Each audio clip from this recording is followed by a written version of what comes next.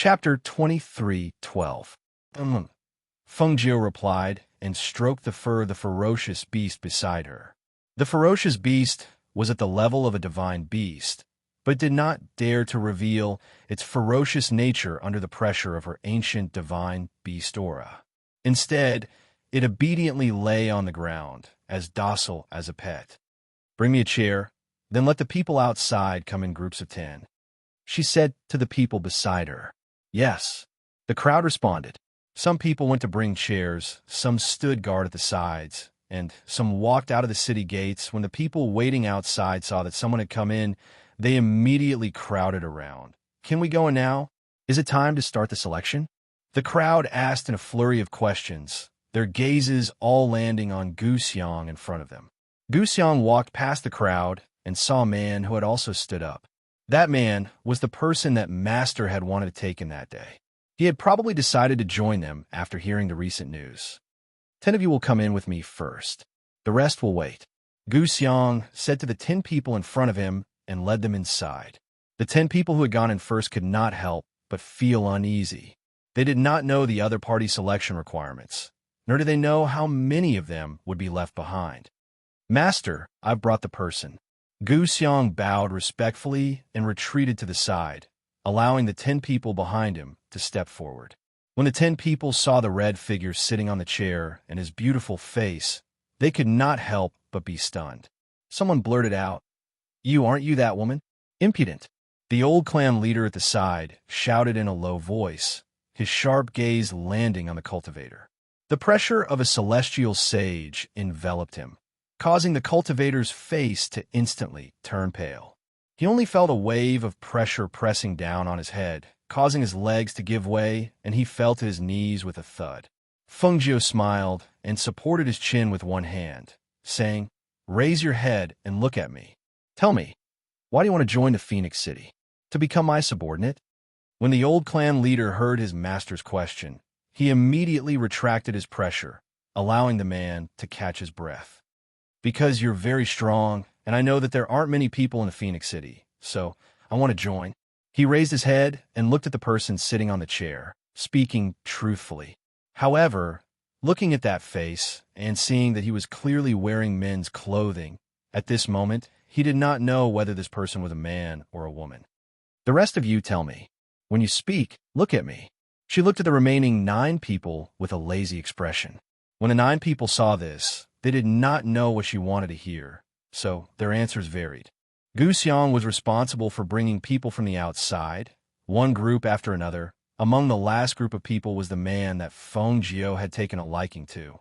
Therefore, she looked at him with great interest and asked, "Why do you want to join the Phoenix City? To become my subordinate?" The man looked at Feng Jiu and answered honestly, "Because your place is the only place that only recruits cultivators, women, and children." Feng Jiu nodded and finally stood up. 165 people were divided into 2 groups. The left had 75 people and the right had 90 people. The people on the left stay, the people on the right take them out. Feng Jiu gestured for them to take the people out. Chapter 23:13. It's very simple. You're all not to my liking, so you're naturally eliminated. Feng Jiu said unhurriedly. Hearing this, the cultivators were furious. "That's it? You're eliminating us just like that? That's not fair. Some of us are much stronger than them. Why are you only taking them in and not us?" They had waited outside the city for more than half a month, and this was the result? They refused to accept this. Hearing this, Feng Jiu glanced at them. "So you're saying that you don't want to leave?" Her voice was faint and cold, but it inexplicably made everyone's hearts turn cold, faintly making them feel uneasy. "If you don't want to leave, that's fine too. You can stay behind and let them practice. I also want to see how their battle powers are like," she said unhurriedly, looking at the change in their expressions. "If this place doesn't want to keep us, then there will be a place for us to stay. Do you think we care so much about this place?" One of them snorted coldly, flinging his sleeves and immediately walking out. "That's right. Let's go too." One after another, people followed and gradually left. However, their expressions were filled with anger and unwillingness. Gu Xiang followed behind them. After they had all left the city gates, he closed the barrier that had been opened. Only then did he return inside and quietly wait by the side, watching the people who had been chosen by his master to stay behind. Actually, it was not only him. The other members of the Gu family were also very puzzled. Just as the cultivator from before had said, some people's answers were the same. Moreover, those who had left were much stronger than the people inside, but they were not kept behind. Even they could not understand why their master would choose these people to stay behind, but let so many people leave. If it were them, they would naturally let those people stay behind as well. That way, the extra battle powers would be able to compete with the other forces. Looking at the 75 people, she walked forward and stood in front of them. Her voice was filled with spiritual energy and a trace of coercion as it came out from her mouth. My requirements for you are very simple. First, you must be loyal. From the moment you entered the Phoenix City, you became my Fengjiu's people. You must always remember your status and do not betray me. Otherwise, I will make you wish you were dead. Her voice paused, and her gaze swept across the crowd. She slowly said, Second, unite as one, and don't have internal strife. Third, I won't pursue what you did to survive in the past, but from this moment on, those who kill innocent people without my orders will be severely punished. As my subordinates, you have to follow my rules and do things according to my rules. I can tell you with certainty that as long as you are loyal to me, I, Fengjiu, will not mistreat you. Hearing this, everyone was silent for a while, then respectfully knelt on one knee. Your subordinates kowtow in salute to master. From this moment on, we will be loyal to our master for the rest of our lives, and we will never betray him. If I go back on my words today, I'll be at your disposal. In here, due to the formation and the barrier, they were unable to make an oath to the heavens and earth. Therefore, everyone could only express their loyalty in this way. If they went back on their words today, they would be at her disposal, which meant that they were handing their lives over to her. Rise. Chapter 23:14. These exiled people in this floating land, even if they only had the cultivation of the nascent soul stage, their combat prowess was incomparable to those of the same level outside.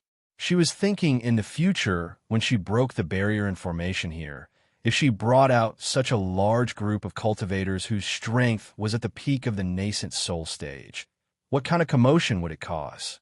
Moreover, among these people in front of her, there were only a few who were at the peak of the nascent soul stage. Most of them were at the fairy realm and celestial sage stage. These people, no matter where they were placed, would definitely be the top figures. But now, they were all under her command. Speaking of which, entering this place could be considered a blessing in disguise. She had obtained such a powerful team for no reason. Moreover, this team did not stop here. She believed that it would not be long before more people came to join her team. The 75 of you plus. She paused and looked at the people of the Gu clan standing at the side. She gestured, you all also join the team. I will regroup you. In the future, you will be in teams of 10. Yes. The people of the Gu clan responded and walked forward one by one to line up side by side. When the clan leader and elder were about to go over, they were stopped by Fengjiu. Old Gu, elder, the two of you do not need to join the team. I have other things to arrange for you later. Yes.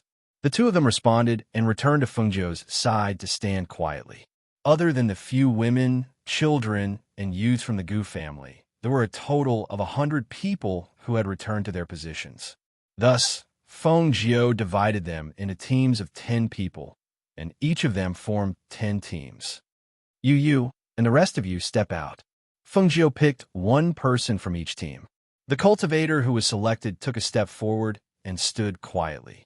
Fengjiu glanced at them and said, the 10 of you will be the leaders of each team. Each of you is responsible for your own team, from your words to your daily rules. I don't want to know your previous names. Later, I will ask Old Gu to give each of you a number plate. After you get the number plate, that will be your code name from now on. Yes. Everyone's eyes flashed slightly as they responded. They were more willing to accept code names. This way, their past would not be mentioned again. Team 1. Bring them to familiarize themselves with the place. Feng gaze landed on the members of Team 1, who were all from the Gu clan. Yes, they answered and led the others away to familiarize themselves with the place. Elder, go and instruct the kitchen staff to prepare some food. If they're too busy, have them go and help. After saying that, she turned to the old clan leader and said, Old Gu, come with me. Thus, everyone dispersed. The new cultivators looked at the place and couldn't help but feel excited. In the future, this would be their home. Inside, there was not a single demonic cultivator. Inside, they did not need to be on guard against others. At this moment, none of them knew what Feng Jiu was planning to do next. They didn't know that their master would break the barrier and formation that imprisoned them in the near future and open a new window for them. At the same time, on the other side, in a city on another mountain peak. Chapter 23:15. Yes, Master. However, this subordinate heard that the current city lord of Phoenix City has a very strange temper. Some of the people chosen to stay are not very strong. There is also a matter that has already spread among those people. The demonic cultivator below reported. Oh, what is it? The demonic cultivator at the head of the table asked with a slightly drawn-out tone. I heard from those cultivators who went in and were expelled that the current city lord of Phoenix City seems to be the beautiful woman in red who appeared some time ago. However, when they saw her at that time, she was dressed as a man, so they couldn't tell whether she was a man or a woman. There is such a thing? The demonic cultivator's eyes flashed with interest as if he had found a prey. That beautiful woman in red only appeared once before disappearing. It's possible that she's disguised as a man and is hiding. Looks like it's most likely her. A woman can actually do this. This lord has a whole new level of respect for her. He stroked his chin as if he was thinking of something. When the demonic cultivator below saw this, he flattered. Master, that woman is so beautiful and capable. She's the most suitable for a strong person like Master. If Master takes that woman, you can also take in Phoenix City and her subordinates. At that time, the power of our demon city will be even greater. Ha ha ha. Well said. Such a beautiful and capable woman is the best match for this lord. This lord's demon city is lacking a female lord. The demonic cultivator below had easily guessed what he was thinking. His carefree and joyful laughter revealed his current mood. Once he had made up his mind, he waved his hand and said, Go, make preparations. Pick out some good treasures and send them to the Phoenix Master in Phoenix City. Tell her about this venerable's intentions. When the two demonic cultivators standing on the left and right saw this, they immediately responded and respectfully retreated.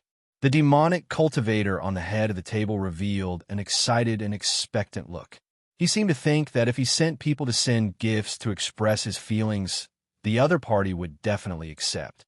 On the other side, where another force was located on another mountain, a middle-aged man who was practicing martial arts in the field stopped when he saw an old man hurrying over.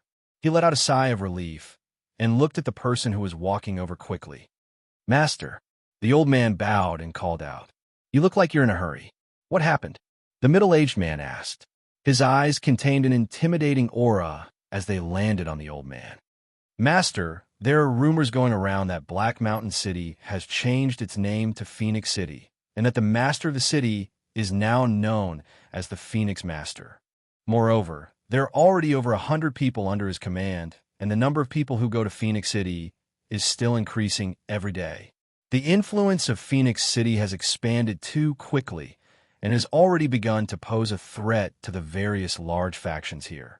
Especially since we are relatively close to Phoenix City, several of the masters are now worried that Phoenix City will act against us. Hearing this, the middle-aged man's eyes flashed. In a low voice, he said, The Phoenix Master of the Phoenix City is indeed a strange person. I heard that he is only around 20 years old, yet he has such great skills. Indeed, he cannot be underestimated. Chapter 23:16. Hearing this, the old man couldn't help but wipe away his sweat and said, Master, this isn't a boring matter. There's one more thing that I haven't told you yet. What is it?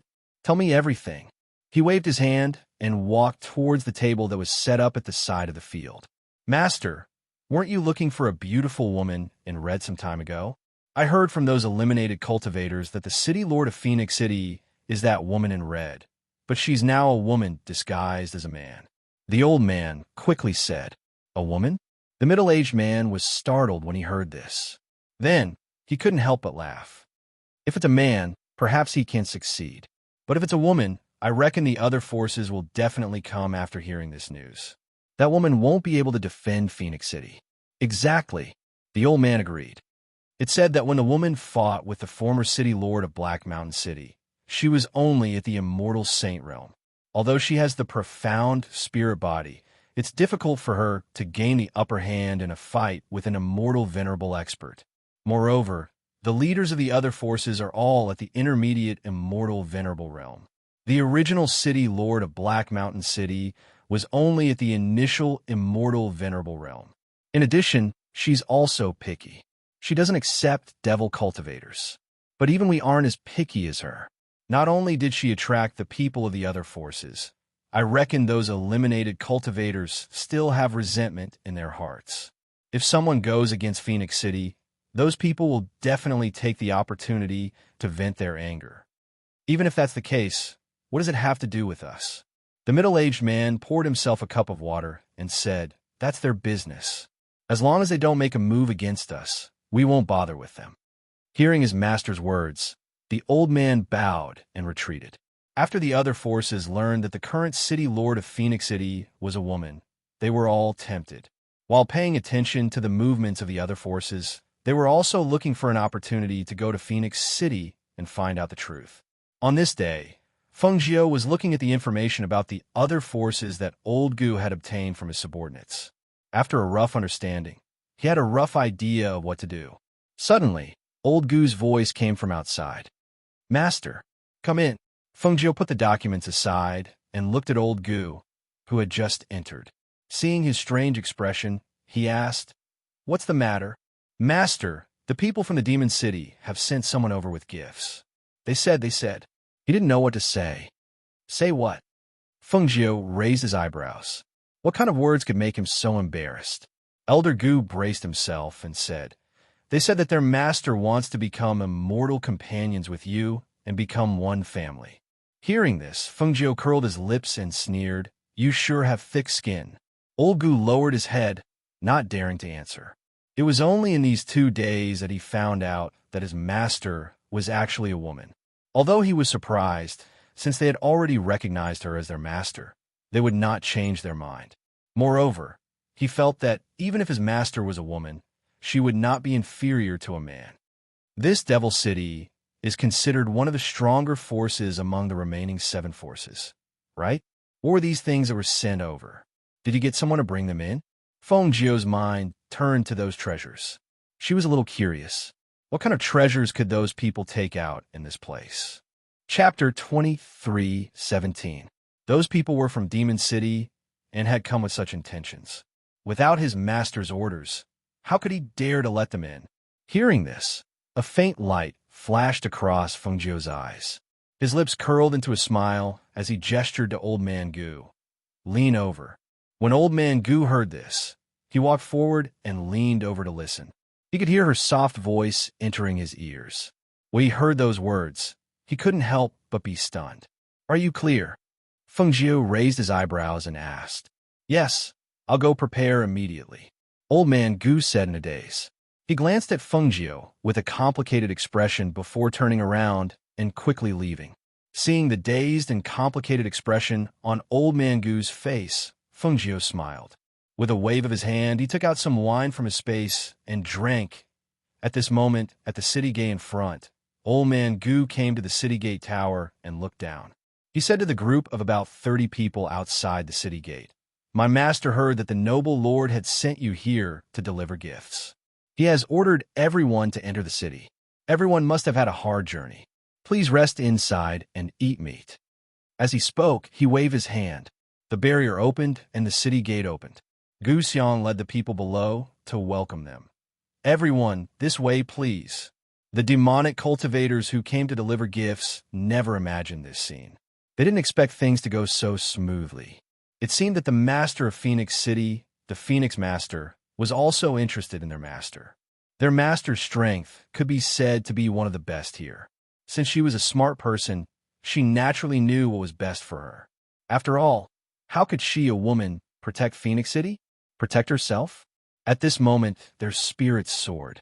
They originally thought that this was a difficult task, but now it seemed that there were some benefits.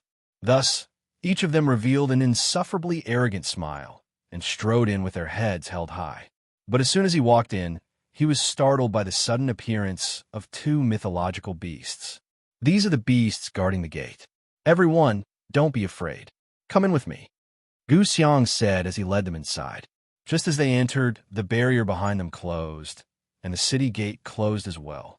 Seeing that there were only a few cultivators and an old man among them, the devil cultivators didn't think too much about it. After all, they never thought that the people of Phoenix City would dare to attack them. One had to know that if they made a move against them, it would be the same as slapping their master's face and declaring war on their devil city. Given the hundreds of people in the devil city and their master's intermediate immortal venerable strength, they would only dare to attack them if they were tired of living. These are the treasures that our master asked us to deliver. One of the demonic cultivators in front waved his hand and took out 4 large chests from his spatial ring, placing them in front of him. He then stepped forward and opened them one by one. Old Man Gu took a look and saw that it was filled with treasures. He waved his hand and had people carry it away. Once the items lifted their heads, Old Man Gu also retreated. At the same time, he shouted, "Men, treat them well." In the blink of an eye, 100 people appeared, surrounding the 30 people and attacking them. 100 cultivators against 30 people. This was an overwhelming victory without even fighting. Chapter 23:18.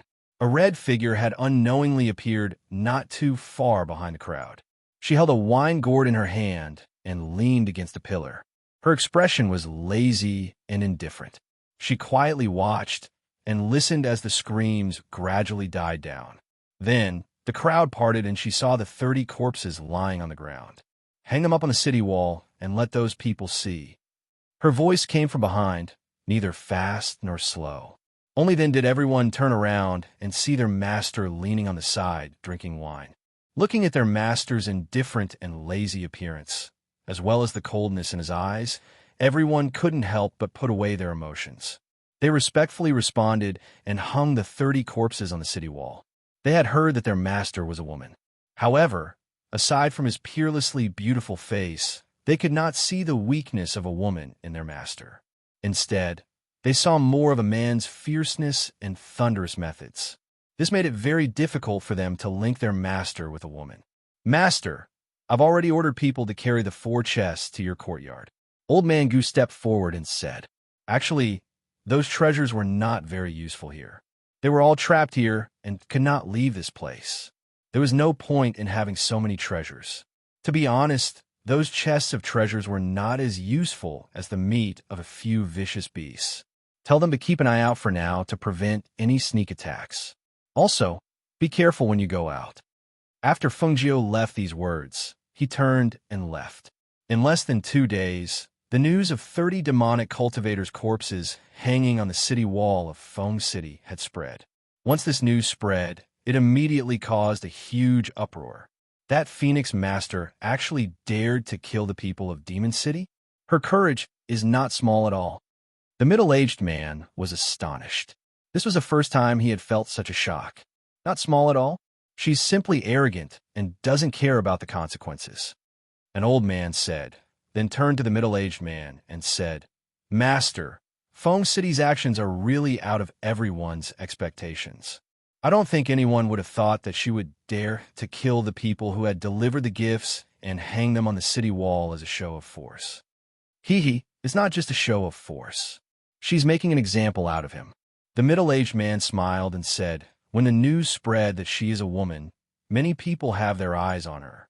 Her move is to tell those who have other thoughts about her that before they have any ideas about her, they'd better weigh themselves first."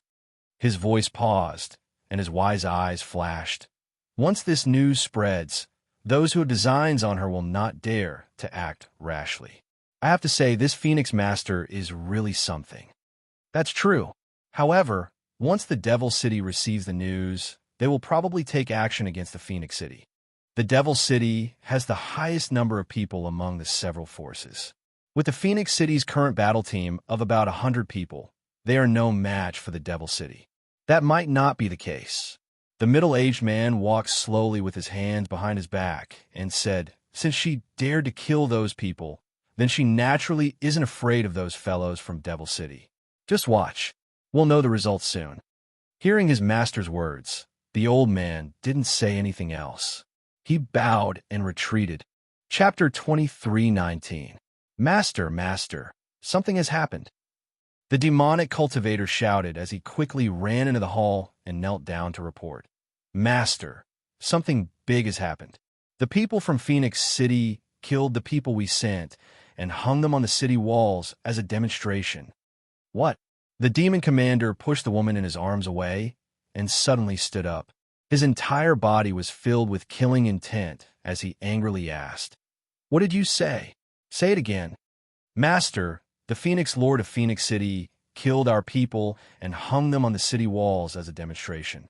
Right now, everyone outside is laughing at our demon city." The demonic cultivator braced himself and said it again. "How dare she?" He slammed his hand heavily on the table and smashed it into pieces. At this moment, the demonic aura around his body was extremely strong. His killing intent burst out, causing the woman who retreated to the side and the demonic cultivator in front of her to spit out a mouthful of blood. "Master, Master, please spare us." The powerful pressure and killing intent made it hard for them to breathe. The blood in their bodies felt like it was about to explode. They had no choice but to open their mouths and beg for mercy in an attempt to calm down their furious master. Seeing the two unable to withstand his anger and pressure and spitting out blood, the demon commander calmed down and withdrew his aura. However, his killing intent did not dissipate. How dare she kill this demon commander's people? She is openly challenging this demon commander. Very good. This noble one would like to see just what kind of confidence this Phoenix Master has to be so arrogant. His gloomy voice was filled with killing intent. He waved his hand and shouted, "Gather everyone for this demon commander.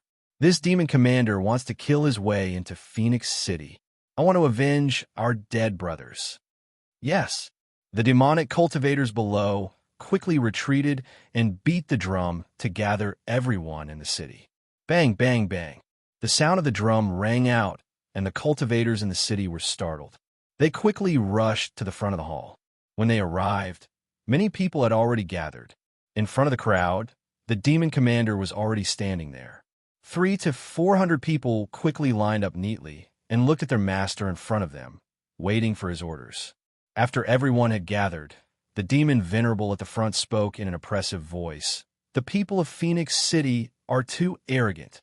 Not only did he kill my demonic cultivators, he even hung them from the city gates as a show of force. Today, we will avenge our fallen brothers. Kill them all.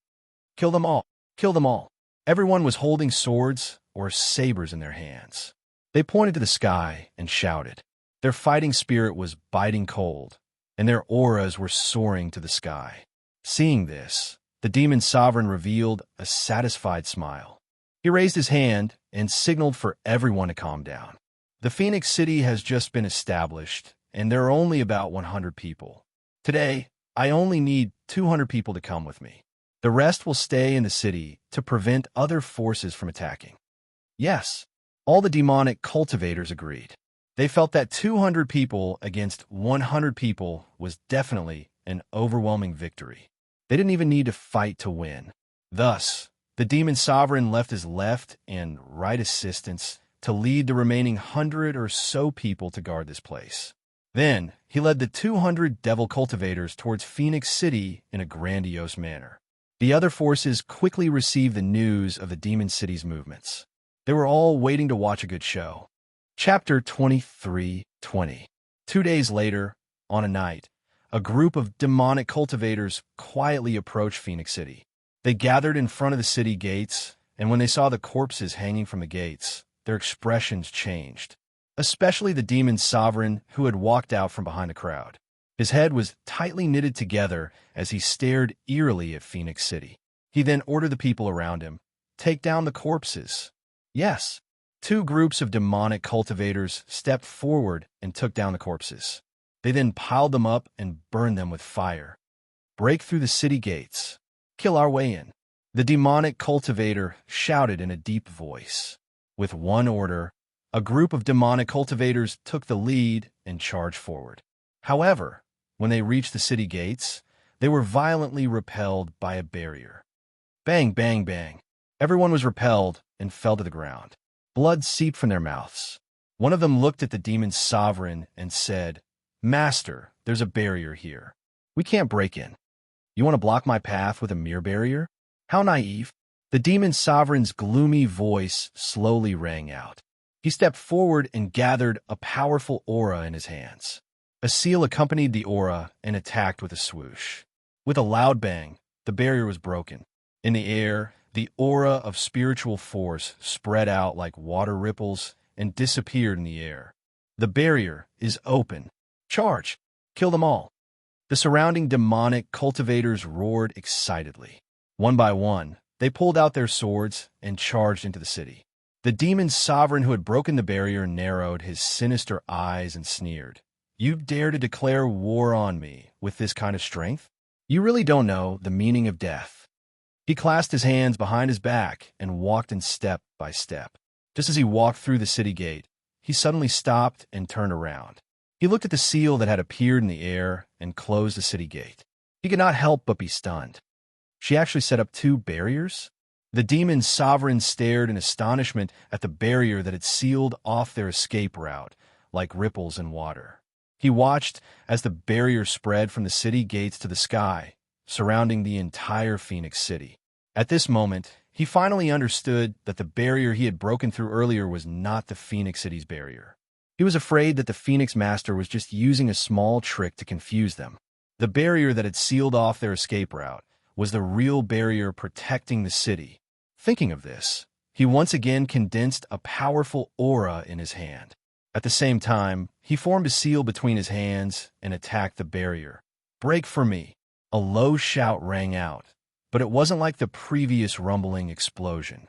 Instead, the powerful airflow was like a stone thrown into the sea, bottomless and unable to stir up any waves. Seeing this scene, he had a bad feeling in his heart. His escape route had been blocked even before the fight began. He was afraid that's strange. Why isn't there a single person here?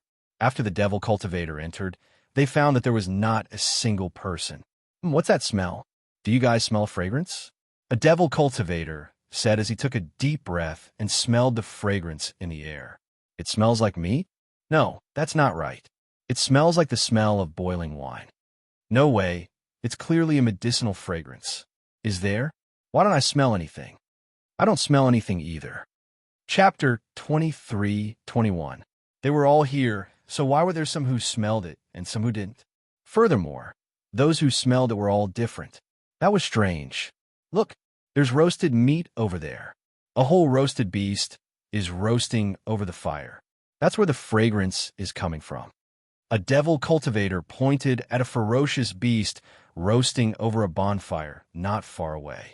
The golden yellow skin of the ferocious beast looked very crispy. Smelling the fragrance, the devil cultivators, who had only eaten some fruits to fill their stomachs after traveling for 2 days, couldn't help but swallow their saliva. "There's not a single person here, but there's roasted meat. Could it be that the meat is poisonous?" A devil cultivator said as his eyes stared at the oily roasted meat. "There's even wine boiling over there? The people of Phoenix City are too indulgent. Where do they get the wine? How many years has it been since I smelled wine? I'm dying of thirst." A devil cultivator's face was full of greed. He couldn't help but walk forward as he said, "Why don't I see if there's any poison? If there's no poison, brothers, we can fill our stomachs." Everyone's eyes moved slightly, but they didn't say anything. They watched as the person stepped forward and used a silver needle to test the roasted meat. Seeing that the needle was still as shiny as before, he couldn't help but exclaim in surprise, "The roasted meat isn't poisonous." He then tested the wine. There was also no poison. He immediately said to them, "The meat and wine aren't poisonous." With that, he scooped up a bowl of warm wine and drank it. He then cut a large piece of meat and ate it. Everyone saw that he was fine even after taking big bites. They couldn't help but swallow their saliva and follow him. "What are you all doing?" The demon Honor's sinister voice rang out. Everyone couldn't help but stop in their tracks. They turned around to look at their master, who was walking over. "Master, there's food in front," a devil cultivator whispered. "Food? Umph. Have you forgotten what you're here for? Who allowed you to eat here? Find them all. Find them and kill them one by one." The demon Honor's gloomy voice was filled with killing intent. Everyone's hearts trembled. They immediately replied, "Yes." Then they scattered and searched the city. "What are you waiting for?" The demon sovereign glared at the demonic cultivator who was eating the meat, then lifted his leg and kicked him. The man scrambled away, not forgetting to swallow the meat in his mouth. At this time, the demon venerable sat down by the bonfire and asked the devil cultivator beside him to cut a piece of meat for him and ladle a bowl of wine for him. Eating meat and drinking wine, he cursed under his breath. "The people of Phoenix City really know how to enjoy themselves. We don't even have any wine, but who knows where they got all this good stuff." When the demonic cultivator beside him heard this, he hurriedly said, "Master, once we exterminate the people of Phoenix City, their things will also be ours. At that time, we won't have to worry about not having good wine to drink." "Ha ha ha ha! Well said." The demon lord raised his head and laughed. He waved his hand and said, "You get a bowl of wine too." When the devil cultivator heard this, his eyes lit up and he hurriedly expressed his thanks. "Thank you, master." Then he went forward to get a bowl of wine and gulped it down like it was water. He hadn't tasted wine for many years. Now that he tasted it, he felt that it was so wonderful that words couldn't describe it. However, just as the two of them were drinking wine and eating meat, suddenly a cry of surprise came from the city. "How can this be? How can this be? Hiss! It's so itchy. It's so itchy." Chapter 23:22. Hearing that voice, the demon king stood up. But just as he stood there, his vision started to blur. He felt a buzzing sound in his ears, and his vision started to blur. A figure appeared in front of him, and it looked like he was holding a knife and was about to slash at him. Instinctively, he threw out a backhand attack. Bang! Puffed! Moss, master, the demonic cultivator who had been sent flying, fell to the ground. He felt his sternum shatter, and his internal organs were injured. Blood was still flowing from his mouth. He seemed to want to say something, but in the end, he could not utter a single word. Unwillingly, he swallowed his breath. The demonic cultivator's cry of "Master" woke the demon Honor from his daze. He was shocked. After calming himself down, he saw that the person who had been sent flying was the demonic cultivator who had been helping him cut meat and ladling wine. Sounds of frenzied voices came from behind him. The sound of swords clashing and the aura of battle surging in the air made him take a big step forward. With one step, his figure instantly flew more than 10 meters away. When he arrived at the scene of the battle, he almost spat out a mouthful of blood. He saw that the people who were fighting fiercely in front of him were all his subordinates. However, he did not know what was going on. All of them were recklessly slashing at each other as if they did not care about their lives. The scene was bloody, and there were many corpses on the ground. When he saw this, he felt his blood rushing to his head as if it was about to explode. He shouted angrily, "All of you stop! All of you stop! What are you doing?" However, his voice was not enough to make them stop. Those people were still slashing at each other. Every one of them displayed an extremely savage and bloodthirsty side. Their eyes were filled with the determination to kill each other. Seeing this, the demon Honor was anxious and furious. His monstrous anger surged. He clenched his fists and raised his head to roar, "People of Phoenix City, get the hell out here for me." His voice contained the coercion and aura of a celestial honor. As his voice rang out, the coercion and aura also spread in the air. The powerful coercion came crashing down, instantly causing the demonic cultivators who were in the midst of the chaotic battle to fall to the ground, holding their heads and screaming. At this moment, a red figure silently appeared in the night sky. Her red clothes fluttered in the night wind, and her back was facing the crescent moon in the night sky. Therefore, the demon venerables below could not see her face clearly. "It's you. You did it, didn't you?" The demon lord stared at the figure that appeared in midair. Murderous intent burst out from his body. He immediately gathered his chi and flew upwards. When he arrived in the air and saw the face of the red figure, even though he was filled with anger and killing intent, he was still stunned. That face was indeed peerless. The corners of her eyes were slightly raised, and the corners of her lips were slightly curled. All of them exuded a devilish and wanton aura. Although she was dressed in men's clothing, it did not detract from her peerless elegance and beautiful appearance. This woman, she was even more stunning than the portrait. Gifts are reciprocal. Are you satisfied with the gift I prepared for you? Feng Nine raised the corners of his lips and chuckled. His evil voice spread in the night wind with a spiritual aura. The demon reverend stared at her. Even though she was a peerlessly beautiful woman, he still had the urge to strangle her to death at this moment. Chapter 23:23. The cultivators of Phoenix City who came out from behind were astonished to see the chaotic scene. They thought it would be a fierce battle, but they didn't even need to do anything. More than half of the demonic cultivators had already died. They were secretly shocked as they watched the frenzied demonic cultivators kill each other. Their master's ability was too terrifying. Fortunately, they followed their master. Otherwise, they would be the ones who had lost their minds and were killing each other. Attack. Don't leave a single one alive. Old Man Gu ordered in a deep voice, ordering the people behind him to eliminate the demonic cultivators whose fighting strength was gradually weakening. Hundreds of people rushed out from the shadows, waving their swords and sabers as they attacked the demonic cultivators. Joining the chaotic battle, in the sky, Feng Jiu was fighting with the demon sovereign.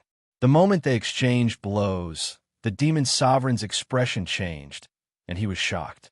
You're not a celestial sage expert. You're a mid-stage celestial sage expert. So what? You just need to know that none of you can escape today. Feng Jiu attacked with the red armillary sash in his hand. It was as sharp as a sword. The red sash swept out, carrying the aura of an ancient divine beast. With a bang, it hit the demon sovereign. The demon sovereign groaned and retreated. A trace of blood flowed out of his mouth, and his eyes widened in shock. He muttered, "The aura of an ancient divine beast. How can there be the aura of an ancient divine beast? Who are you? Someone who can kill you." As soon as Feng Jiu finished speaking, the red figure flashed out again. When the red armillary sash swept out, flames appeared with a whoosh. Using the red armillary sash, he suddenly rushed toward the demon sovereign. Just as the demon sovereign was about to block, he found that the spiritual energy in his body suddenly disappeared. He couldn't help but be shocked. In a flash, the flames rushed up his body and burned his hair dada. The sound of burning flesh and an unpleasant smell entered his nose. The burning pain made him cry out in pain. Unable to extinguish the flames on his body, he hurriedly took off his outer robe and used his hand as a knife to cut off his hair. "I'm going to kill you." His sorry state made him roar out in anger. His hands clenched into fists. Only then did he realize that he had lost all his spiritual energy for some reason, and his body fell from the sky. Feeling that something was wrong with his body, he immediately gritted his teeth, gave up on the body, and fled with his nascent soul. Seeing him decisively take out his nascent soul to escape, Feng Jiu was a little surprised of them. Because she didn't expect this, his nascent soul was able to escape from her range. However, this place was protected by a barrier. Even if he escaped with his nascent soul, he wouldn't be able to escape her barrier. She wasn't worried about this. She looked down and saw the demon sovereign's body being stepped on by everyone. Her eyes lit up, and she couldn't help but be startled. She saw that when the demon sovereign's nascent soul found that it had nowhere to run, it actually ran back and entered a demonic cultivator's body to possess it. Chapter 23-24. With a muffled groan, the sharp arrow pierced through the demonic cultivator's body, leaving only a bloody hole. The demonic cultivator also fell to the ground. Even in death, his eyes were still wide open, as if he was unwilling to believe that he had been killed just like that. Feng Jiu turned around and glanced at Gu Xiang, who was not far away, and revealed a smile. Well done. Things had gone smoother than she had expected. With the death of the demon sovereign, the matter of taking over the demon city would be much simpler. Below, when the cultivators of Phoenix City saw that the demon sovereign had died, their fighting spirit surged. Each of them fought bravely, and not long after, they had wiped out all the demonic cultivators below. Old Gu had someone check to see if there were any survivors. Finally, he reported to Feng Jiu, "Master, there were a total of 201 people. Not a single one survived. After cleaning up, everyone should have a good rest. 3 days later, follow me to attack the demon city," Feng Jiu said to everyone. Hearing this, everyone's hearts stirred. Sonorous and powerful voices immediately responded, "Yes." Feng Jiu returned to the courtyard first, while the others began to clean up the corpses in the city. As the sky gradually brightened, the rogue cultivators guarding outside the city were all shocked. There was no more movement? Was it over? The people of the demon city couldn't have died inside, right? When this thought appeared, the rogue cultivators only felt that it was inconceivable. 3 days later, Phoenix City was still the same as before. However, the news of the demon city's defeat quickly spread. Once this news came out, it finally attracted the attention of the other forces. When the demonic cultivators of the demon city heard the news, they were so frightened that they abandoned the city and fled, not daring to stay there. Because the entire demon city was without a master, it became an empty city. It was also because of this that the people of the other forces sent people to sit down and talk. They felt that the Phoenix Master of Phoenix City had already brought about a threat to them. If they continued to let her go, they were afraid that the next person to be destroyed would be one of them. As the saying goes, if the lips are cold, the teeth will die. Here, the 8 forces were in a balance and had nothing to do with each other. However, since the Phoenix Master had taken over Black Mountain City and now destroyed the Demon City, who would be next? They did not believe that the next person would not be one of them. That person came menacingly and was so powerful. If it did not pay attention to her, it would be too late for regrets. The middle-aged man near Phoenix City also received letters from the other forces. However, after reading them, he threw them to the side. When the old man saw this, he couldn't help but ask, "Master, do you intend to meet them? To talk? What is it to talk about?" The middle-aged man sneered, "I think those people have become stupid after being locked in here. Their brains have slowed down. In this kind of situation, with this kind of change, isn't it very clear what they should do? There, come with me." Seeing him walk out, the old man hurriedly followed. When they arrived outside, they followed him on their swords.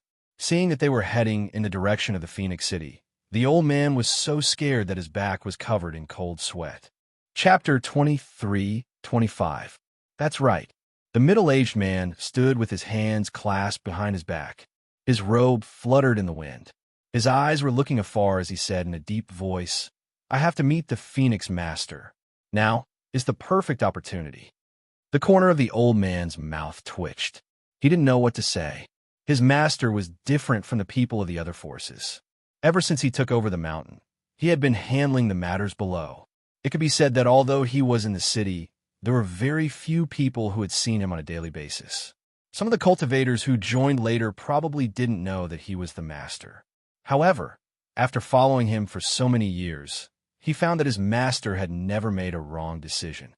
He believed that his master wouldn't make a mistake this time as well. After about a day, the two arrived at the gate of Phoenix City. Before that, Feng Jiu and the others had just returned. As for the Devil City, she had already set up a barrier. No one could enter that place unless she was the one who went there. She had just returned to her courtyard to take a bath when she heard a report from outside. It said that the only immortal venerable expert among the remaining 6 forces, who wasn't a devil cultivator, had come to visit. She came out of the water, put on her clothes, dried her hair, and went outside. Master, the visitor is one of the neighboring city lords. He's the one who doesn't really care about the affairs of the city. The people here call him Unfettered Venerable Lord. He's waiting outside the city gate. He came alone? Feng Jiu raised his brows and looked at Gu Xiang. He brought an old man with him. I looked around, and there's no one else behind him. Interesting, she smiled and said, invite him to the hall in front. I'll be there in a moment. Yes, Gu Xiang responded and then left. Outside, Unfettered Venerable Lord was invited in. Behind him was the old man. When the two entered the city, they saw that the cultivators were actually training. There were also some young children and youths at the side. Seeing this, Unfettered Venerable Lord was slightly surprised. He didn't expect that the Phoenix City would even accept children and youths. This Phoenix Master was really strange. Please come in. Gu Xiang led the way and brought the two of them to the inner hall. After that, he retreated. Master, this Phoenix City is really different. I didn't think that they would even accept such young children and youths. It seems that the Phoenix Lord of Phoenix City is a very kind person. The old man said objectively. From the moment he entered until now, this was his impression of the Phoenix Lord. Although he had yet to see the Phoenix Master, how cold-blooded could a person who could take in those children and youths be? A kind-hearted person? Unfettered Sovereign Lord chuckled. None of the people exiled to this place are good people. How can a woman like her survive here and make those people worship her as their master? If she doesn't have some tricks up her sleeve, how can it be justified? As for being kind, I don't think that's necessarily the case. At most, they're just unlike other cultivators who willfully slaughter the innocent. Well said. Feng Jiu walked in from outside. His gaze fell on the middle-aged man as he said, let alone inside, even outside, there aren't many kind-hearted people. I admit that I'm not a kind-hearted person, but I won't kill the innocent. Chapter 23-26. This is the first time I've met you. It's true that hearing about you can't compare to meeting you in person. Phoenix Master, you're indeed a peerless beauty. You're different from the rest. As he spoke, his gaze fell on Feng Jiu's face. As she walked in, her gaze fell on him as well. After hearing his words, she replied, Honorable Lord, you're also extraordinary. You're more courageous than others. She walked to the main seat and sat down. She said to Gu Xiang, who had followed her in, pour the wine. Yes, Gu Xiang responded. He turned around and took out a jug of wine and 2 wine cups. He poured a cup for Feng Jiu and the Honorable Lord. Then, he stood at the side with the jug in his hand. Smelling the fragrance of the wine, a smile appeared on the Supremacy's face. I really didn't expect the Phoenix Master to have such good wine. It looks like I should have come earlier. As he spoke, he picked up the wine cup and was about to drink it when the old man behind him stopped him. Master, this wine. The old man was worried that the people of Phoenix City would drug the wine. Knowing what he was thinking, the High Lord smiled and said, Don't worry about it. Only the 2 of us are here today. Moreover, we're already in Phoenix City.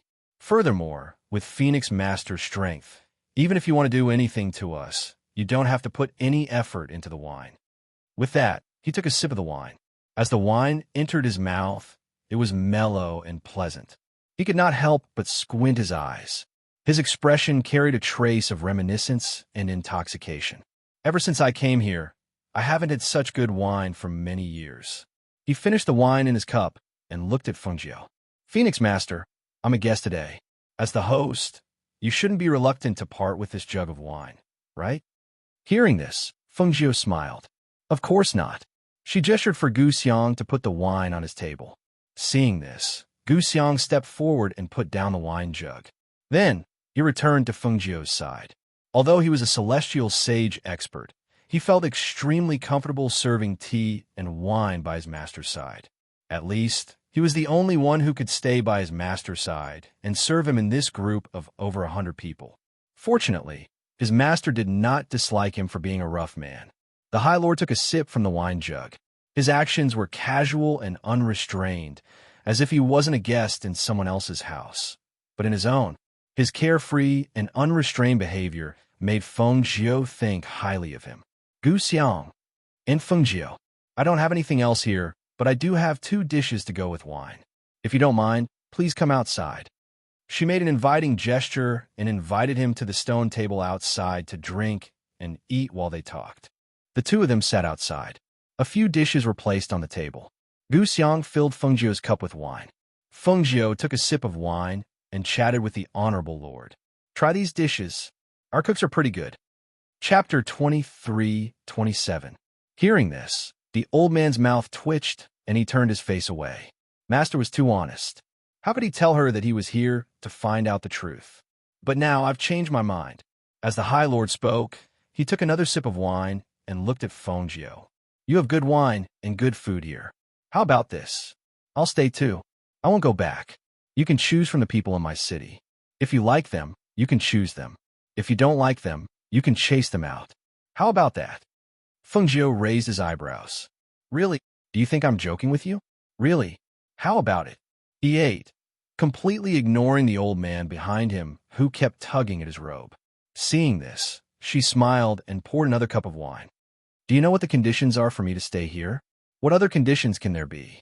Isn't it just to serve you as my master? Although we're both immortal supremes and our strength is about the same, that's all there is in this place. So what if we're stronger? What's wrong with serving you as my master? But the prerequisite is that there's enough wine. As he spoke, he took another sip.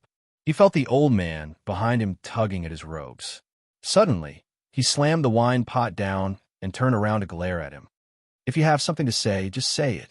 Why are you tugging at my robes? Hearing this, the old man's face burned. He looked at Feng Jiu awkwardly.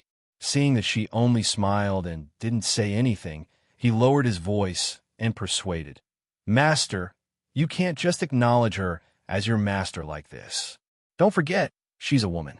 You want to acknowledge her as your master just because of this wine? How can you do that? Puffed. The Lord sneered and glanced at the old man. Then he looked at Feng Jiu. Phoenix Master, why do you think I should stay and pledge my allegiance to you? Feng Jiu took a sip of wine and smiled. You see the situation clearly and know that this is the best way to do it. She paused and looked at him. That's why I said that you're not ordinary. You're also very brave. He dared to come here just like this. It was enough to show his courage. If she had such a person under her command, he could help her manage the Tianyuan Palace in the future. Did you hear that? He looked at the old man. That's the reason why I decided to stay. In his opinion, this was all there was to it. His strength couldn't improve, and he was trapped in this place. He was completely dumbfounded. If he had known that his master had come here with such an idea, he would have stopped his master from coming even if he was beaten to death. But now, it seemed that his master did not intend to go back. For a moment, he stood there in a daze. He felt that he could not keep up with his master's thoughts.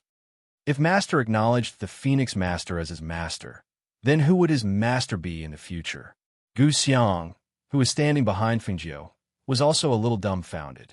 He didn't expect that the Lord would come to them and say that he wanted to stay and acknowledge their master as his master. If this matter was really settled and the news spread, the other forces would be so shocked that they wouldn't be able to recover for a long time. They would start to feel restless.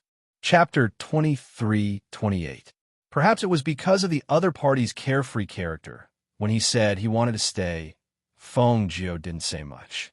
He just told Gu Xiang to arrange a place for him, and at the same time, let the people below know. Some of my subordinates are pretty good. Do you want to find some time to take a look? He looked at Feng Jiu and asked. There's no rush. She smiled and drank a cup of wine. As long as we spread the news that you've pledged your allegiance to me, I believe that those people will follow you even without me looking. Hearing this, Unfettered Supremacy laughed. That's right. The two of them chatted and drank until it was late into the night. Feng Jiu said to Gu Xiang, take him to rest. Then he got up and left. Hey, we're brothers from now on. He grinned and reached out to pat his shoulder.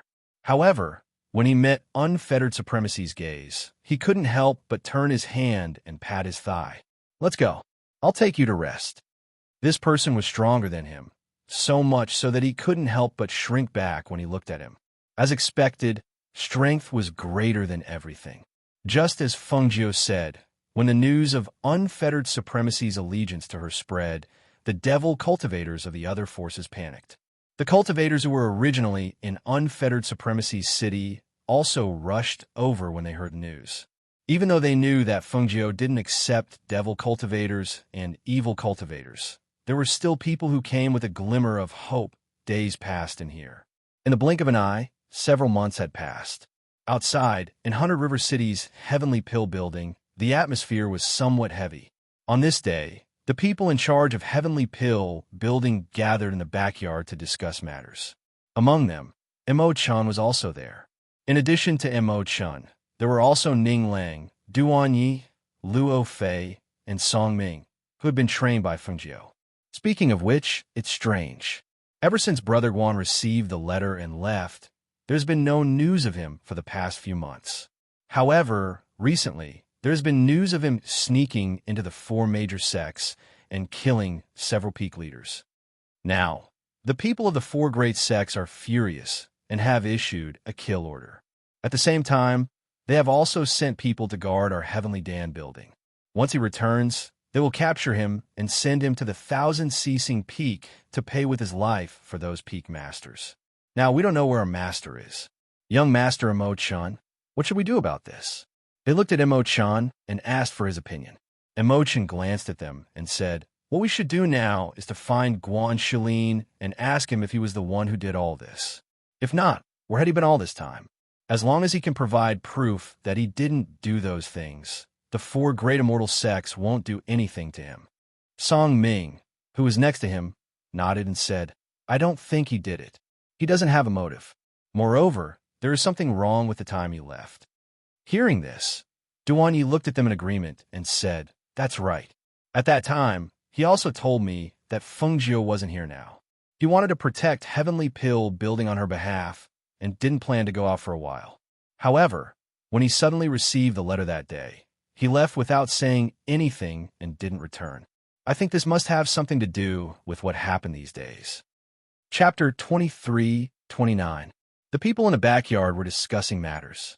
In front of the Heavenly Pill house, Qingsheng was wiping the cabinets. Not far from her, Yang Xiao was staring at her. You've been here for a few months. Why do you need me to tell you what to do? For example, the corners of the cabinets must be wiped clean. Also, these places can't have dust. Yang Xiao crossed his arms and looked at the beautiful Bai Qingcheng while pointing at her from the side. When she saw some of the customers staring at Bai Qingcheng lecherously, she snorted and said, what are you guys looking at? Haven't you seen a woman before? Hey, Miss Xiao, this Miss Bai, she'd out before a man in embroidered clothes could finish a sentence. He was interrupted by Yang Xiao. You don't have to think about her. You've been staring at her every day and asking around. Don't you already know her background? Let me tell you, if you go overboard, you won't be able to enter the Heavenly Pill house in the future. I know, but I feel that letting Miss Bai be made by the ghost doctor's side is really what the man in embroidered clothes said with heartache. It was said that such a delicate and beautiful woman was the young miss of a large family. She was originally the proud daughter of the Heavenly Sun Immortal Sect, one of the 4 great sects. Now, she was reduced to being a maid. This was too wasteful. It's really wasteful. Yang Xiao said and glanced at Bai Qingcheng, who was wiping the cabinets. She deserves it. She knew exactly how this woman came to be. A person like her deserved to suffer like this. Moreover, she felt that letting her be elder sister Fang's maidservant wasn't much of a hardship. If you want to buy something, go in. Don't keep walking around here. Yang Xiao said to the man in embroidered clothes. After glancing at Bai Qingcheng, he turned and left. When a man in embroidered clothes saw that Yang Xiao had left, he went forward. And before he could say anything, Bai Qingcheng, who was wiping the cabinets, raised her head and glanced at the man in disgust. Get lost. She stared at the man, her beautiful face full of disgust. Being stared at by her, the man only felt ashamed and annoyed. He snorted coldly, flicked his sleeves, and walked out. At the same time, he left behind a sentence. And you call yourself the Bai family's young miss. You're just a woman with a pretty face. Why are you acting all high and mighty? Bai Qingcheng pursed her lips as she watched the man leave. She did not say anything else and continued to wipe the items. That day, Feng said that he would give her a month to settle the matter and report here. Even though she was unwilling, she still came in the end. She remembered that when her family members heard the news, they were all furious.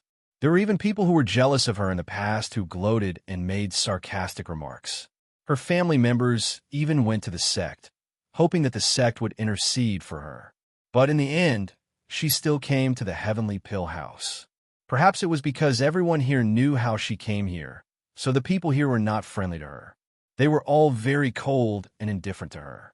What shocked and surprised her the most was that everyone here was actually so outstanding.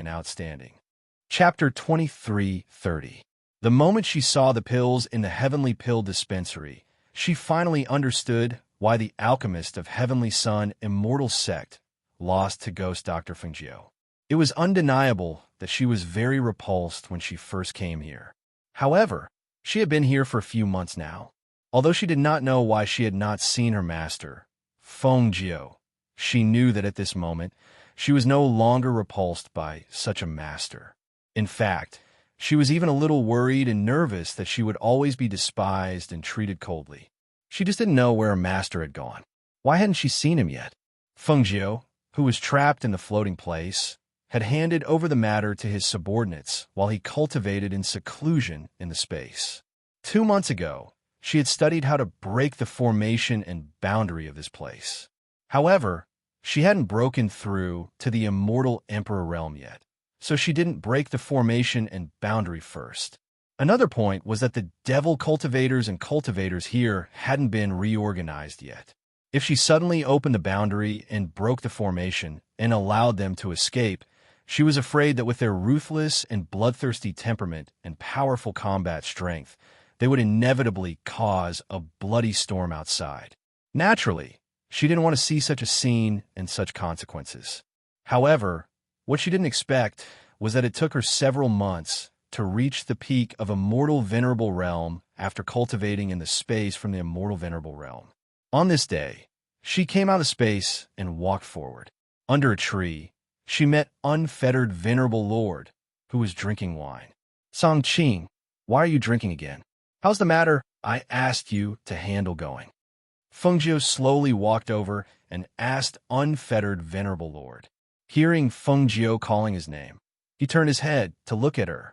When he saw her chi, a trace of surprise flashed across his eyes. His voice was somewhat strange and astonished. Master, you've advanced? There were restrictions in this place, so none of them were able to advance. How did she manage to advance? The chi that was faintly surging from her body was already at the complete Immortal Venerable Realm. Such chi was the strongest among everyone here. However, her chi wasn't like this a few months ago. He didn't know about the others, but he knew her original level. No matter how strong she was, she definitely hadn't reached the complete Immortal Venerable Realm. Hearing this, Feng raised his eyebrows slightly. You can see it? She's only at the complete Immortal Venerable Realm. She hasn't stepped into the Immortal Emperor Realm.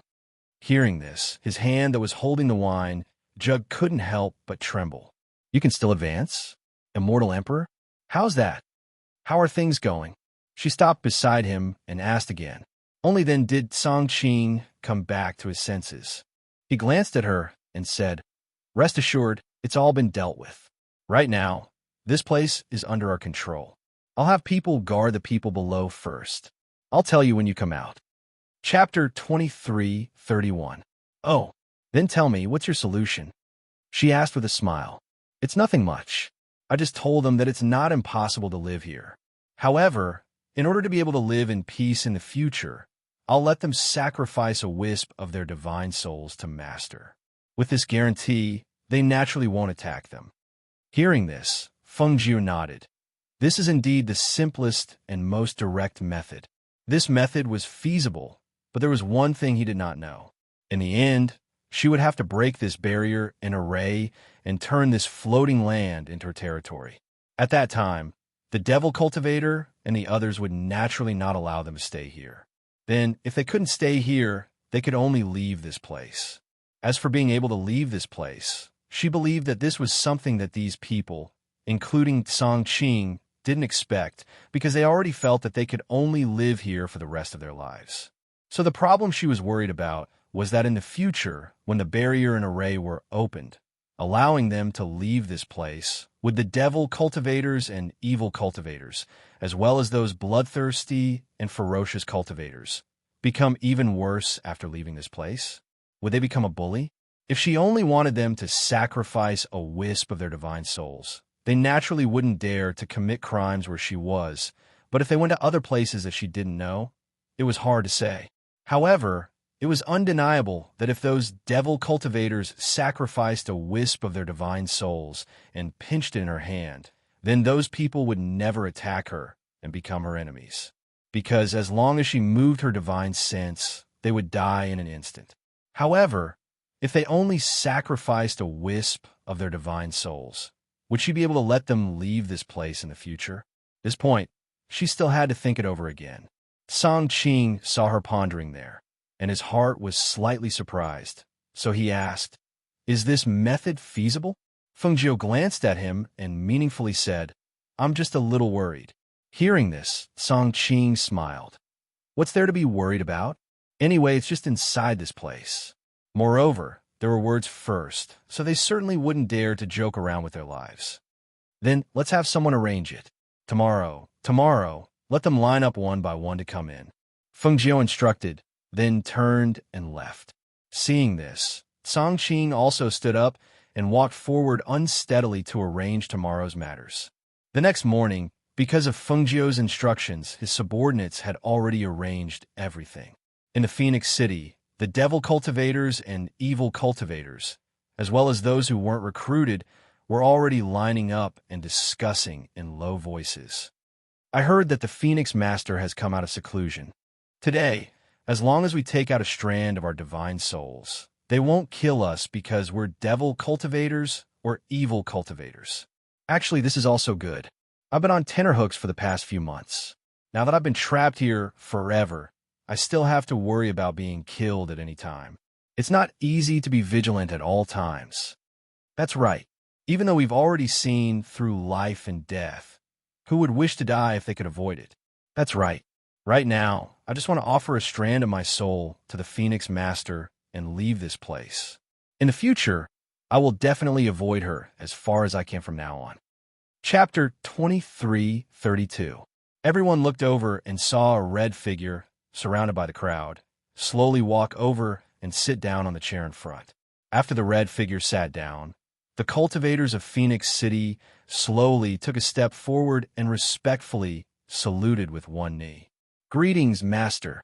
Seeing so many cultivators, so many powerhouses, so many arrogant and unruly cultivators full of killing intent, respectfully saluting the red figure on the main seat and calling her master, the visual impact and the shock to their hearts made the people watching from the back feel their hearts tremble. They were all evildoers who had been exiled here. They were all experts who could dominate a region outside. Wherever they went, people would look at them with reverence. But when they arrived here, they'd all submitted to the woman called Fengjiu, the Phoenix Master. They'd submitted to her because of her methods, her strength, and her courage, and they'd submitted to her wholeheartedly. "Everyone rise." Fengjiu waved her hand, and a soft voice came out of her mouth. It carried the aura of spiritual power and clearly passed into the ears of the people around her. She raised her eyes to take a look. What entered her eyes was a sea of densely packed heads. The total number of people here added up to about 2,000. "Thank you, Master." Everyone responded and stood up. The teams retreated and quietly guarded the surroundings. Old Gu, who was standing beside Fengjiu, gestured, and two cultivators carried a table and placed it in front of Fengjiu. Then, she took out something and placed it on the table. Even Song Qing, who was on the other side, found it strange. He didn't know what she was doing, let alone the others. "Song Qing, let's begin," Fengjiu said. Hearing this, Song Qing came to the side of the table and looked at the people standing in the city. He said, "Everyone knows why we are here today, so let's not delay any longer. Let's begin. Those with the strongest strength will go first." His voice passed into everyone's ears. When they heard this, The several immortal venerables standing in the front looked at each other and walked forward one by one to Fengjiu. Phoenix Master, although unfettered venerable lord has already said those words, we still want to hear you say it again. Only then can we be at ease. A demon venerable said, his eyes falling on Fengjiu's exquisite face. Even though she was a peerless beauty that was rarely seen in the world, when they looked at her face and thought of her methods and courage, they could not bring themselves to have any thoughts of profaning her. Hearing this, Fengjiu glanced at the several immortal venerables in front of her and stood up. Her eyes swept across the people behind them, and a cold voice with a trace of spiritual power and pressure came out of her mouth. As long as each of you offers a strand of your divine soul to me, and don't kill the innocent and do evil everywhere in the future, I naturally won't take your lives. However, if I find out that you've killed the innocent and do evil everywhere, I, Fengjiu, will now put my words here. I will kill you no matter how far you are. Chapter 23:33. Perhaps it was due to the impact of her words, but no one made a sound. A devil cultivator at the immortal venerable level pursed his lips, glanced at Fengjiu, and offered up a strand of his spirit. Fengjiu glanced at him and kept that strand of his spirit. Then she said to him, stretch out your right hand. The demonic cultivator was stunned. He only hesitated for a moment before reaching out with his right hand.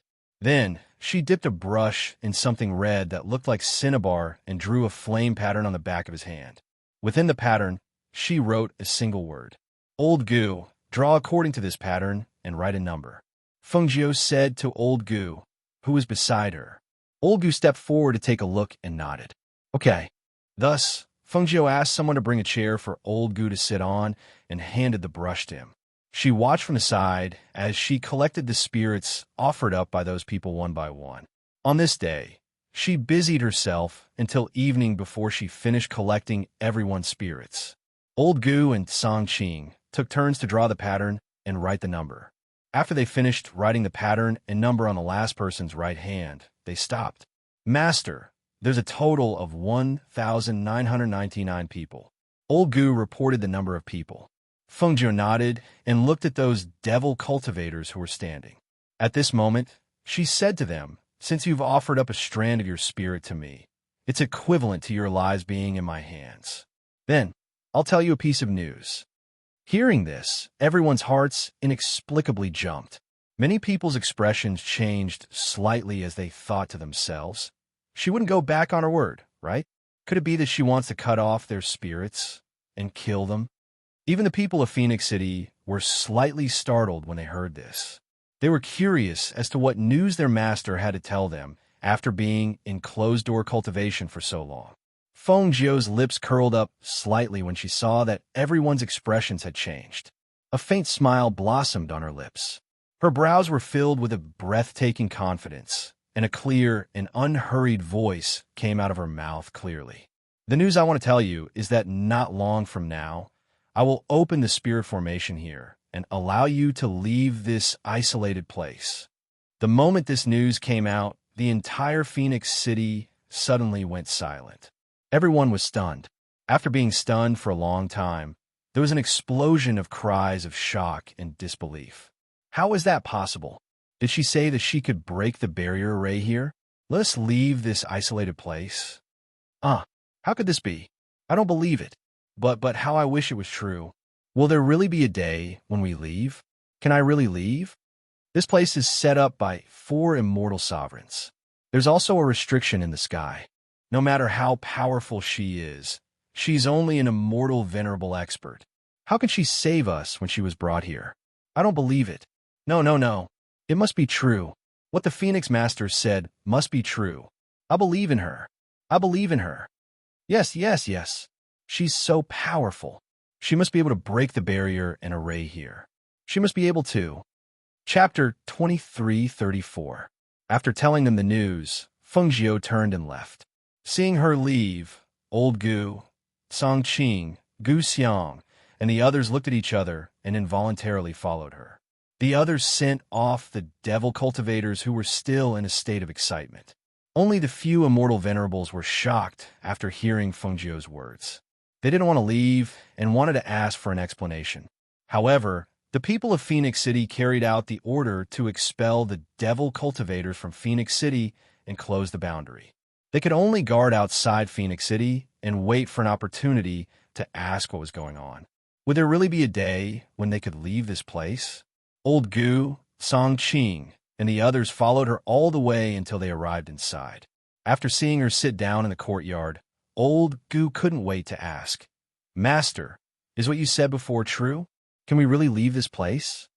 His voice was filled with unconcealable excitement. Because of this excitement, his clasped hands faintly trembled. "Of course it's true." As she spoke, she looked at the two women from the Gu family who brought the dishes. She took out a wine gourd from her space and drank while eating. She said, "It's just that it'll take some time." Hearing this, several people looked at each other and revealed excited smiles. "As long as there's a day when we can leave, no matter how long it takes, we'll wait." They didn't ask any more questions. Instead, they got a confirmation from her mouth and absolutely believed that they could leave this place. In fact, it wasn't that this place wasn't good. However, the reason why it wasn't good was because this was a place that had been set up with restrictions. This was a place where there were only evil people and no ordinary people. This place didn't even have grains and other things that could be found in the small town outside. However, if there was a day when this place could be connected to the outside world, this place would become a different place. At least, they all knew that the spiritual energy in this place was very rich. It was also because of this that this place could be set up with such a large boundary, formation, and restriction. They left the courtyard with excitement in their hearts. When they arrived outside, the people of Phoenix City surrounded them one by one and asked. When they received confirmation from them, they heard a burst of cheers from the entire Phoenix City. Hearing the cheers in the city, Fengjiu, who was eating and drinking in the courtyard, couldn't help but smile. She raised her head to look at the sky. Her eyes moved slightly as she thought of her family and friends. He had not seen them for more than half a year. He wondered how they were doing. Is everything all right? Did Xianyuan Mose, who had gone overseas, send any news back?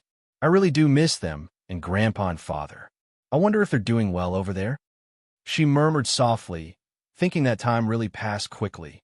If little Feng Yi hadn't died when the Feng family was in trouble, how good would it be if the whole family was there now? Thinking of this, she sighed softly. When she left this place, she would find a chance to go back and see if they were doing well. Chapter 23:35. Another half a year passed. Fengjiu, who was sitting cross-legged in the space, was cultivating. On this day, his entire body's spiritual energy and profound force aura were surging. The spiritual energy in his body surged, and the aura of the green lotus in his dantian also overflowed and filled the entire space. That familiar feeling told her that she was about to break through. After cultivating for half a year, she was finally about to break through the immortal venerable rank and enter the immortal emperor rank. She immediately took out the pills she had prepared for breaking through the immortal venerable rank and entering the immortal emperor rank. This time, she must break through to the peak of the immortal emperor rank. Only then would her strength be enough to shock the 4 immortal emperors. Moreover, the 4 immortal emperors had been immortal emperors for many years. Their current strength was probably even higher than that. Only by breaking through to the immortal emperor rank would she be able to catch their attention. As the aura in the space changed, the heaven and earth in the space also changed. While she was breaking through in the space, the people outside did not know that it would not be long before they could all leave this place. In Phoenix City, Old Man Gu and the others were busy in an orderly manner. Some were assigned to hunt fierce beasts, some were stationed in the city, and some were patrolling outside. Since Fengjiu told them that she could take them out of this place half a year ago, the smell of blood here seemed to have lessened a lot. There were very few people fighting and robbing for little things. Those with high cultivation also didn't easily kill those with low cultivation. To them, nothing was important now.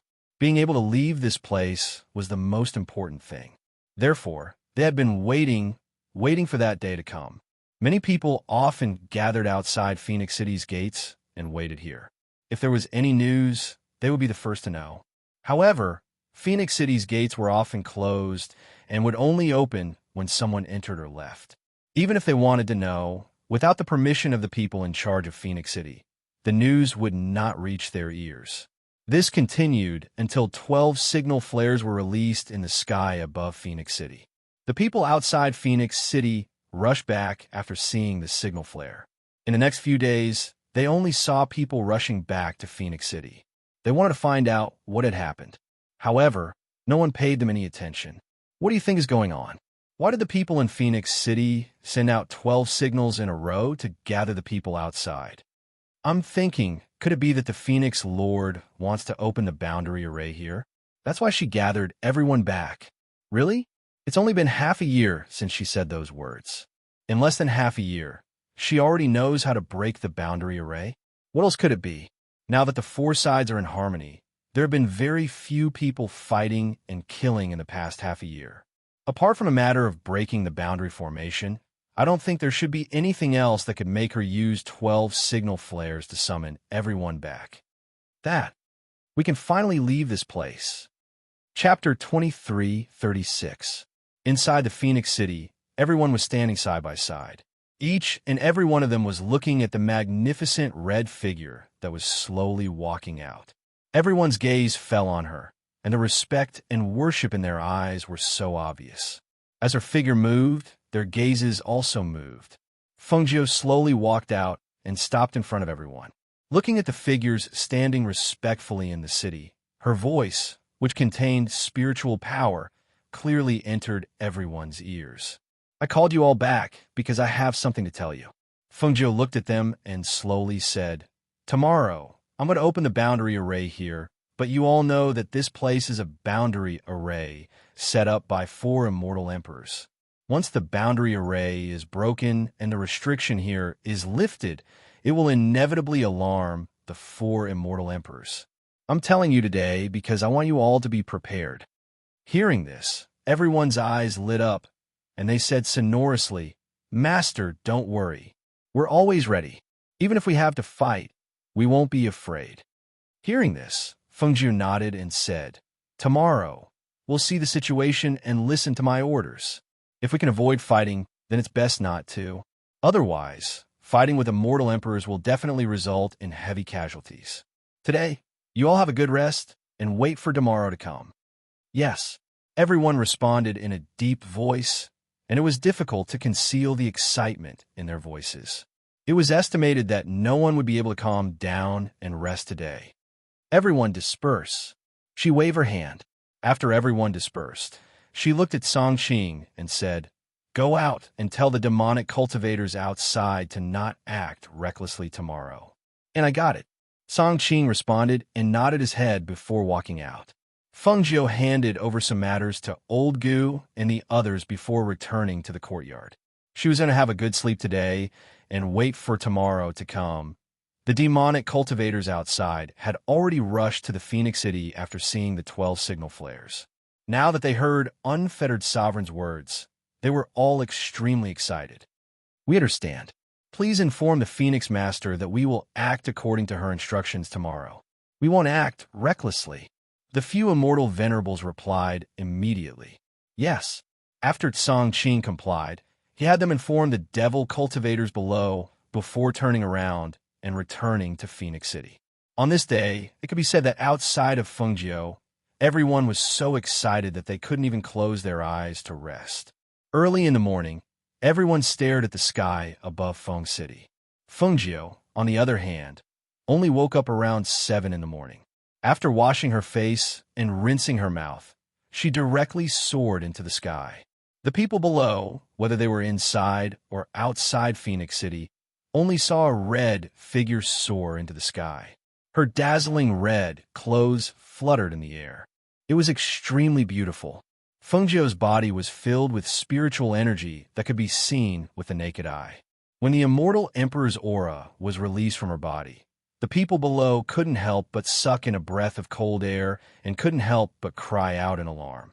Chapter 23:37. Could it be that she has always been an immortal emperor? Is she just suppressing her strength? Maybe she has always been an immortal emperor. Otherwise, how could she make unfettered reverence submit to her so easily? How could she seize the Phoenix City and kill an immortal venerable expert by herself? Only an immortal emperor expert can do that. No wonder, no wonder, no wonder she said she could break the formation here.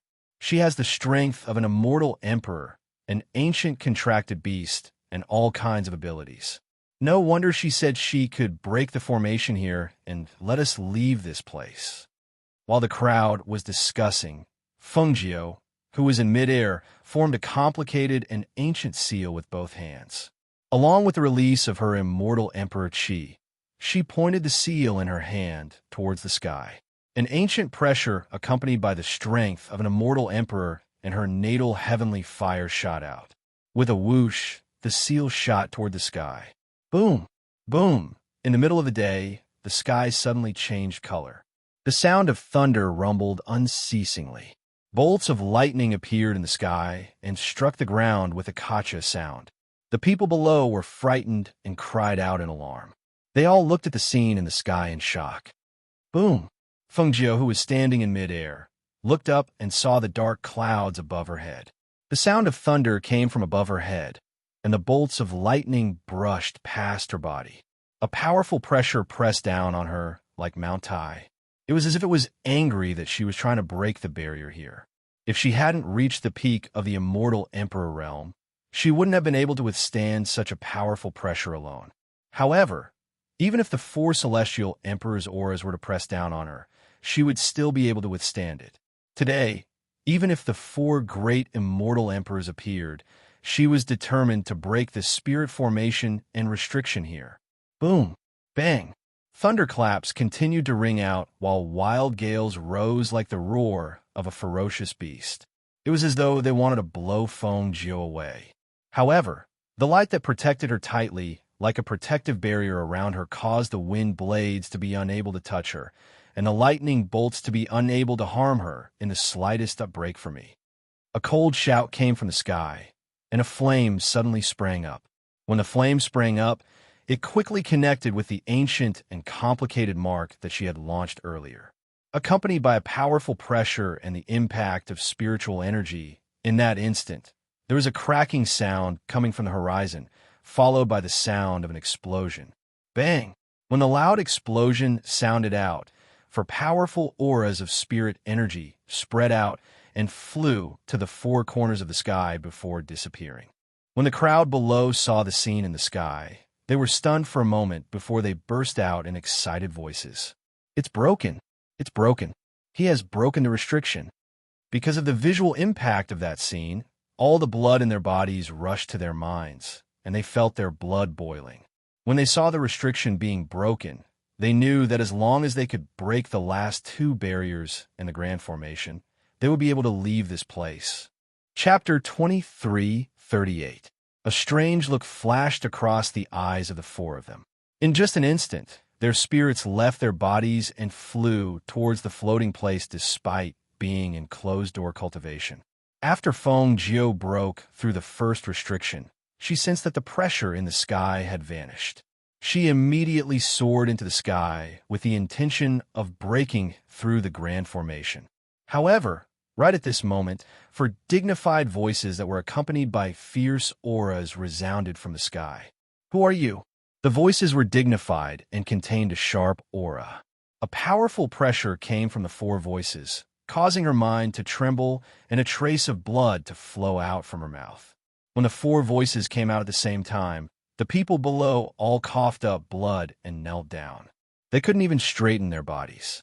At this moment, they realized that the strength of the 4 immortal emperors was far beyond their imagination.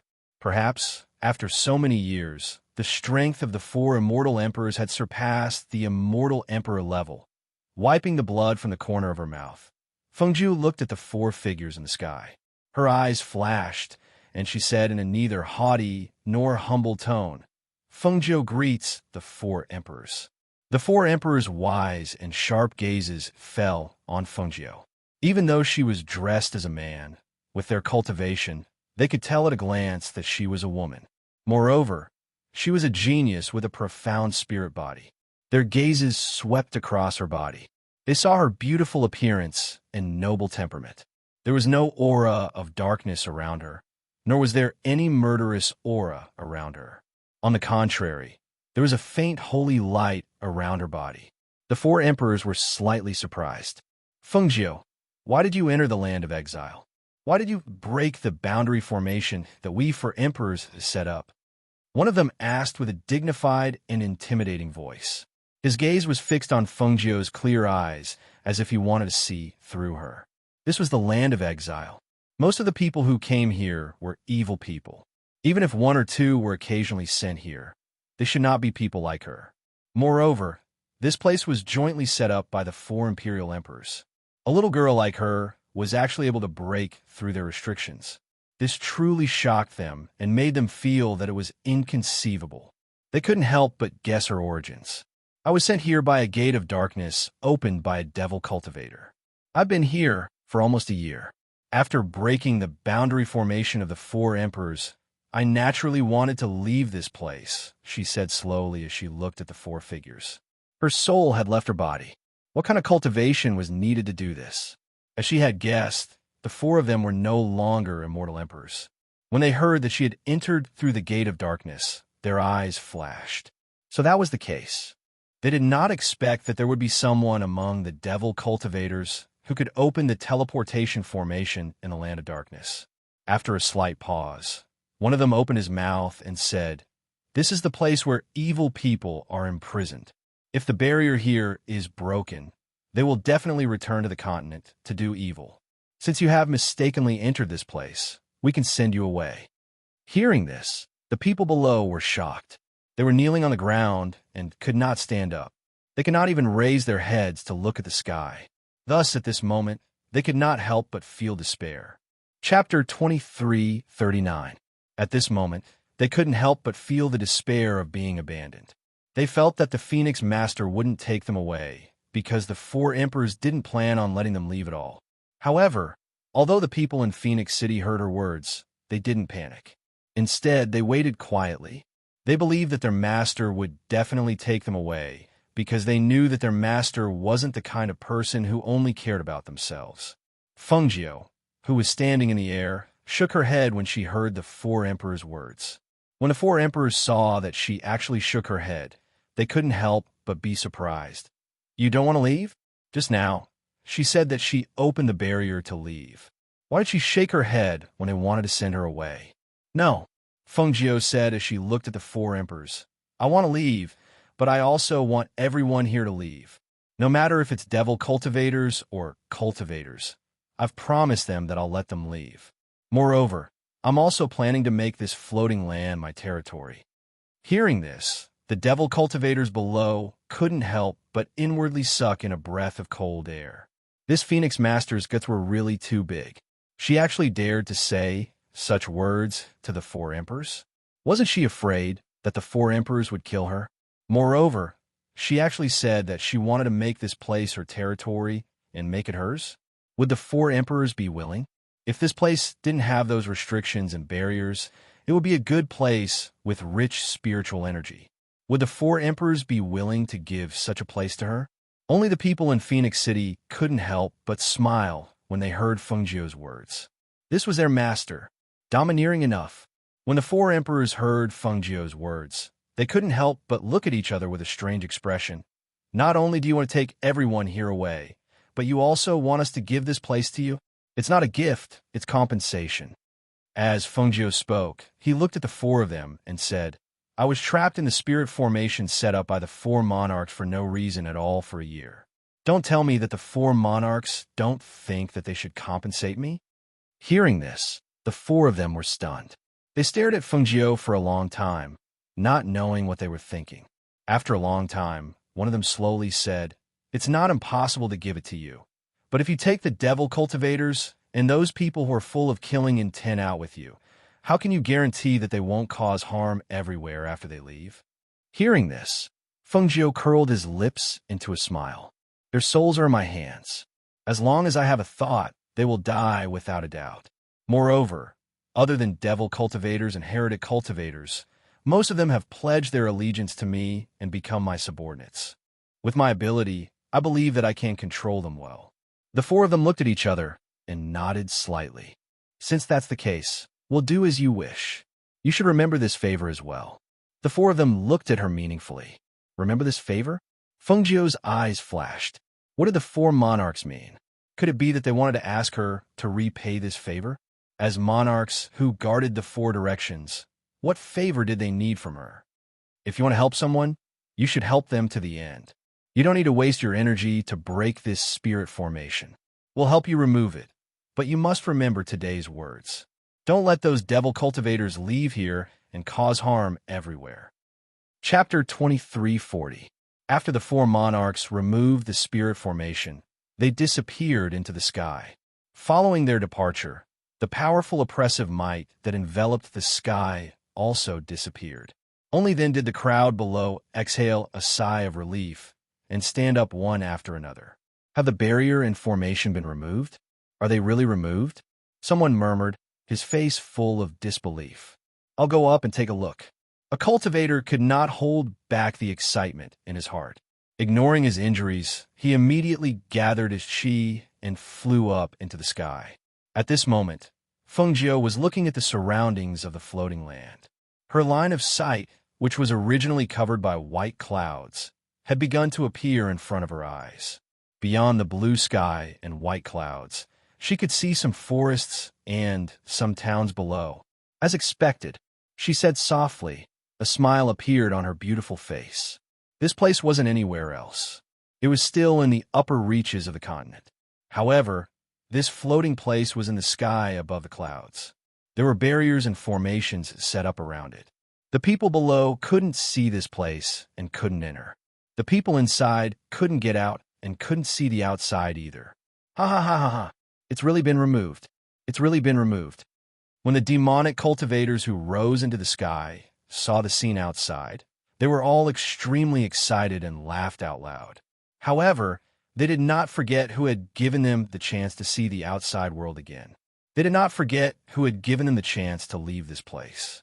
As a result, the 2,000 demonic cultivators, regardless of whether they were in the air or in the forest below, all bowed respectfully and gratefully to Fengjiu.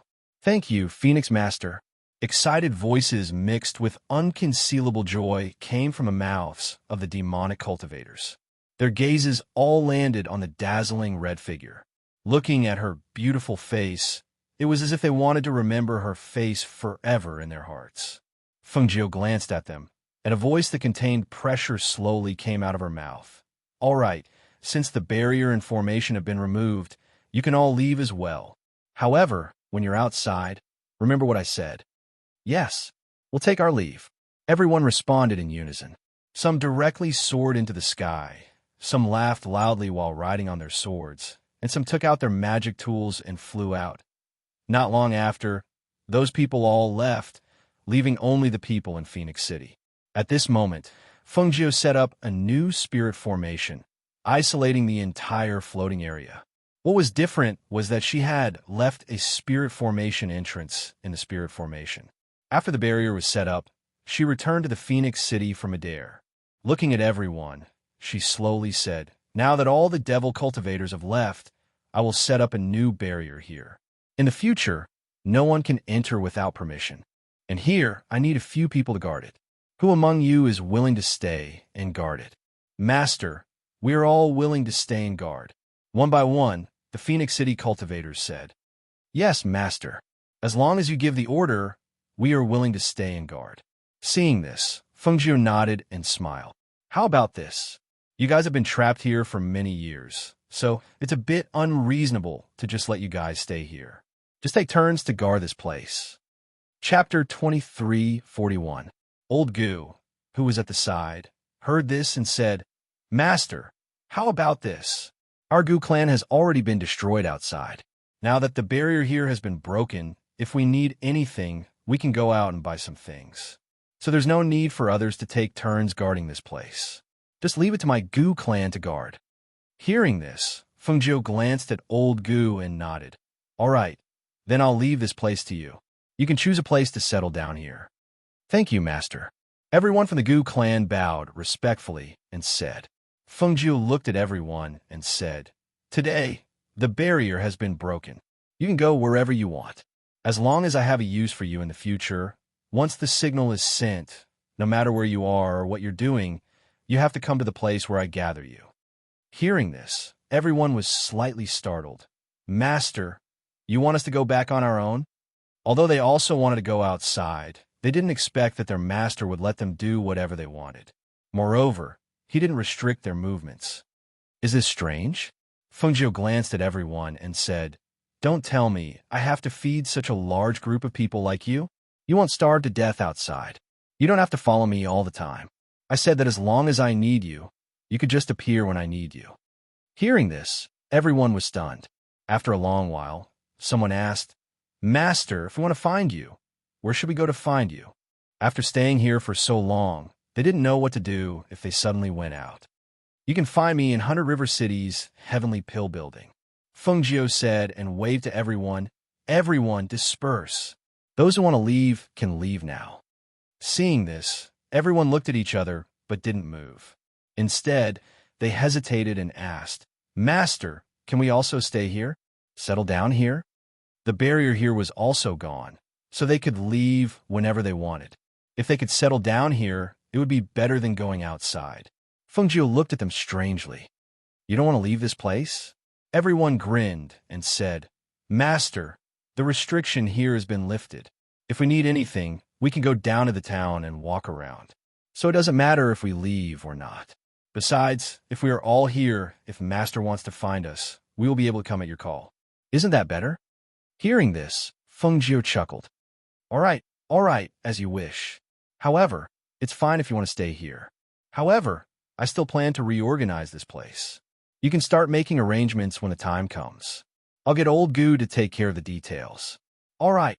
Everyone immediately laughed excitedly. Someone said, "Master, we haven't been to the town for a long time. Let's go down and take a look today. We'll buy some things to celebrate." "Wait a moment." Feng Jiu glanced at them and waved her hand. Several boxes appeared in front of her. "There are some gold, silver, and jewels inside. Divide them among yourselves and keep some with you. You are my subordinates and also the guardians of this floating land. I still need you to contribute to the transformation here." Chapter 2342. Seeing this, Feng Jiu said to old Gu, "Then put these away. In the future, if you want to build some shops and courtyards here, the money will come from here." "Yes," old Gu responded and put away the 4 chests of treasures. "Those who want to go out can go out. Disperse." Feng Jiu waved his hand, then looked at Song Qing and asked, "What about you? What are your plans?" "I'm also going out for a walk and see if my enemy is still alive." Song Qing narrowed his eyes and stared at the sky as he spoke.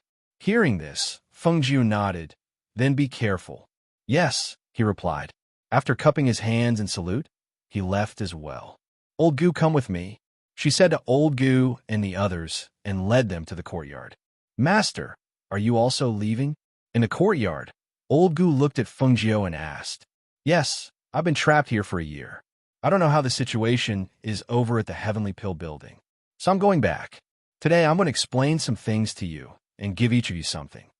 Hearing this, old Gu and the others were slightly startled. Their gazes fell on her. "Master, please instruct us." Feng Jiu looked at them deeply. After explaining some things to them in detail, she gave each of them a medicinal pill that could help them advance. Finally, she said, "Your strength is only 1 step away.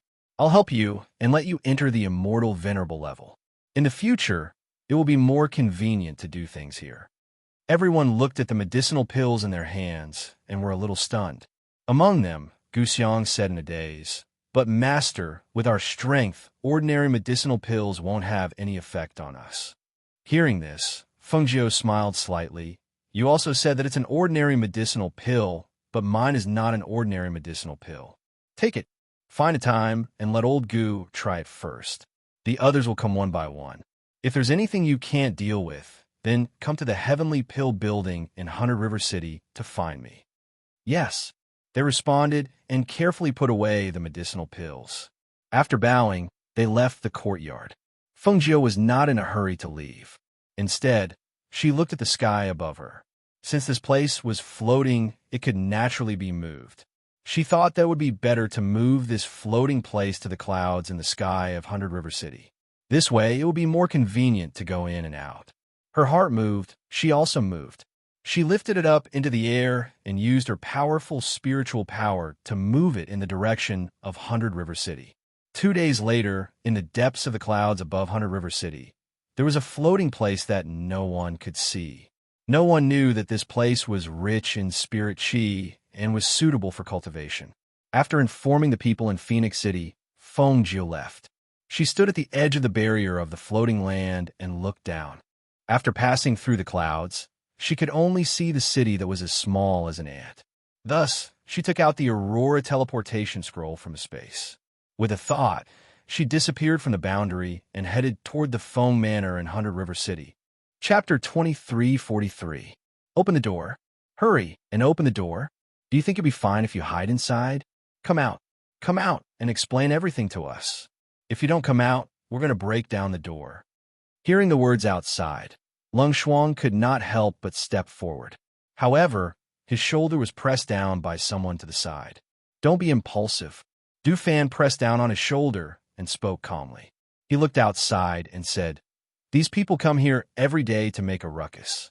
Even if we go out, it won't help. It will only make things worse.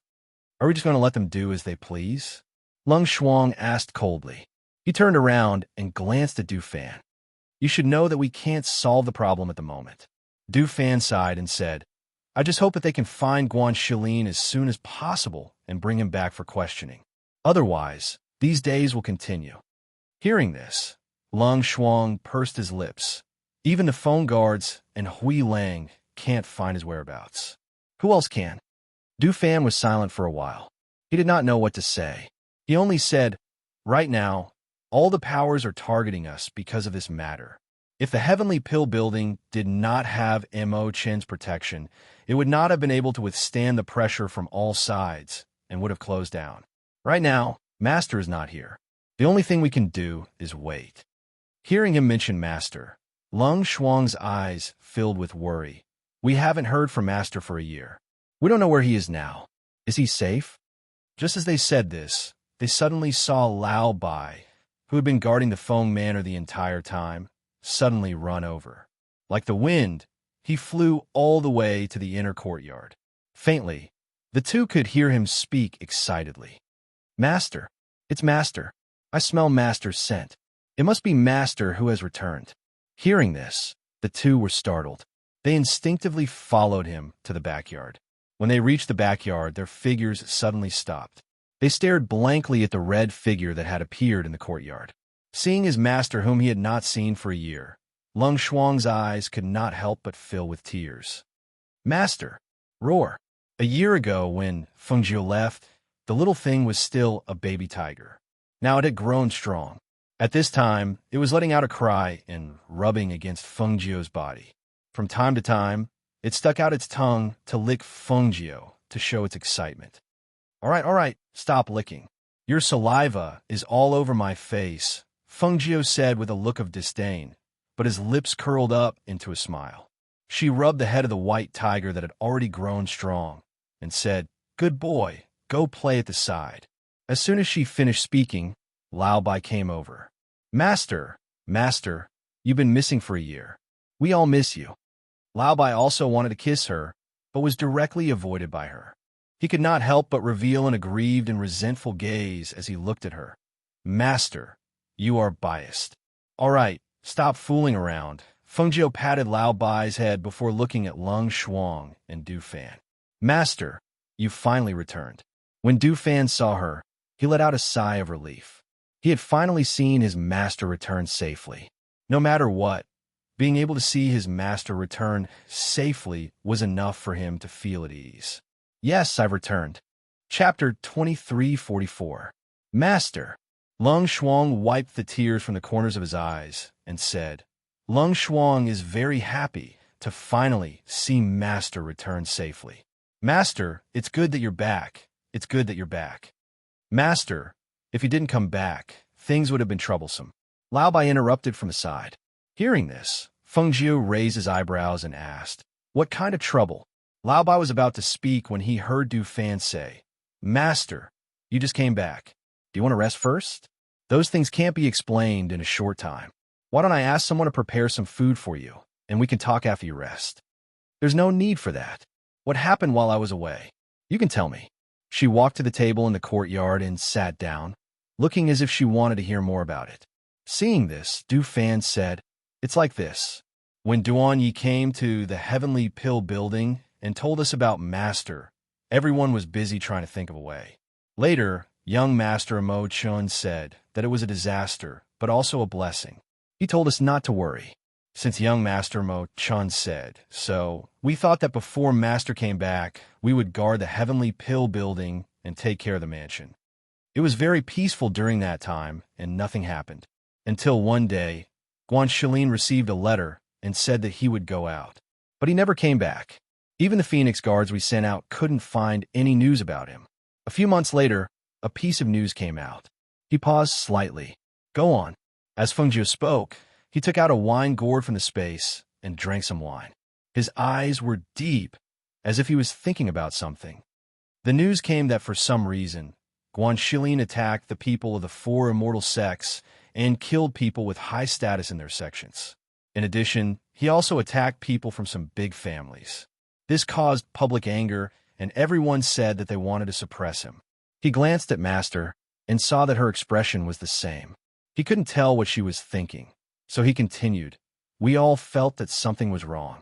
Guan Shilin wouldn't do such a thing. However, we've been looking for him for nearly a year and haven't found his whereabouts. But we kept hearing that he was killing people everywhere." Hearing this, Feng Jiu's eyes moved slightly and asked, "Where is Mo Chun now?" "He's been at the Heavenly Pill building recently because many forces took the opportunity to attack on us. Fortunately, we have young Master Mo Chen's protection. Otherwise, those people would have attacked the Heavenly Pill building long ago." "How unexpected." She took a sip of wine and stood up. She gently shook the wine gourd in her hand and said, "I thought that no one would dare to touch the Heavenly Pill building now. I didn't expect that after I left for a year, everything would be in chaos. I'm ashamed." Du Fan lowered his head. "I've been hearing people knocking on the door and shouting outside since just now." "Who are those people?" she asked and took another sip of wine. "They're people from a few small forces. They also said that some of them were killed by Guan Shilin. Recently, whenever someone was killed, they all claimed that it was Guan Shilin who said that. They either came to ask for compensation or to settle accounts with Guan Shilin," Du Fan said with his head lowered. "You're just going to let them do as they please?" Feng Jiu glanced at Du Fan. "We didn't find Guan Shilin. If we attack them, I'm afraid that things will get worse, so." He knew that it wasn't appropriate to deal with this matter, but there was no other way. Chapter 2345. Seeing this, Du Fan opened his mouth and quietly said, "Master, there's another reason why they dared to come here." Feng Jiu, who was in front, heard this and stopped walking. She turned around and glanced at him. "Speak." "It's because news came from outside that Master was killed outside. Adding on the fact that Master has not shown his face for a year, they dare to be so fearless." Hearing this, Feng Jiu slowly walked forward. Her voice was neither fast nor slow. "Fearless? I actually want to see just how fearless they are." She walked forward with Lung Shuang and Du Fan following behind her.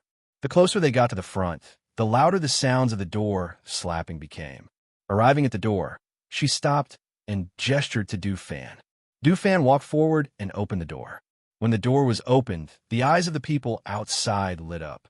Just as they were about to charge in, they saw a red figure slowly walk out.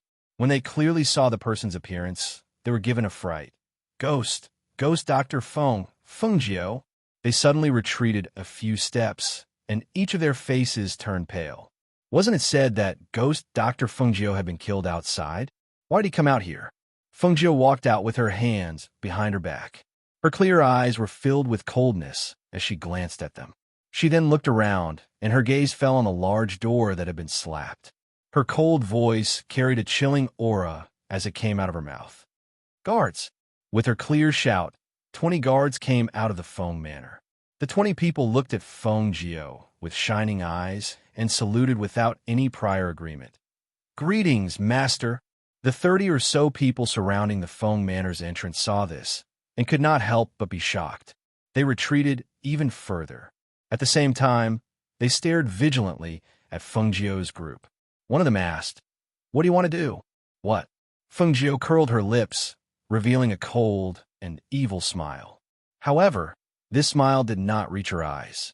It would have been fine if she did not smile, but this smile made the hearts of the 30-plus people sink, faintly feeling uneasy.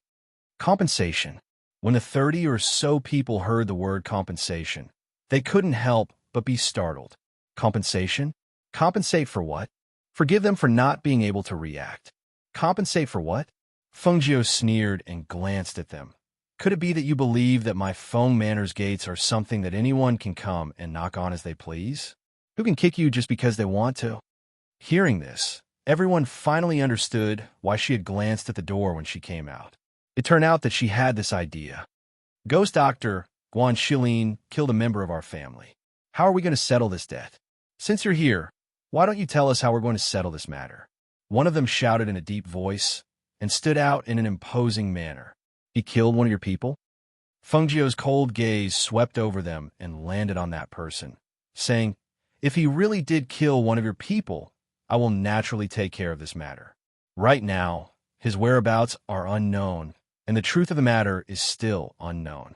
What sort of explanation do you want me to give you?" She lightly snorted. "I'll remember this debt for now. Right now, it will be best for you to settle the matter of compensating the gate. Otherwise, not a single one of you should think of leaving alive today." Chapter 2346. It's just a door. How much would it cost if I made you a new one? One of them said nonchalantly. Hearing this, Feng Jiao smirked. It's not much. You 3 families will pay me 1 million gold coins each. Hearing this, those people gasped. You're robbing us? 1 million gold coins each? Even if your door is inlaid with gold, it doesn't have to be that expensive. You're all wrong. My 1 million gold coins really aren't enough to overcharge you.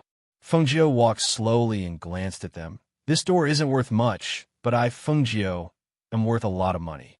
You've already offended me by kicking and slamming my door. Do you know what kind of price you have to pay to offend a strong person? As soon as she finished speaking, a powerful aura of suppression instantly swept out from her body and enveloped the 30 over people. The 30 over people fell to their knees with a thud. Their faces were drained of all blood and were filled with fear. Offending a strong person? I can take your lives. Her cold voice was sharp. She stopped in her tracks and glanced at them. So this 1 million gold coins isn't just for this door. It's for your lives. If you think it's too much and can't bear to pay, then that's fine. I just need to give the order and I can let you bleed on the spot. If you die, then I'll forget about this 1 million gold coins. Her voice drifted out softly, but it was like a cold December wind that blew into their hearts. They couldn't help but shiver.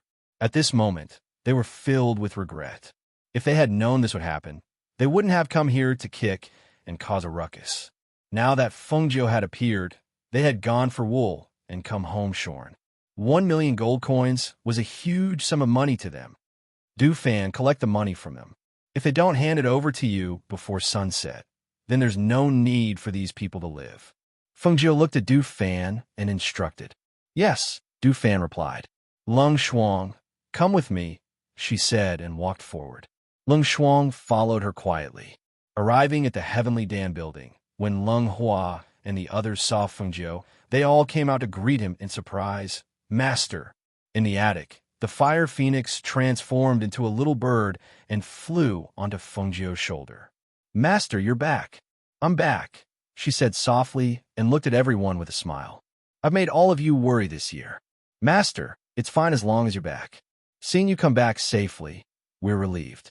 Yes, mistress, it's good that you're back. Everyone surrounded her with smiles on their faces. At this moment, a white figure walked out from a corner on the first floor.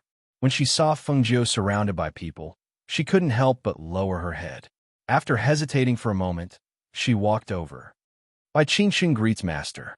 She bowed respectfully to Fengjiu. When he saw her, Fengjiu's eyes moved slightly.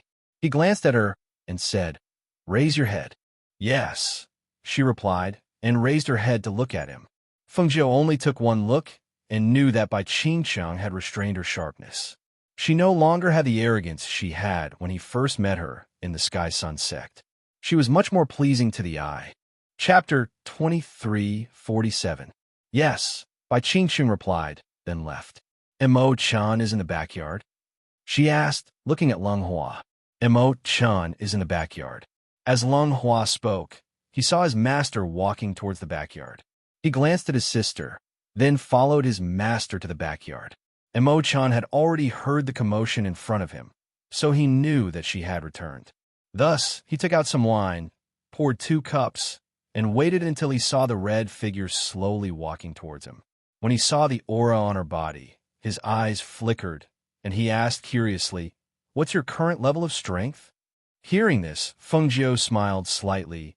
The peak of the immortal emperor realm. Leng Hua and Leng Shuang, who were behind him, were surprised when they heard this.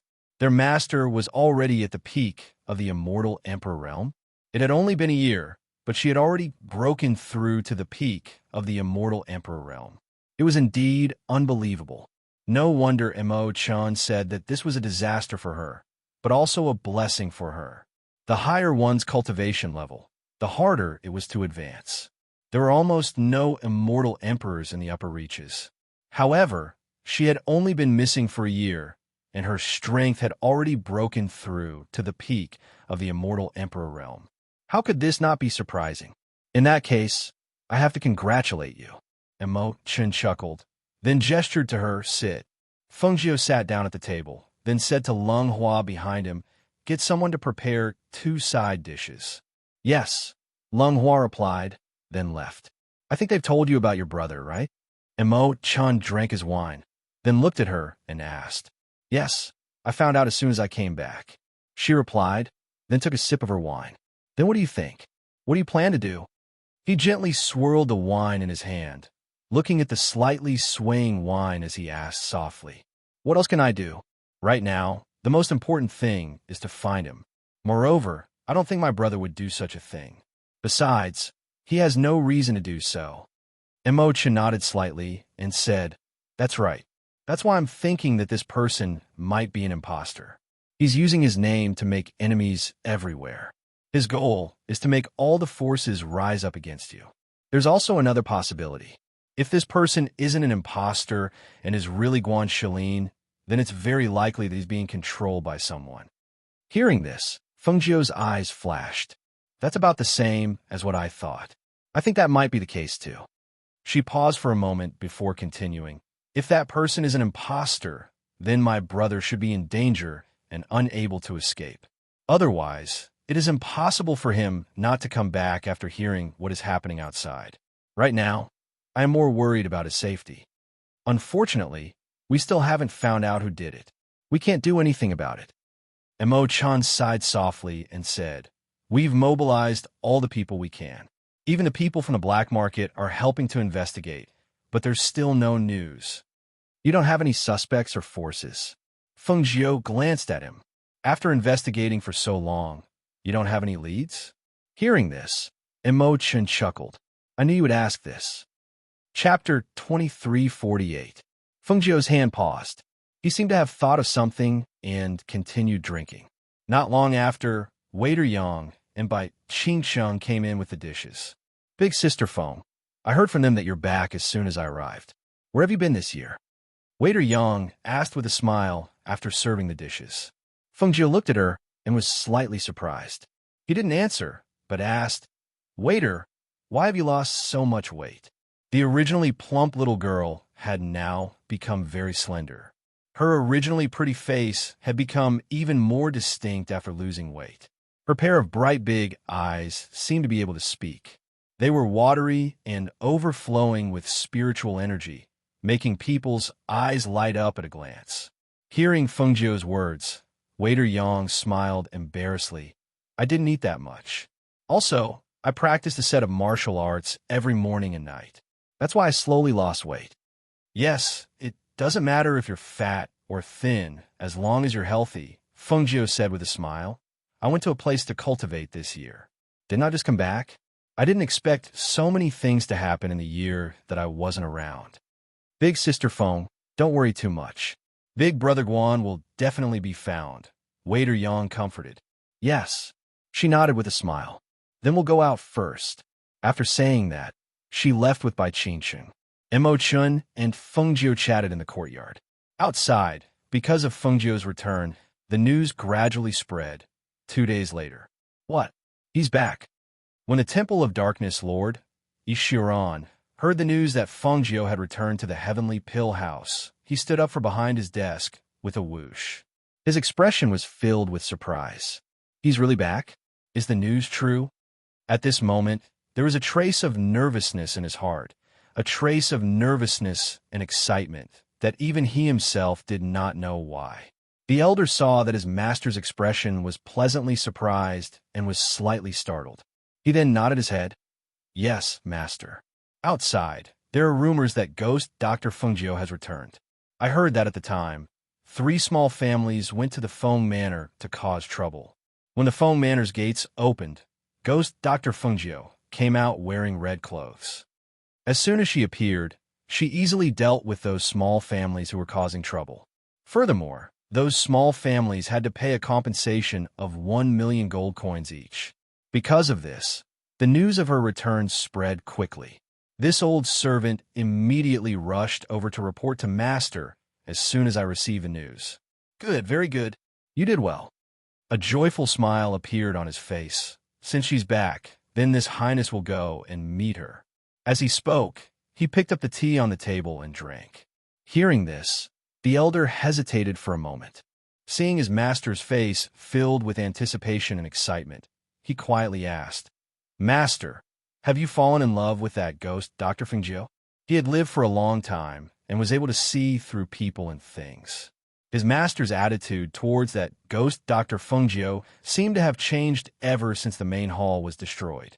Speaking of which, it was strange. Their Temple of Darkness main hall had been destroyed by Fengjiu. At that time, his master had even been injured. Could it be that he did not hate her to the core? Why was he captivated by her instead? Chapter 23:49. Hearing his master's words, the elder was startled. Oh, that means Master doesn't like that ghost, Dr. Fengjiu? That's impossible, he said resolutely and decisively. The elder clearly sighed in relief. That's good, that's good. This old servant thought that Master knew it was the ghost doctor who saved you back then, so you turned your gratitude into adoration. When Ishiran heard this, he felt a few black lines cross his forehead. What kind of messy logic was this? Master, actually, it's right that you didn't like her. If you really did like the ghost doctor, then it's destined to be a one-sided love. The ghost doctor won't like you. The elder started nagging again, ignoring Ishiran's ashen face as he said meaningfully, We also know quite a bit about ghost Dr. Fengjiu. She has many outstanding men by her side, especially that fiancé of hers called Xianyuan Mose. He's definitely a ruthless character. He paused, then continued. Moreover, it's said that although the two of them are often separated, their relationship is very deep. Even if Master wants to forcefully stick a foot in, you won't be able to. Therefore, before Master's heart is moved, this old servant wants to advise Master to avoid walking down a path of no return. Ishiran's face completely darkened. He coldly swept a glance at the chattering elder. What do you mean by walking down a path of no return? Didn't I just say it? I don't like that woman. Moreover, am I, your master, that bad? What do you mean she won't like me? What kind of thing is Xianyuan Mose? No matter how outstanding he is, can he be more outstanding than me? The elder's lips moved, wanting to say something, but he was afraid of hurting Ishiran. In the end, he only sighed. In my heart, Master is the most formidable and outstanding. No one can compare Master. However, he had to admit that at Fengjiu's side, whether it was that Xianyuan Mose, that Tianji elder's disciple Mo Chun, her foster brother Guan Shilin, or the 4 handsome youths from the 4 great immortal sects, each and every one of them was extraordinary. Speaking of which, it was strange. What exactly was going on? Those people gathered around her one by one, protecting her and protecting her. Thinking of this, he thought of a piece of news that had recently spread. He hesitated for a moment, looked at his master, and said, "Master, it said that this ghost, Dr. Fungio, is the star of the Phoenix? What does Master think of this matter?" Hearing this, Ishiran frowned and fell silent for a moment. Feng Xing is a person of great fortune. The people by her side will more or less receive some benefits. Moreover, it's best not to make an enemy of such a person.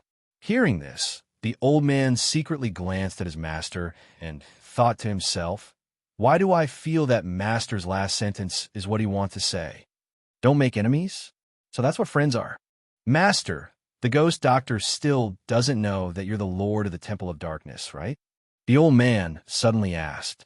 Ishiran's expression shifted before he smiled. "I don't know. So what?" He patted his robes and said, "All right, I'll leave the rest to you. I should also go to the Heavenly Pill building to take a look." He had waited for her for a year.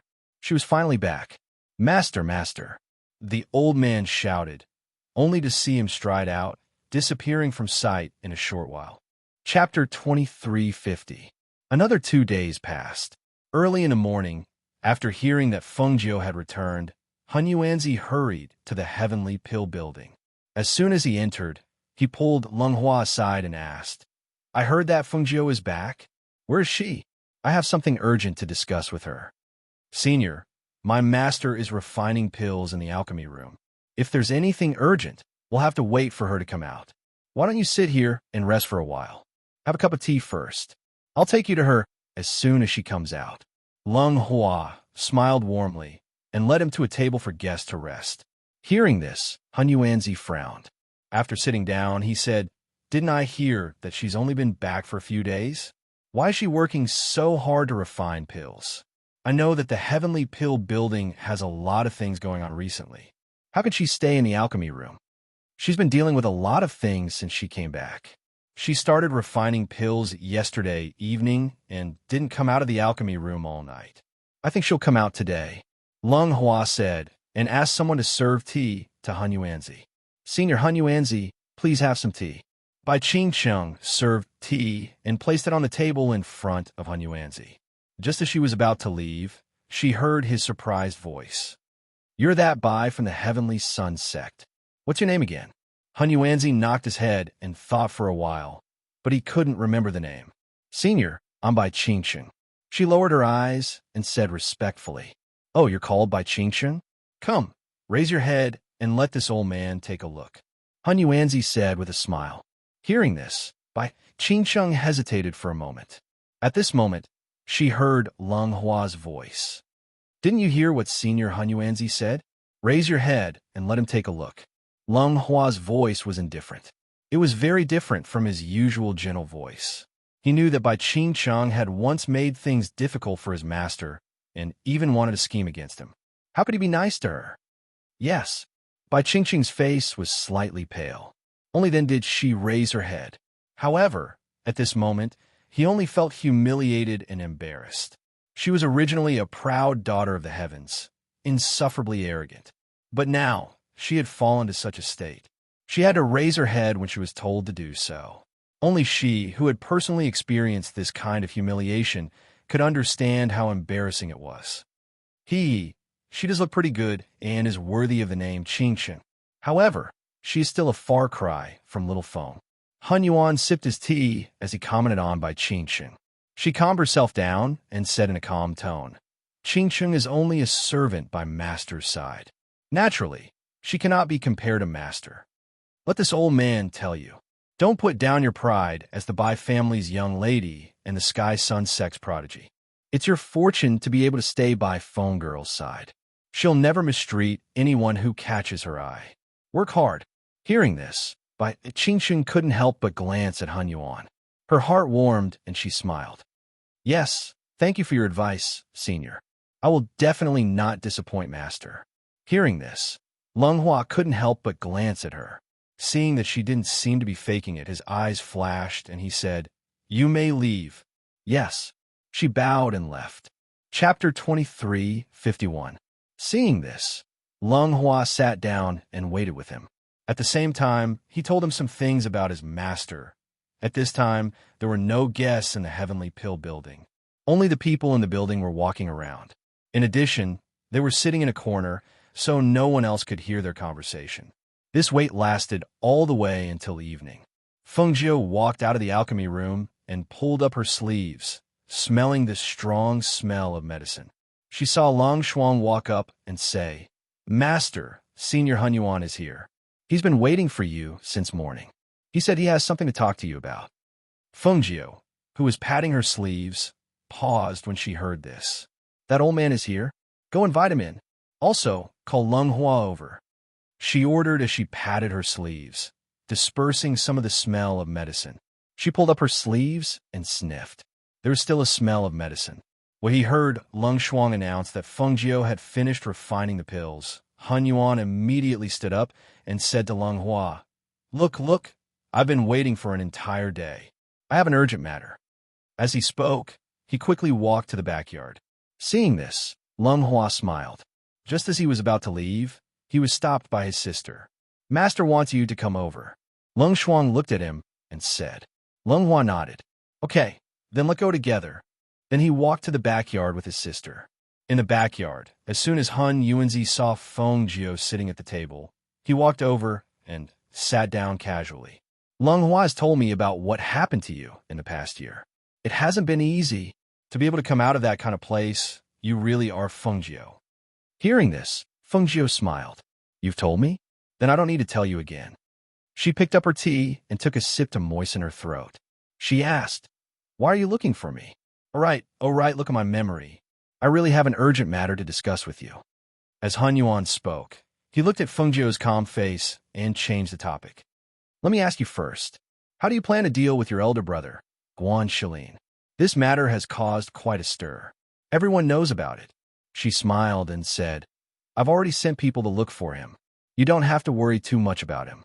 "Is that so? Can you leave now?" the old man asked. Hearing this, Feng Jiu, who was sipping tea, she looked at him. "Something happened to Zhuo Junwei. I just found out about it. Then, I heard that you're back, so I came to look for you." The old man sighed.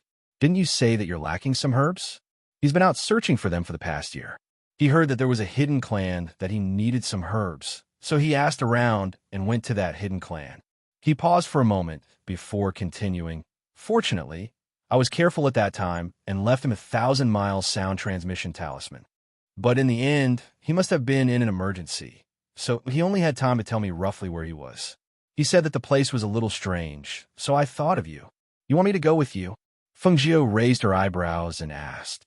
Chapter 2352. That area was indeed very strange. He wanted to bring Feng Jiu along. If anything happened, at least there would be someone to discuss it with. Feng Jiu pondered for a moment. She took out the teleportation scroll and asked, "Where is it?" The moment she took it out, she heard the old man's voice. "You don't have to look. It's not on it." Han Yuanzi said, "That place is isolated from the rest of the world. Even if you want to find it, it'll take some effort. The teleportation scroll doesn't have that place either." Hearing this, she paused for a moment and asked, "Then how long will it take to get there from here?" The main reason was that she had only returned for a few days and there was still no news of her brother. She was more worried that she would be gone for too long or that they would not be able to contact her for some reason. Han Yuanzi thought for a moment and said, "If we speed up the journey, it should take about a month." About a month, she thought for a moment and then nodded.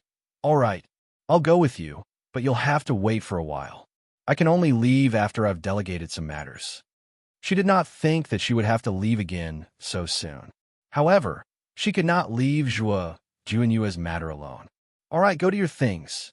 This old man won't mind waiting for you for a while." Han Yuanzi waved his hand and gestured for her to go about her business. Feng Jiu then got up and instructed someone to take care of Han Yuanzi. She then went to the loft and called everyone over to give them detailed instructions. She also had someone leave a message for Mo Chun. When the sky darkened, Feng Jiu took a bath and went to Han Yuanzi's place.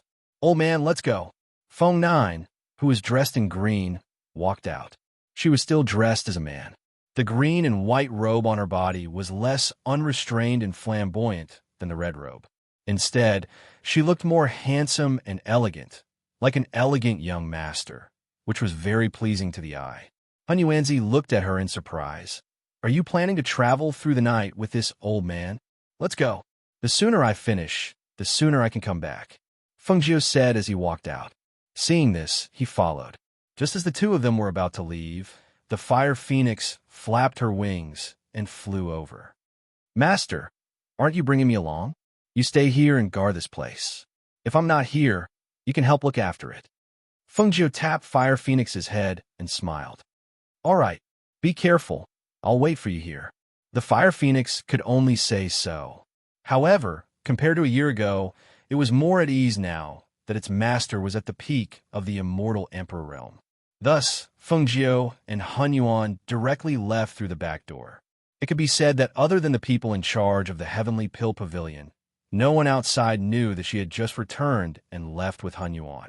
However, things were just so coincidental. About 2 hours after the two of them left, Ishiran also arrived at the Heavenly Pill Building. He knocked on the door of the Heavenly Pill Building. The person who opened the door was Dufan. "Sir, what's the matter?" Dufan looked at the man in front of him and sized him up. "I'm looking for your master," Ishiran said as he looked inside. As Ishiran spoke, he looked inside and saw that there were only a few people who were sorting out the medicinal herbs walking around, but he didn't see any familiar figures. "Sir, you are." Chapter 2353. When Dufan saw the man walk in, he closed the door and followed in. "My master went out. Sir, you can come find her later." Ishiran paused when he heard this and turned to glance at Dufan. "Went out? Didn't she just come back? Why did she go out again?"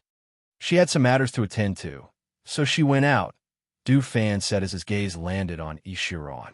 He had heard of Ishiran from Duanyi, so he should be on good terms with Master. "Where did she go? When will she be back?" he asked after finding a place to sit down. "She'll be back in about a month. As for where, I have no comment." "Pour me a cup of tea," Ishiran said to Dufan. Dufan had someone serve tea. Seeing Ishiran sitting there, frowning and shaking his head from time to time, Dufan found it strange and asked, "Young Master E, are you looking for my master for something? I just happened to be passing by and came in to see her. What could be the matter?" Ishiran said lazily. He held the teacup in one hand and gently scraped the tea lid with the other. It was unknown what he was thinking. "All right, where's that Duanyi? I heard that her big brother caused quite a bit of trouble recently, and this mess hasn't been cleaned up yet. Can she be at ease to go out?" Ishiran asked as he sipped his tea. "Young Master E, thank you for your concern. My master left after handing over the matter." Dufan smiled politely. "Since she's not here, I'll stay and wait for her. A month should pass very quickly." Dufan was startled. "Young Master E wants to stay here? Can't? Didn't you say she'd be gone for a month at most? Don't tell me you want me to go back." Ishiran glanced at him and sat still. Dufan smiled. "That's not it. It's just that our Heavenly Pill Dispensary has been facing quite a bit of trouble recently. I'm worried that we won't be able to greet young Master E if you stay here." "It's fine. I don't need you to greet me." Dufan's expression shifted. He glanced at Ishiran, who had no intention of leaving, and said, "Young Master E, please sit for a moment. I'll be right back." With that, he bowed and left. Arriving at the back, the 8 Phoenix Guard captains asked, "Who is that person?" "Ishiran." Dufan glanced at them. "Do you still remember the person Duan you mentioned?" "That's him." Hearing this, they looked at each other. That Ishiran that Duan Yi spoke, of whose strength isn't below his? Dufan nodded. "That's right. He said he came to look for Master. But you know that Master just left. He said he wants to stay here and wait for Master to come back. I want to discuss this with you and Lenghua. Is there anything wrong with this person? We haven't investigated his background. Wouldn't it be inappropriate to let him stay?" One of them asked. "That's what I'm worried about," Dufan said. Lenghua walked over with something in his hand. When he heard their conversation, he asked, "What are you worried about?" Chapter 2354. Stay at the Feng residence. Dufan looked at Lenghua in surprise. Lenghua nodded. "That's right. It's fine to have him stay at the Feng residence. There are many guest rooms there, and there are many people secretly keeping watch. Also, there aren't many important things there. so it should be fine to have him stay there. They looked at each other and finally said, "That's fine. Then we'll do as you say. Then I'll bring him to the Feng residence." As Du Fan spoke, he walked to the tea table in front of Ishiran and smiled. "Young Master Yi, it's already late. Let me take you to rest." Ishiran glanced at him and nodded slightly before leaving with him. He only stopped when they arrived at the Feng residence. "This is where Feng Jiu lives? As soon as Master returns, she'll return here to stay," Du Fan said and knocked on the door. When an elder opened the door, he said to Ishiran, "Young Master, please. Then which family does the Ling residence we saw on the way here belong to?" He asked Du Fan. Du Fan smiled brightly. "Young Master you can wait for my master to return and personally ask her the questions you want to know." As he spoke, he paused and continued. "The Feng Manor also has its own rules. There are some places that guests cannot go. In a bit, I will mention them to young Master Yi. In a few days, Duan Yi and the others will return. When that time comes, this place will be lively." When Ishiran saw this, he tactfully didn't ask any further and followed him inside. On the other side, Feng Jiu and Han Yuanzi, who had been hurrying through the night, flew on their flying tools. They silently swept across the night sky and headed into the distance. Several days later, "Old man, is this really the right direction?" Feng Jiu frowned as he looked at the endless forest and the mountains. No matter how he looked, this place didn't look like a place where people lived. "Don't worry. It can't be wrong. I've been here a long time ago. Otherwise, how would I know that this place is strange?" Han Yuan took a sip of wine and glanced down. "It's still early. It'll take at least 2 or 3 days to arrive." As soon as he finished speaking, his stomach rumbled. Hearing this, Han Yuan smiled awkwardly.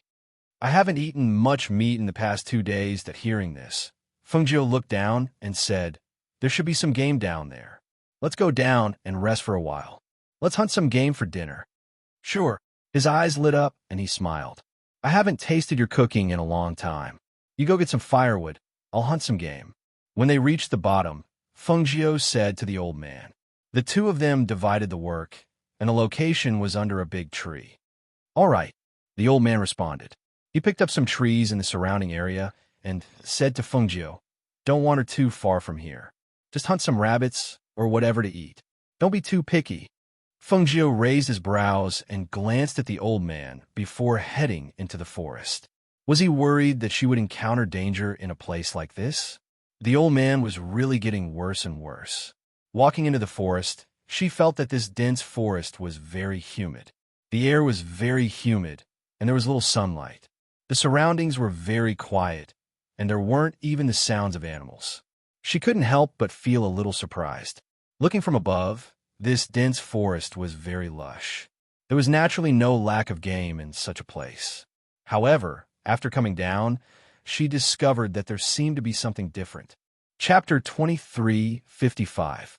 Her gaze fell on the little baby who was wriggling about in the weeds in front of her in astonishment. How could there be a baby in this place? She felt strange and walked forward. Sure enough, it was a baby. However, this baby did not open his eyes, but his hands and feet were wriggling, and his mouth was making ah sounds. Looking at the naked baby wriggling about, she released her divine sense and scanned the surroundings, but found that there was no one else around except for her. However, just as she was about to withdraw her divine sense, a light breeze blew over, and she smelled a faint scent of blood. The scent of blood. She raised her eyebrows and looked at a certain place in the forest, then looked at the baby at her feet. Only then did she bend down and pick up the baby in the weeds. When she picked up the baby, her hands were wet. Looking down, she saw that there was a bleeding wound on the baby's back. "He's injured." She was slightly surprised. Just now, she only smelled the scent of blood in the distance, but she did not smell the blood on the baby.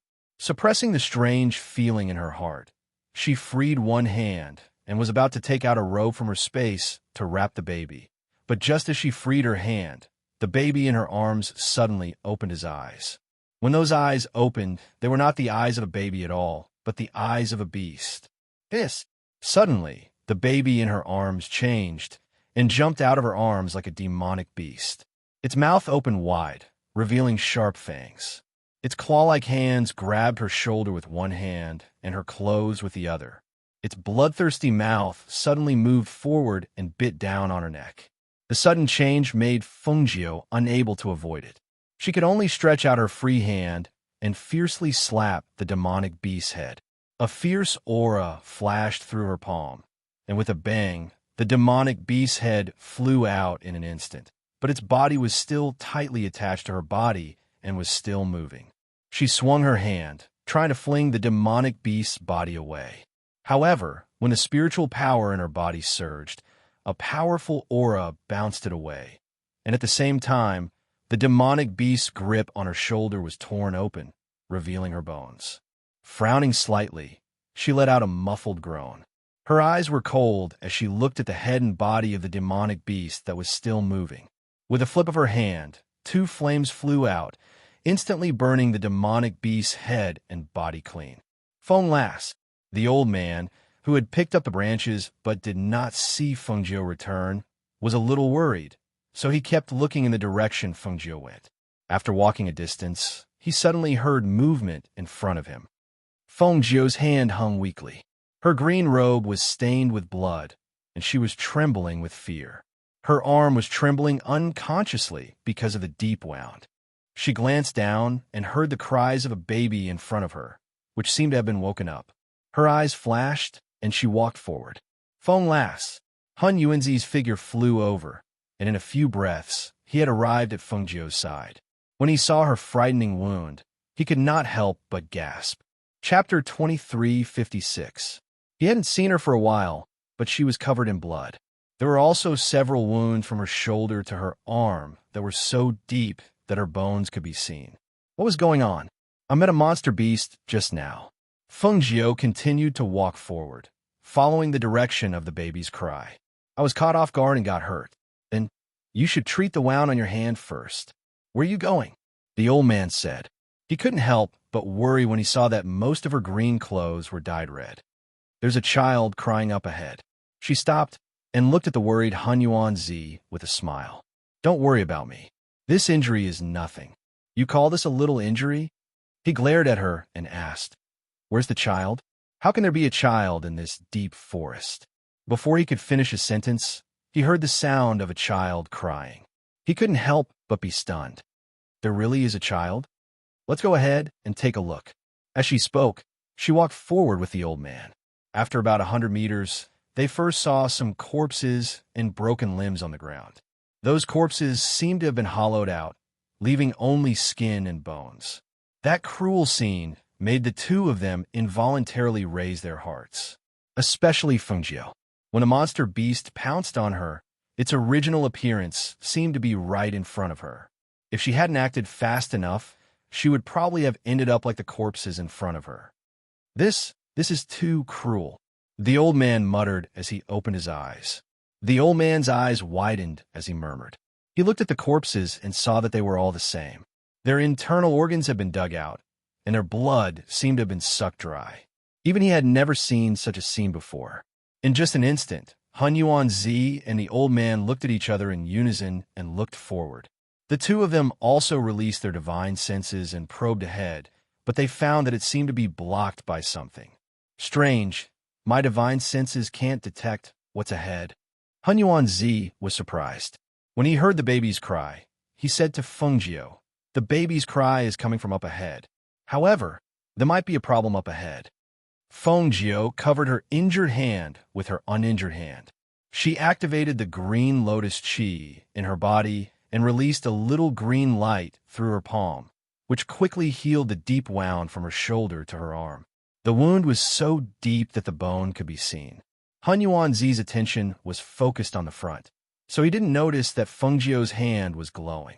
Therefore, no one knew that the deep wound was healing at a speed visible to the naked. I was injured by a monster beast with the ability to transform into a baby.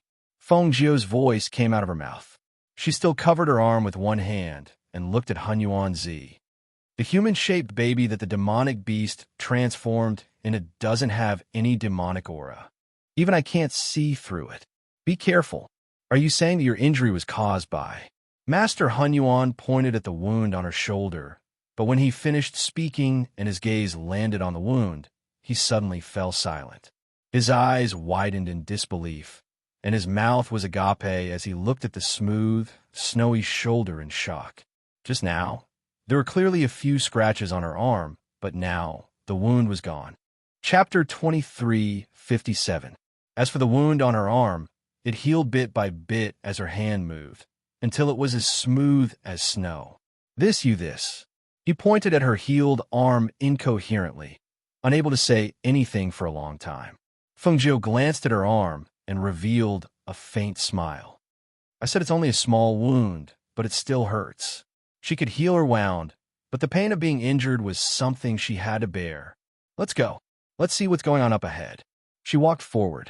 Hunyuanzi returned to his senses and stared at her back for a long time before quickly following after her. When the two of them came to the front, they found that there were more than a dozen demonic beasts in front of them. These demonic beasts had no fur on their bodies, and their bodies were smooth and smooth. Unlike the ominous beasts, they walked on 2 feet like humans. The only difference was that these demonic beasts exuded demonic chi from head to toe. Their eyes were long and slender like a cat's eyes. Their noses were black, and their mouths were wide open like snakes swallowing animals. Those sharp fangs gave them a bloodthirsty and ferocious aura.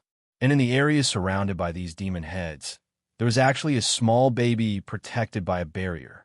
The baby was crying and waving its hands and feet. Outside the barrier, there were also 2 demon beasts trying to break open the barrier with their teeth. Seeing this scene, the two were slightly surprised. They didn't expect that there would be such a child in this place.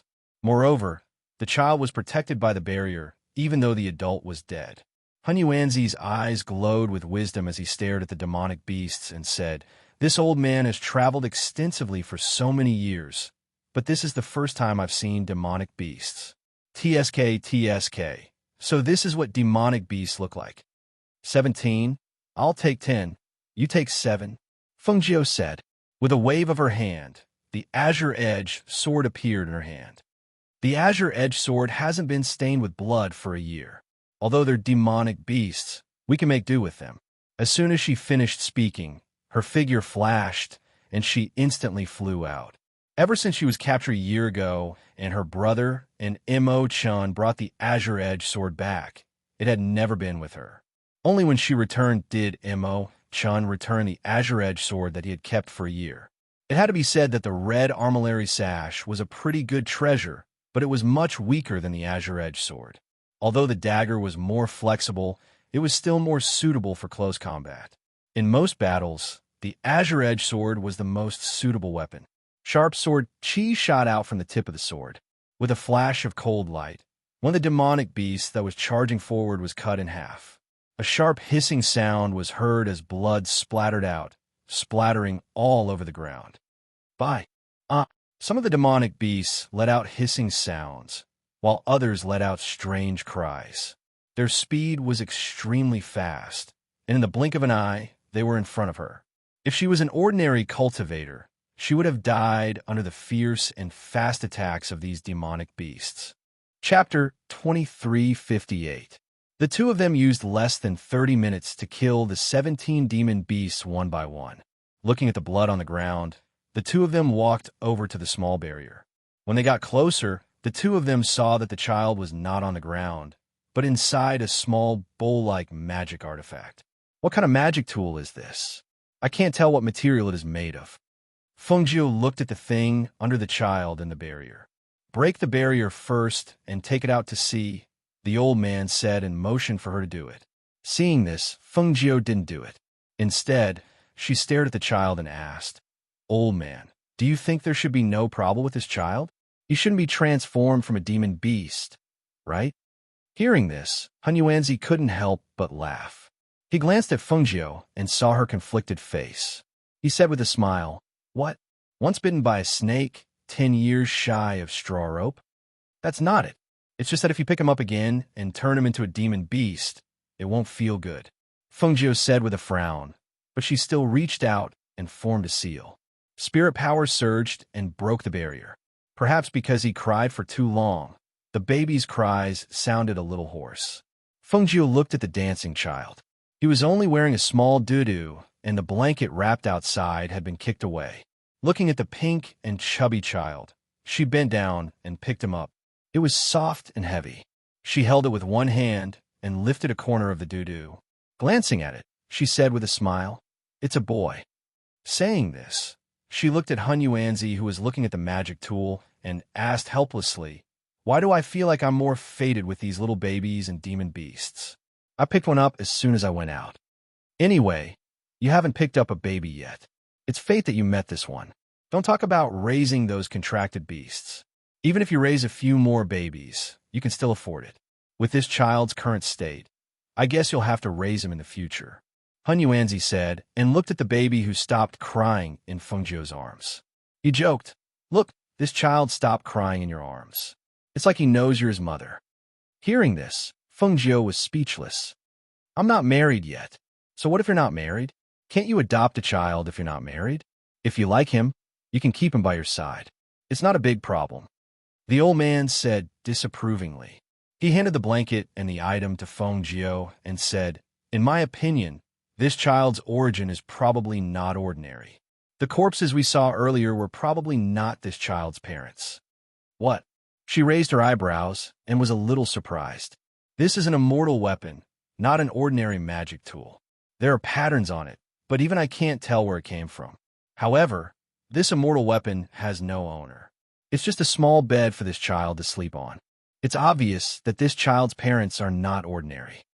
Chapter 23:59. Upon hearing this, Fengjiu's mouth twitched. She glanced at Hun Yuanzi speechlessly. "Old man, it's a waste that you're not a storyteller. You don't believe me?" The old man glared at her. "I've lived for a long time and have encountered many more things than you. This old man can always guess correctly. Yes, you're amazing."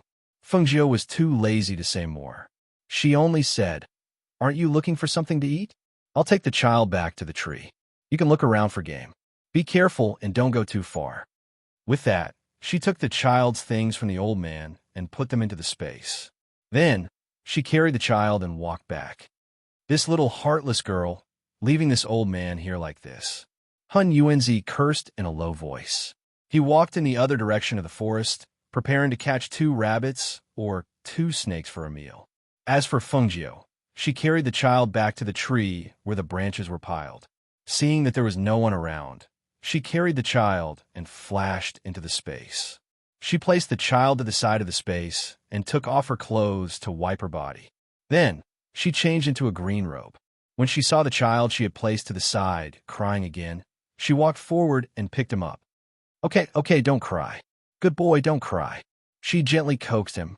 However, the child kept crying.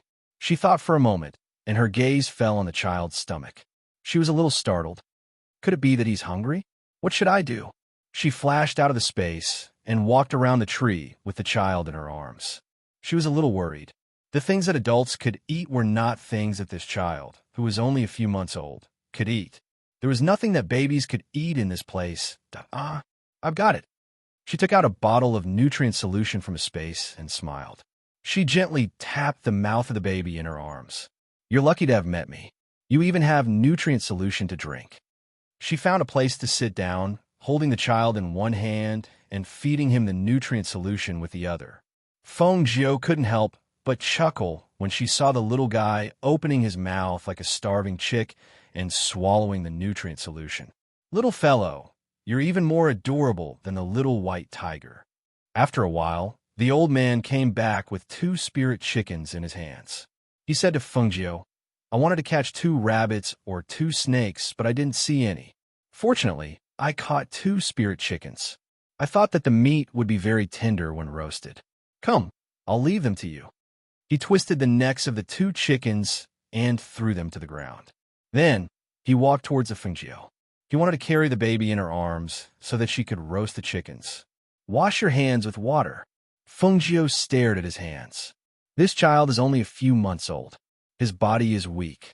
You just caught a chicken, so you have to wash it before you can hold him. Okay. You're so troublesome." The old man took out his water bag and poured water to wash his hands. After wiping them clean, he looked at Fengjiu. Is this okay? Seeing this, Fengjiu handed the baby in her arms to him. Then you can rest here with him. There's a stream not far ahead. I'll clean up these 2 chickens before I come back. Okay, go ahead. Chapter 2360. Fengjiu, who had just taken a few steps, heard the sound and paused. She turned around and looked in surprise at the old man, who had an ugly expression on his face. When she smelled the stench, the corner of her mouth twitched. Did he poop? She looked at the child blinking innocently in the old man's arms and smiled. She stepped back and said, "This, you deal with it yourself. I'll go take care of the 2 chickens first." With that, she quickly walked away, leaving the old man standing there stiffly. The old man recovered after a long while. Looking at the child who was still kicking his feet, he glared and said, "This old man has lived for so many years, and no one has ever dared to poop? Poop? Humph." He could not say that word. When he thought of the child's filth on his body, he felt his scalp tingle. Immediately, he carried the child to the place where Fengjiu was. Fengjiu, who had deftly taken care of the 2 spirit chickens, saw the old man carrying the child over. She smiled and said jokingly, "Old man, this child is so good to you. You just carried him, and he's already made you like this. I guess this is the first time you've seen this, right? Hurry up and roast those 2 chickens. Later, you can take the child yourself." As the old man spoke, he carried the child with one hand and took off his clothes with the other. He placed the child on the clean clothes on the ground. Fengjiu smiled when she saw this. "Okay, you wash first. I'll come over later." As she spoke, she smiled and walked back. She lit the fire and roasted the 2 chickens on the rack. She sprinkled some seasoning. Not long after, she saw the old man carrying the child in a doo-doo over. "I'll give it back to you." The old man handed the child to Fengjiu and sat down by the fire. He took out a cup of wine and took a sip. What a little ancestor. This old man has lived for so long and has never served anyone. Fengjiu took the child and smiled. "When this child grows up, let him serve you." Hearing this, the old man looked at her with slight surprise. "From what you're saying, do you really intend to keep this child? Didn't you want me to raise him as a son?" Fengjiu raised his eyebrows and looked at him mockingly. The old man glared at him. "I told you to keep it, and you're really keeping it? You're an unmarried young lady, yet you're following the little guy around and calling him mother. This isn't too good, right? There's nothing bad about it. When we go back, I'll find a nanny for this little thing and ask Leng Shuang and the others to help take care of it. I'll just play with this little guy when I'm free. I don't think I'll have anything to do most of the time." She had already made plans. Since they didn't know the origins of this child, nor did they know where this child's relatives were, then they would raise him first. Once it grew up, she would let him look for it himself. Moreover, this little fellow was very cute and had been saved by her, so there was nothing wrong with keeping it by her side. Han Yuanzi looked at her for a while and finally said, "Since you've said so, then let's keep it. However, isn't it a little inappropriate for us to have a child by our side right now?" "That can't be helped." She took out an old robe from her space and wrapped the child up. She said to Han Yuanzi, "Quickly turn the roast chicken. Don't burn it." Chapter 2361. Since you're keeping him by your side, why don't you give him a name? The old man added some firewood as he spoke. Fengjiu thought about it. "That's true. We should give him a name. But what should we call him?" She looked at the old man and asked, "Why are you looking at me? You can think of a name for yourself." "I don't know." He glared at her and ignored her. Fengjiu thought for a moment when she heard this, and then she said, "Then I'll name it Hao.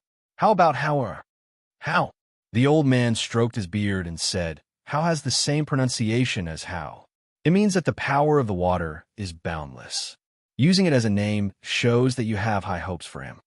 The power of water and fire between heaven and earth was immeasurable. This baby's background aside, now that he was given the name Hao by the Phoenix Star, it was obvious that he would be extraordinary in the future. "Feng Hao." The old man glanced at Fengjiu and asked, "Feng Hao?" Fengjiu was stunned and then chuckled. "How is that possible? Of course it's Xianyuan Hao. He's my and Moses' child." She smiled and narrowed her eyes. The old man muttered with a strange expression, "You're really thick-skinned. You're not married yet. You said it was your and Moses' child, and even gave him the surname Xinyuan Mose. Look at you. It's as if you're going to marry Xinyuan Mose. Why? Do you have a problem with that? Feng Jiu raised her brows and said, Who else am I going to marry if not him? We're in love with each other. We're just short a trip to pay our respects to heaven and earth. Didn't I hear that Xinyuan Mose went overseas for a while? Counting the year you disappeared, it's been at least a year and a half, right? Are you so assured that he won't come back? If he brought back a woman yesterday, I'll see how you'll cry. The old man said sarcastically, as if he was deliberately making things difficult for Feng Jiu. Feng Jiu chuckled. He won't. How do you know? Men are very fickle, especially when their women are not by their side. It is easier for them to be seduced by other women. I advise you to keep a close eye on them. I have lived for so long and have seen a lot of things like this. Feng Jiu chuckled, playing with the child's chubby little hand in his arms as he said, Don't worry. If he really betrays me one day, I will sever all ties with him and find another man who is better than him. It's easier said than done, especially when it comes to love. So no matter what you say, this old man won't believe it. The old man waved his hand, his face full of disbelief. What does it matter to me whether you believe me or not? She chuckled and said, Besides, this kind of thing is just chatting with me. It won't happen. Seeing the confidence in her expression and the trust in Xinyuan Mose in her words, the old man laughed. Yes. That's your business. What does it have to do with us? Not to mention, it's just as you said, we're just chatting. Don't take it seriously. Feng Jiu didn't continue to talk about this issue with him. She just said, It's getting late. Let's rest here for the night first. We'll leave tomorrow morning. Okay.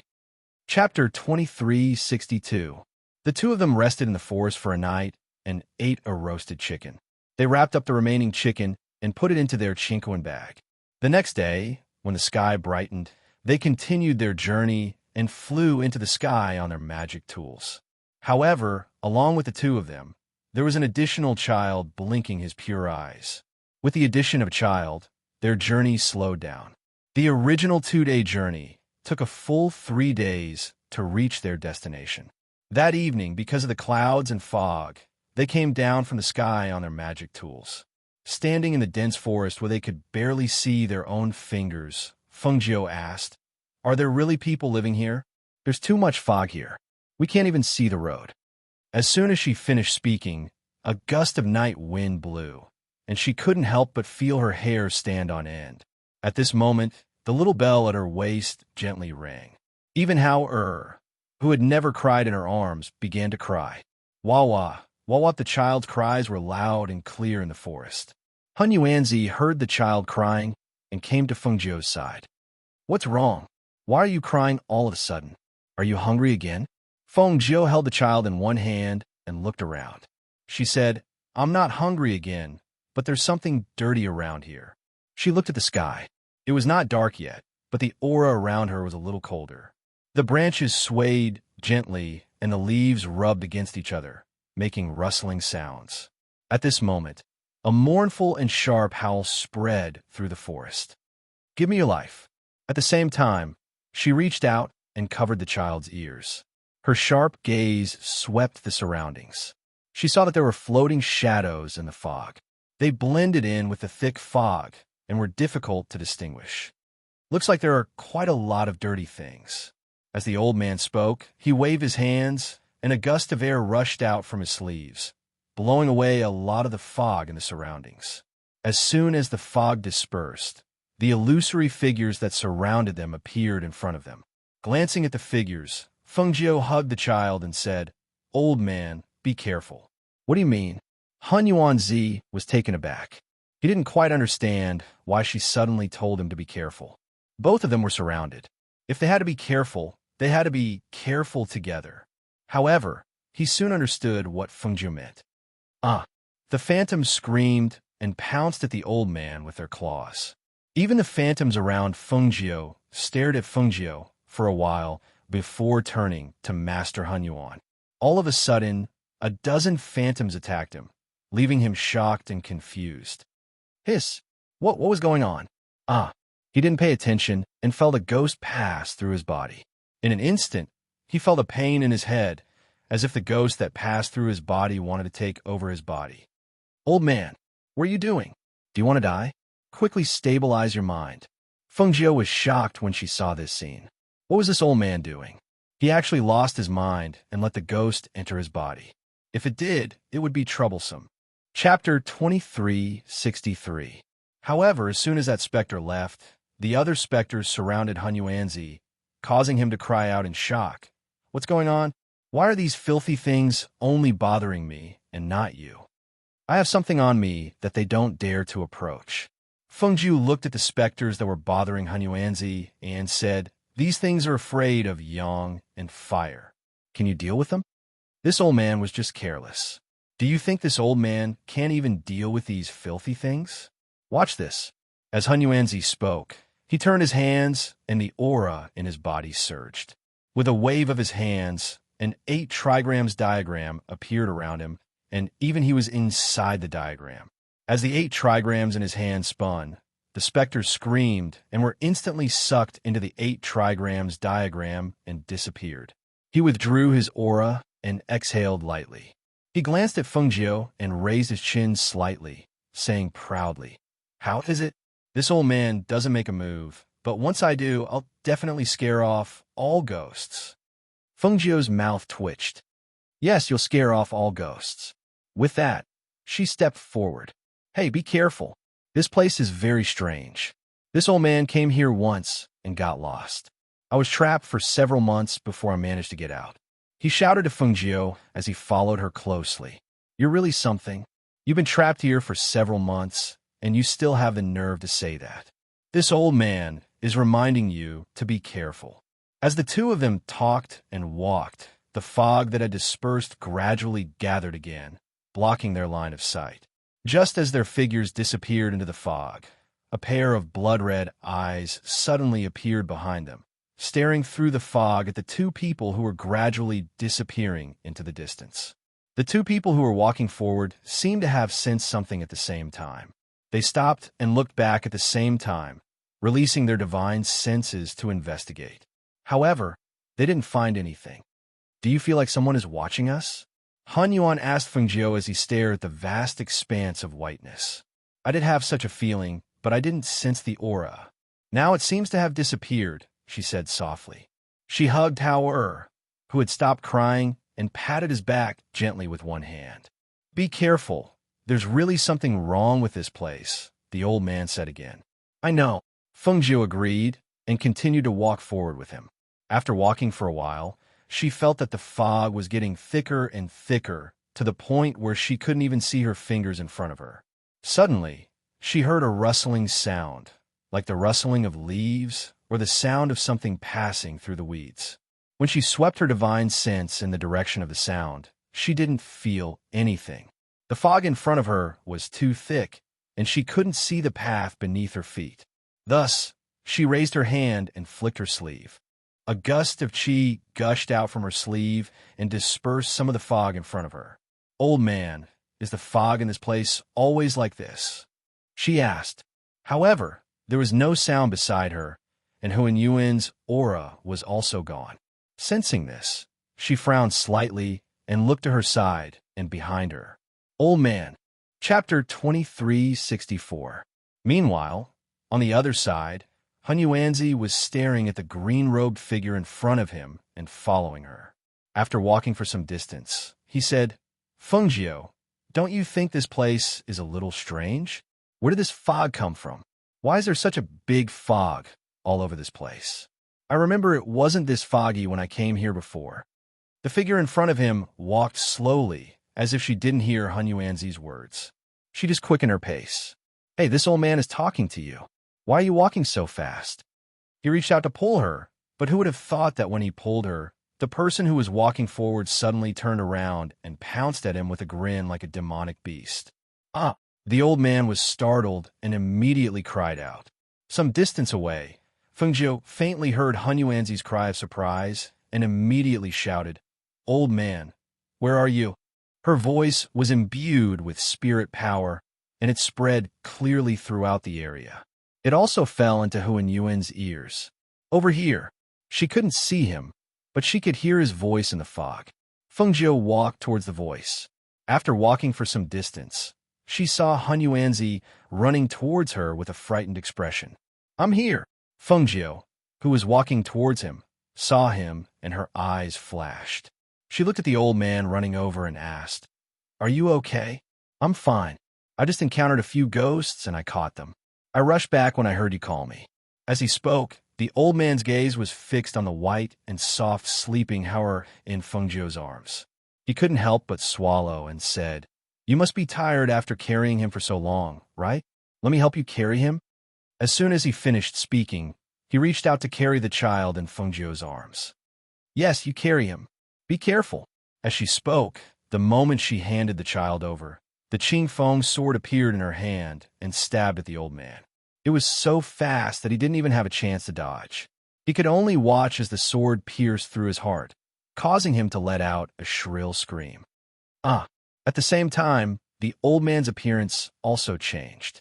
When Fengjiu pulled out his Qing Feng sword and struck out with his palm, the old man turned into a demonic beast.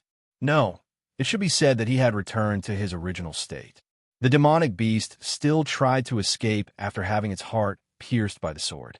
Fengjiu's Qing Feng sword flew out with a swoosh, chopping down from top to bottom. Only the sound of sharp sword qi could be heard, followed by the sound of an explosion and a scream. The thick smell of blood filled her nose. She protected the baby in her arms with one hand and retracted her sword with the other. She believed that the old man was still in the area, and the voice from before must have been the old man's voice. However, why was there no movement after that voice? It seemed that there was not only a maze formation here, but also a spirit formation. The old man had probably fallen into a spirit formation or a spirit formation. She immediately calmed her heart and carefully scanned the surroundings with her divine sense. At this moment, Han Yuanzi was trapped in the spirit formation again, just as Fengjiu had expected. "Seriously, I clearly told you to be careful and not to be trapped in the spirit formation again, but you're trapped again. If that girl knows, she'll definitely laugh at me," he muttered as he tried to walk out of the spirit formation. Chapter 2365. He widened his eyes. Could it be that he had been shouting for a long time and there was no sound? But that wasn't right. There wasn't a soundproof barrier here before. He reached out and waved his hand, breaking the soundproof barrier. Then he shouted, little phone, do you hear me? This old man is here. Little phone." As he shouted, he walked around the array and returned to his original spot. He couldn't help but tug at his beard in annoyance. "Who set up this broken array? It's so hard to get out." Fengjiu, who heard his voice, walked around the array and knocked down a tree outside the array. With a bang, the array's light disappeared and the surrounding fog dispersed. The old man's figure walked out happily. "I told you I had to bring you along. Look, it's so much easier with you here," Han Yuan said happily. He quickly walked to her and asked, "Oh right, are you okay?" This old man just met a demonic beast again. Fengjiu was speechless when she heard his words. So her use was only to break the array? After hearing his words, she said, "Didn't you say you were following me? How did you disappear all of a sudden?" "The fog was too thick. I kept following you. But who knew that demonic beast would transform into your appearance? If this old man didn't react fast enough, he would have fallen for it." He patted his chest and said with a frightened expression, "You don't know, but when he saw your face transform into that bloodthirsty demonic beast's ferocious appearance, this old man was scared out of his wits." Hearing this, Fengjiu glanced at him and said, "After I realized you were gone, I looked everywhere for you and also met a demonic beast that had transformed into your appearance." As she said this, she looked at the place with a thoughtful expression. No one knew what she was thinking. "What? You also met it? Then how did you see through it? You're not hurt, are you?" He was shocked. Only then did he look at her and Hauer in her arms. That demonic beast probably liked Hauer's white and tender skin, so it asked me to give Hauer to it. I beat it at its own game and killed it when it was unprepared," Fengjiu said lightly. She paused and glanced at the old man. "There are not only spirits here, but also demonic beasts. This place is really not suitable for living in seclusion. So I'm very suspicious. Did you lead me into a ditch? How is that possible? I don't think so. After all, I came here more than 10 years ago. I remember it very clearly. This place. His voice became softer and softer. In the end, under Feng Jiu's gaze, he moved his lips, but no sound came out. Maybe hearing this, Feng Jiu sighed softly. I knew you were unreliable. If Shui Junyue was really in danger, he probably wouldn't have waited for us to find him. Hearing this, the old man coughed softly and said, Well, why don't we look for him again? Maybe we can find the way. Chapter 23:66. This time, the old man did not lead the way. Instead, Feng Jiu walked along the front of the formation, avoiding the dense fog. After walking for half a day in the forest, the two sat down under a tree to rest. Flying on swords is restricted in this area. Otherwise, we could go up to the sky and take a look, the old man said softly. Feng Jiu took out some water to drink and fed some to the child before saying, You said that this is the territory of that clan. Flying is restricted here. Since that's the case, only their people can move freely in this area. We can only walk. If you hadn't led us astray, we probably wouldn't have wandered around here for so long, she said angrily. She said angrily as she put away the water skin. At this moment, she suddenly heard the sound of fighting coming from the forest. Listen, she tugged at his sleeve, indicating for him to listen carefully. The old man saw her expression and listened carefully. When a sound of battle faintly came from the depths of the forest, his eyes lit up. Someone's there? Let's go and take a look. The two of them followed the sound and came to the front. They saw a young man and woman being besieged by more than a dozen monstrous beasts. Feng Jiu glanced at the two of them and motioned to the old man beside her. The old man understood and immediately helped. The young man and woman were in the Golden Core realm. It was difficult for them to deal with more than 10 monsters. Their bodies were covered in wounds, and they gradually could not keep up with the monsters. They sent a signal, but the reinforcements did not come. They could not help but feel a trace of despair. However, at that moment, an old man suddenly appeared. He released a powerful chi in an instant. His astonishing battle prowess helped them turn the situation around. The demonic beasts were either dead or had fled. After the danger was over, the two of them couldn't help but express their gratitude. Thank you for saving us, Senior. The two bowed to Hun Yuanzi and looked at him with surprise. Ha, you're welcome. The old man stroked his beard and smiled. He looked at the wounds on the two and said, You're injured badly. Treat your wounds first. Okay. The two of them agreed and helped each other to bandage their wounds. When they saw one of the men carrying a baby who was looking around with his eyes wide open, they couldn't help but feel strange. Demonic beasts often appear in this area. Why are the two of you here? With a child? The man asked. He felt that the combination of an old man, a young man, and a baby was a little strange.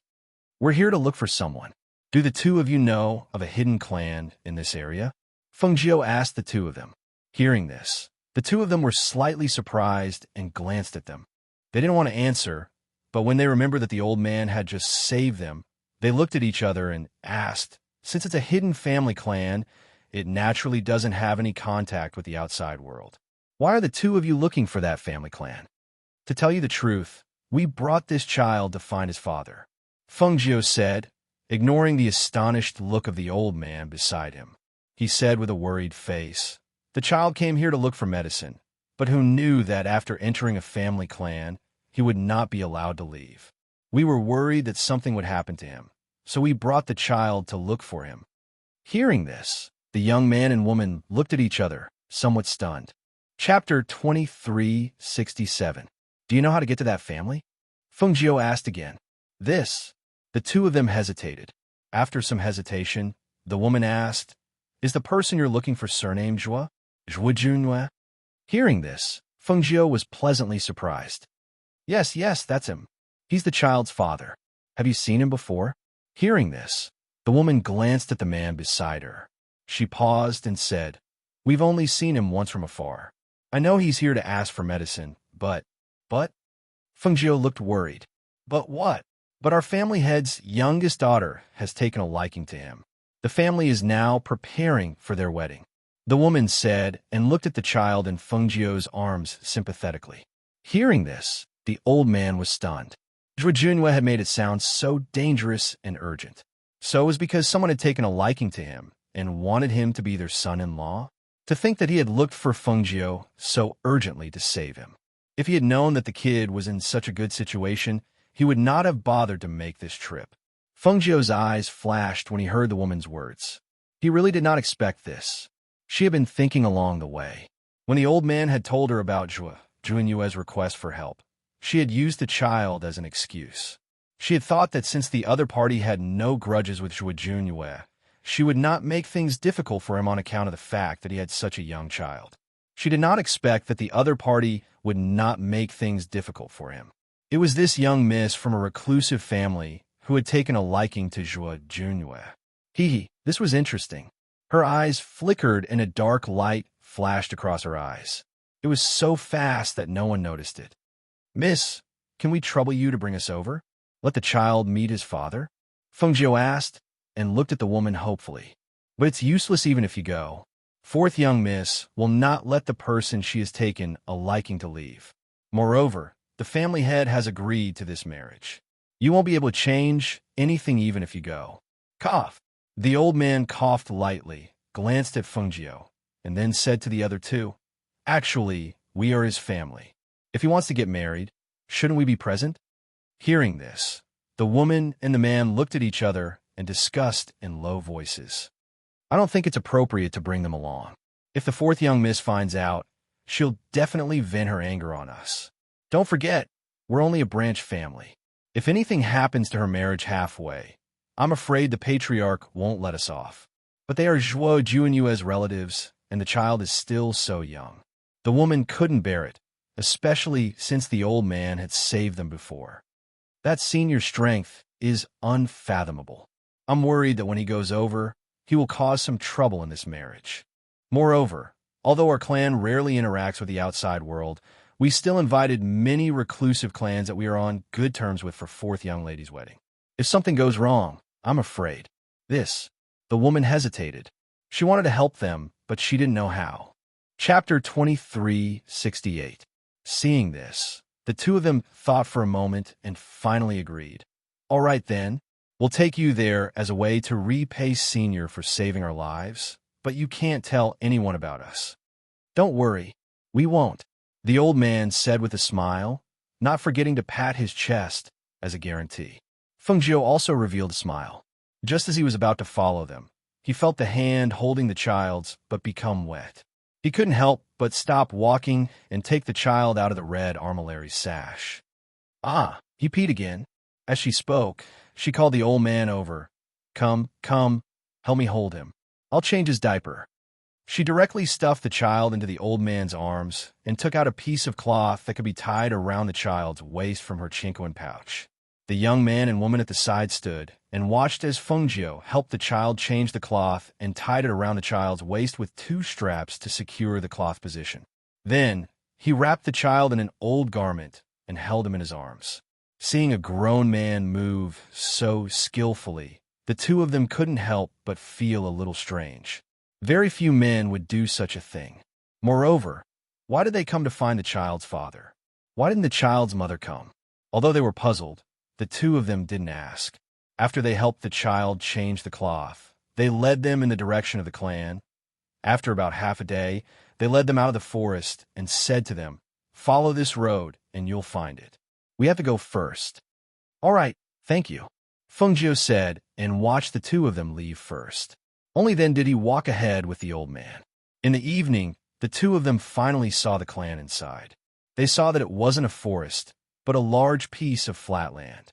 However, the manor's walls were so high that they could only vaguely see some roofs from outside. The two of them came to the front and knocked on the door. The two of them were guards who opened the door. After sizing up the old man, Fengjiu, and the child in Fengjiu's arms, they asked, "Who are you two? What brings you here?" Fengjiu restrained her aura and suppressed her strength. The other party could not see the depth of her strength, but the old man did not suppress his strength. Therefore, the two guards did not dare to be too presumptuous. "We are here to look for your patriarch." the old man said as he looked through the open door. It seemed to be quite lively inside. Do the two of you have an invitation? The guard asked. Invitation? What was that? We didn't. The old man paused before he could finish his words. He stared at Fengjiu, who had suddenly sealed the two men's acupoints, and asked, What are you doing? Aren't we going in? That's the most direct way, Fengjiu said as he walked past the two of them. Seeing this, the old man hurriedly followed and asked, They're stuck there and can't move. I reckon they'll be discovered soon. Aren't you worried that they'll mobilize the entire manor to look for us? Since we're already here, why should we be afraid of trouble? Let's go. Let's find Zhuo Junyue first. She walked slowly. She had already put away the red armillary sash and carried her in her arms. When the old man saw this, he had no choice but to follow her inside. When they entered, some of the servants thought that they were guests of the residence, and all of them bowed slightly in greeting. Chapter 23:69. The old man saw that she was so magnanimous, but he also walked with his head held high and his chest out. He put one hand behind his back and stroked his beard with the other hand. Just as the two were about to pass by the maid, who was curtsying, the old man winked and wanted to say something to Fengjiu, but he heard her voice coming out. Wait a moment. She stopped and called out to the servant girl who was about to leave. When the servant girl heard her voice, she stopped and turned around to bow. She asked in a warm voice, What orders does this esteemed guest have? Where's your fourth young Miss Fiancé? She asked. Hearing this, the servant girl was slightly surprised. She paused and glanced at Fengjiu from the corner of her eyes before saying, The future son-in-law is in the South Flower Courtyard. Lead the way for us. We want to see him. Fengjiu said. The fourth young miss has ordered that no one is allowed to see the future son-in-law before the wedding. Hearing this, Fengjiu's eyes flashed and asked in a different way, Then how do we get to the South Flower Courtyard? Go straight and turn left when you reach a fork in the road. Walk around the fake mountain and you'll reach it. The servant girl replied. She was puzzled. Why did this guest want to see their future son-in-law? Hearing this, Fengjiu and the old man walked over according to the maid's instructions. At this time, the two people at the gate didn't react because the gate had been open all this time, which attracted the attention of the people in the mansion. After an old man unsealed their acupoints and inquired about them, he hurriedly walked into the mansion. In the front courtyard, in the hall, the family head was greeting a few old friends and listening to them talk about the recent events outside. Oh, in that case, this woman known as the ghost doctor can really be called a ghost genius. The Luo family head listened to his old friends and couldn't help but feel curious. There was actually such an outstanding woman, and he really wanted to see her. Isn't that so? The ghost doctor Fengjiu's name is very well known outside. Everyone knows who she is. A middle-aged man sitting on the left said with a smile. However, I heard that she had been missing for almost a year. Some people say that she was killed outside. However, it seems that her contracted beast is still alive, so she shouldn't be dead. There's also another rumor. This woman is very likely to be the star of the Phoenix. That's right. The people of the four great immortal sects are very certain of this. It's a pity that we don't know where Fengjiu is. Just as they were talking about the most legendary events outside, the Luo family head saw the steward anxiously walk to his side and whisper a few words in his ear. After hearing those words, he stood up apologetically and said to the masters of the hidden families who had specially come, I'm really sorry. Something came up at the last minute, and I have to deal with it. Hearing this, they all smiled and said, Brother Luo, you don't need to be polite. Let's take a stroll around the estate first. It's rare for us to come to the Luo estate, so this time, we have to properly admire the Luo estate's most famous 100-medicine forest. It's rare for you all to be so interested. Of course, the Luo family head smiled and said to the old man beside him, First Elder, why don't you accompany them to the 100-medicine forest? Chapter 23:70. They've snuck into the residence. Family head Luo frowned and said with a dark expression, How dare they? Do they think just anyone can sneak into the Luo family? Get someone to find those two immediately. Yes, the housekeeper replied. Just as he was about to leave, he was called back. Wait. Family head Luo stopped him and said in a low voice, "Search in secret. Don't alert the guests." Yes. The housekeeper left.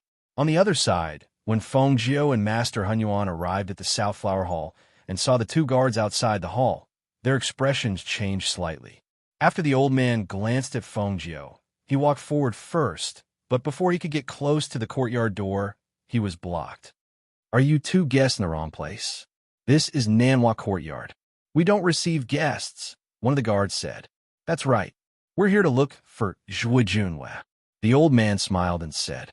He copied Feng Jiu and suddenly sealed their acupoints. Then, he turned to Feng Jiu and said, "Let's go.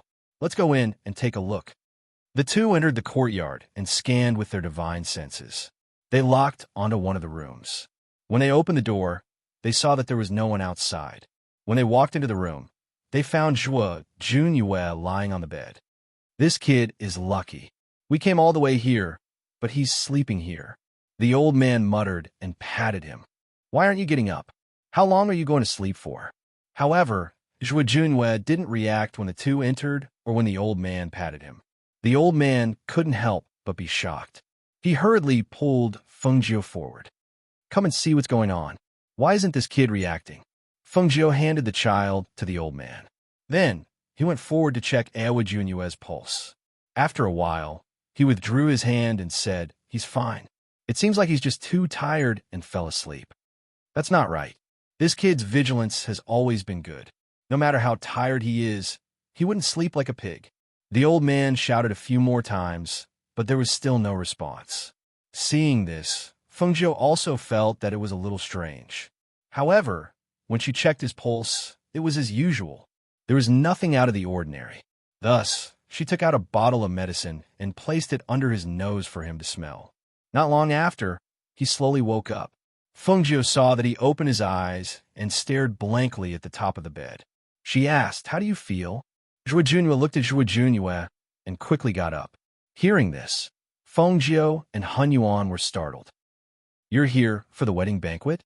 Zhuo Junwei asked. He sat on the bed and looked at the two. His gaze fell on the child in the old man's arms who was blinking at him. He was a little surprised. Where did this child come from? Hearing his words, the two of them were stunned. Now they could confirm that there was really something wrong with him, and it was a big problem. The two of them ignored him. Instead, they pulled him to a corner and whispered. Chapter 2371. That blockhead Zhuo Junwei said he's getting married? It's really hard to believe, but from what he's saying now, he's still the same person, but his words sound a little strange. Why don't you ask him something else? She looked at the old man and gestured. Okay. The old man handed the child to Feng Jiu and walked to the bedside. He looked at Zhuo Junwei, who had already gotten up and put on his clothes, and asked, "I'm here to ask you, do you remember who I am?" Zhuo Junwei glanced at him with a dark expression. "Han Yuanzi, what about her?" The old man pointed at Feng Jiu. Feng Jiu. His expression turned even darker. What was this old man doing? Did he think he had lost his memory? "There's nothing wrong with your brain. You still remember us." The old man stroked his beard in deep thought and stared at him. "There's nothing wrong with your brain, but why did you say the wrong thing? What did they do to you?" Zhuo Junwei was puzzled. He frowned and asked, "What do you mean? Did I say something wrong?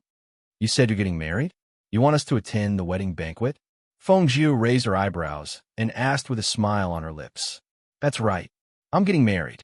It's tomorrow." He nodded. Seeing the strange smile on her lips, he asked, "Is it wrong? How did you meet the person you're getting married to?" Feng Jiu asked with a smile. Well, he tried hard to recall, but his head hurt. It was as if there was a voice in his head repeating the words over and over again, causing him to cry out in pain. Feng Jiu took a step back with the child in her arms. The old man went forward and held him down. All right. Don't shout. We snuck in." Zhuo Junwei gradually calmed down and stopped thinking about it. As smart as he was, he naturally realized that there was something wrong with him. Thus, he looked at Feng Jiu and asked, "What's wrong with me? Why can't I remember what the person I'm getting married to looks like? I can't remember how I met her. Just thinking about it gives me a splitting headache." "Yes. What's wrong with him?" The old man looked at Feng Jiu and asked. "My memories must have been tampered with." She patted the child in her arms and said slowly, "The Luo family is a hidden family, so they naturally have some tricks up their sleeves. It's not surprising that they can tamper with your memories." She knew it. How could he suddenly become so strange? So this was where the problem lay. His memories weren't messed up, but some of them had probably been tampered with. Moreover, the tampering shouldn't have been too long. Otherwise, when they called out to him earlier, he wouldn't have said that he was so tired that he didn't even respond to their calls. She guessed that the memory tampering should have happened 2 days ago. Junyue's face turned pale when he heard that. He wouldn't have believed it if someone else had told him that because of the vague memories in his mind. However, he believed what Fengjiu and the old man said because they had no reason to lie to him. Chapter 2372. Blockhead. The old man was shocked and quickly went to support him. Fengjiu narrowed his eyes and frowned. "Take off his clothes." "Ah, take off his clothes? Oh, okay." The old man responded and began to take off Junyue's clothes. When he reached out to take off his pants, Fengjiu, who was watching from the side, pursed his lips and asked, "Why are you taking off his pants?" The old man was stunned and looked at her in astonishment. "Didn't you say you were going to take off his clothes?" She was speechless and glanced at the old man. "There's no need to take off his pants." As she spoke, she walked forward and placed the child on the bed. Only then did she lift Junyue's shirt to check. When she saw a faint red spot on his chest, she did not say anything. The old man beside her gasped in shock. This is the heart-binding curse. Damn it, they actually used such a despicable method. The old man's face was full of anger. His hands were tightly clenched into fists, making cracking sounds. Other than the memory being tampered with, there's also the heart-binding curse. Fengjiu frowned. The memory being tampered with is troublesome. As long as we use hypnotism, we can make him remember everything. But for the heart-binding curse, we either have to find the person who put the curse on him or find Miss Luo. Then help him find the memory that was tampered with first. We'll think of a way to solve the heart-binding curse. As the old man spoke, his face was as black as the bottom of a pot. A dignified, reclusive family actually used such a despicable method. How shameless. The hypnotism requires him to wake up. As Fengjiu spoke, he took out a silver needle and inserted it into the acupuncture point on the top of his head. Not long after, he slowly woke up. "What's wrong with me?" he asked. Just now, he felt that his blood had hurt him, but he did not know why it had happened. "What's wrong? Look at you. Why are you so handsome for no reason?" "It's all because of your face." "Great. Now your memories have been tampered with, and you've even been put under the heart-binding curse. I think you're definitely going to get married." The old man snorted softly and said in a bad mood. Junyue was startled by his words. He looked down and saw a red spot on his chest. It was the spot where he had felt the tearing pain earlier. "Can it be solved?" He looked at Fengjiu and asked. "Don't worry, it can be cured." As she spoke, she looked at him and said, "First, I'll help you break the fake memories they set up for you. Relax for now and don't think about anything." As soon as she finished speaking, she looked at the old man beside her. "Old man, guard outside. Before we go out, don't let anyone in to disturb us." "Got it." Just as he was about to walk out, he saw that the child was still sleeping on the bed and asked, "Do you want me to carry her out?" Fengjiu took a look and saw that the child was already asleep on the bed. He said, "No need." Seeing this, Hun Yuanzi went outside to guard. In the room, Fengjiu waved his hand and set up a soundproof barrier. He took out a pendant from his space and said to Junyue, "Look at this pendant of mine. Relax and don't think about anything." The hypnotism in the room was ongoing. Outside, the residence's guards were searching without alerting the guests in front. When they passed by Nanhua Courtyard, they saw that the acupoints of the 2 people guarding the courtyard had been sealed. Only then did they shout, "Quickly report to the family head and head to the courtyard." Chapter 2373. This old man has a belly full of anger and has nowhere to vent it. He stood up, rolled up his sleeves, and said, "This old man will teach you a lesson to vent my anger. Capture him." The guard shouted as he rushed towards primordial chaos. Hun Yuan did not have a weapon in his hand. He clenched his fists and punched the guards in the stomach. A visible ray of spiritual energy followed the punch. The hidden force was so strong that the guards could not help but bend over and groan with reddened faces. They could not catch their breath for a long time. Hiss, grunts, and cries of pain rang out one after another. How could those guards be a match for Hun Yuanzi? A few of them stepped forward, and soon they were all lying on the ground, howling in pain, unable to get up. How dare you? Where did you come from, madman? How dare you trespass into my Luo residence? A voice filled with pressure was heard. The pressure in the air directly pressed down on Hun Yuan, who was in the courtyard. However, with Hun Yuan's strength and cultivation, the pressure was useless. He put his hands behind his back and stared at the middle-aged man who came from behind with a large group of people. He asked with a dark face, "Are you the head of the Luo family?" Patriarch Luo sized up the old man in front of him and saw that there was nothing special about him. However, this old man was not afraid of his coercion. It was clear that his strength was not low. Hence, he took a deep breath and asked slowly, "May I know who you are? Why have you come to my Luo residence to cause trouble?" "Who?" The old man snorted. "Don't you know who I am? Do you know who Zhuojunwei is?" Family head Luo's eyelids twitched. Zhuojunwei? He naturally knew who he was. Zhuojunwei was the husband that his youngest daughter had her eyes on. He planned to marry them tomorrow. Thinking that there were guests in the residence and that the old man's strength was unfathomable, he thought for a moment and said, "Why don't we sit down and talk?" "Talk? What's there to talk about? I just want to ask you one thing. How are you going to settle the matter of you using the heart-binding curse on Zhuojunwei?" Hun Yuan snorted and asked directly. Family head Luo's heart sank, but he smiled and said, "What heart-binding curse?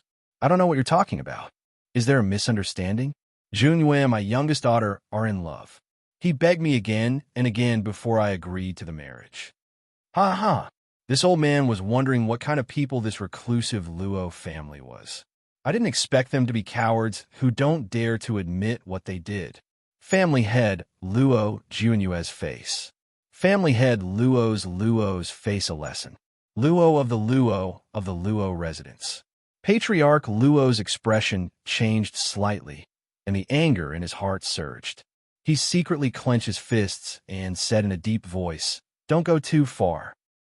Could it be that you think that just because my Luo clan has withdrawn from the world, we can't afford to offend you?" Chapter 2374. However, just as Patriarch Luo gave the order and the people behind him were about to attack, the door behind Hun Yuanzi opened with a creak. Zhuojunwei stood by the door and looked outside with a cold expression before walking out. Patriarch Luo. Zhuojunwei's gaze landed on the middle-aged man who was standing with his hands behind his back. "Also want to ask, what's with the binding curse on me?" Patriarch Luo frowned and stared at Zhuojunwei. On the other side, the fourth young miss of the Luo estate had been discussing the wedding with her two brothers the next day. When she heard what had happened, she cried out in alarm. "What?" As soon as her voice fell, she abandoned her two brothers and rushed to the south flower courtyard. When she arrived outside the courtyard and saw the tense atmosphere, her heart tightened. She walked past the crowd and came to Zhuojunwei's side. "Junwei, what's wrong?" However, before she could touch Zhuojunwei, he pushed her away and she stumbled a few steps back. She looked at Zhuojunwei in a daze and muttered, "Junwei, what's wrong?" Zhuojunwei looked at her coldly and said without a trace of emotion in his voice, "Fourth young mistress, please respect yourself." When fourth young mistress Luo heard this and saw his distant and cold expression, she ran back to her father. "Father, what's wrong with Junwei? Didn't you say that he would remember me as his fiancée when he wakes up? Didn't you say that I'm the only one in his heart? Why is he now?" Patriarch Luo's face darkened when he heard her say this in front of everyone with red eyes. When the two young masters of the Luo family heard this, they were also stunned. They looked at each other with shock in their eyes. What was going on? They had just returned from training outside and were quite happy when they heard about their sister's marriage. However, they did not expect this marriage to be different from what they had imagined. Forget it. You kept denying it just now, saying that you don't know about the binding curse and that I'm a crazy old man. Great. Now your daughter has admitted it, right?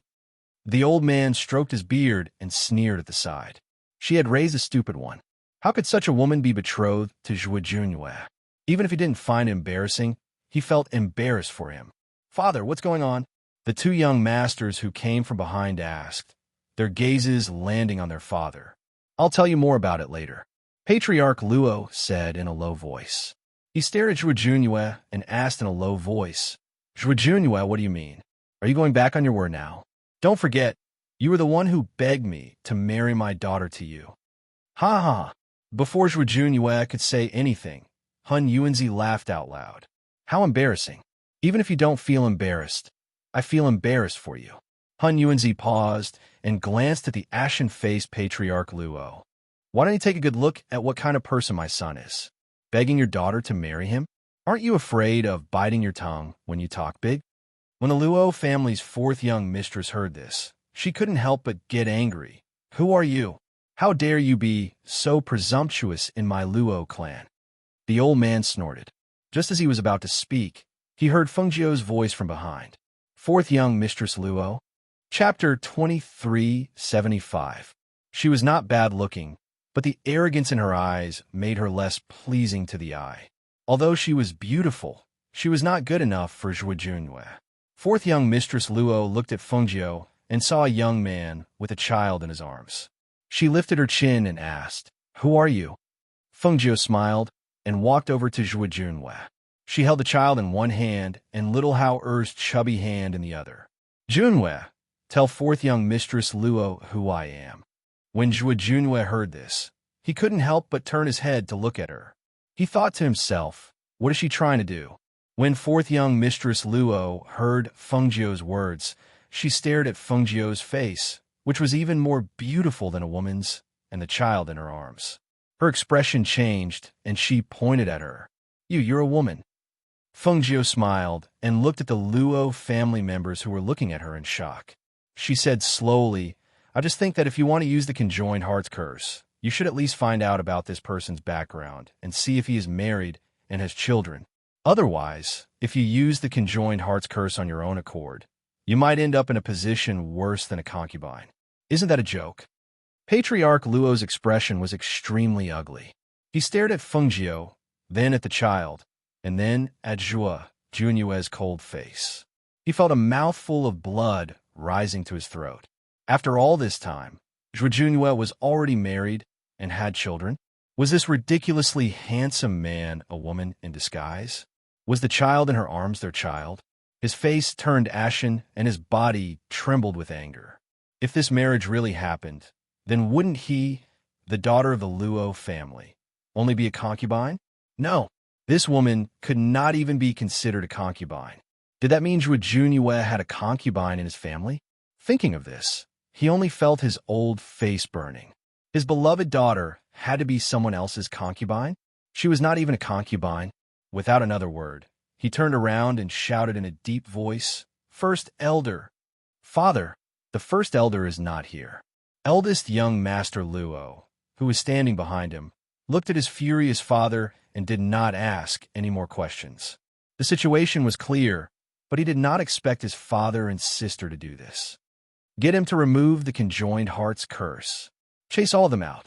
Patriarch Luo left after he said that. He flung his sleeves. Hey, you're leaving just like that? The old man shouted. He was about to chase after Feng Jiu when Feng Jiu pulled him back and shook his head. Seeing this, he didn't say anything else. Master SS eldest young master Luo young master Luo S eldest young master SSSSS.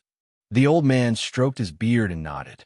He narrowed his eyes and said, However, you don't think that this matter can be settled with just an apology, do you? Hearing this, the eldest son of the Luo family was stunned. He looked at them and said, My father and little sister were just confused for a moment. As long as you don't take it to heart, I am willing to prepare a small gift to apologize to you. Remove the conjoined hearts curse first. Eldest young Master Luo scoffed and did not say anything else.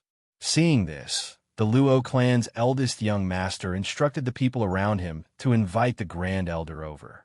Chapter 2376.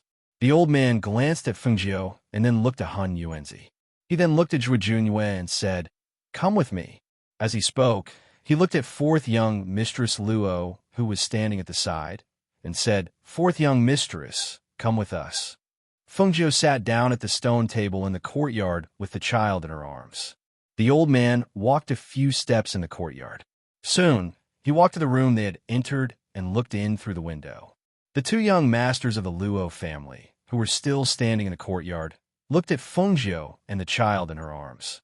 They could not help but ask, "How should I address you, young mistress?"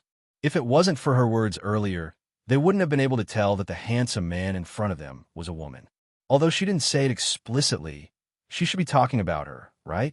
Fengjiu held the child in one hand and rested her chin on the table with the other hand. She smiled and looked at the man in front of her. She said, "Who told you that I'm a woman?"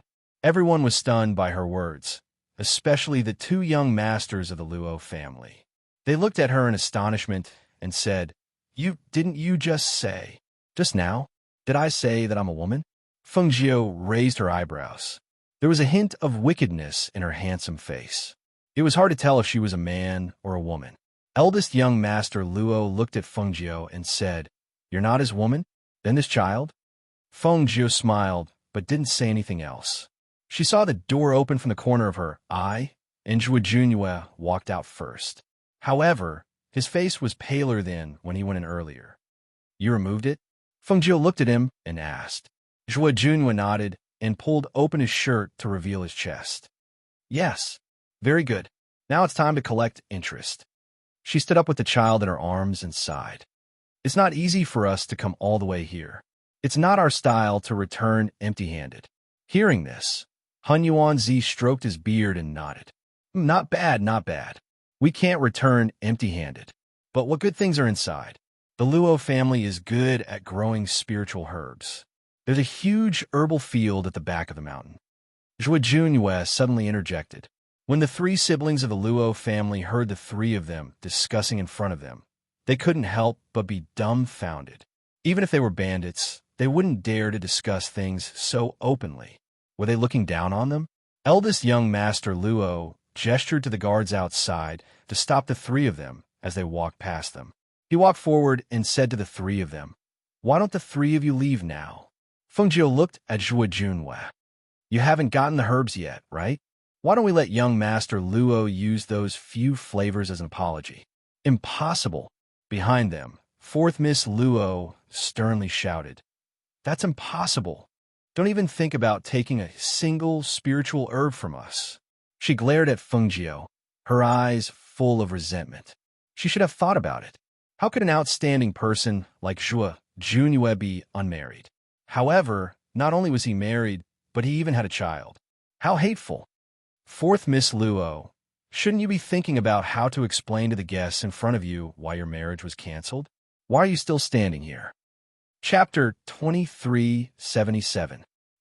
Fourth young Mistress Luo was furious. She pulled out a whip from her waist and lashed it at Fengjiu. "Do you think I won't beat you to death right now?"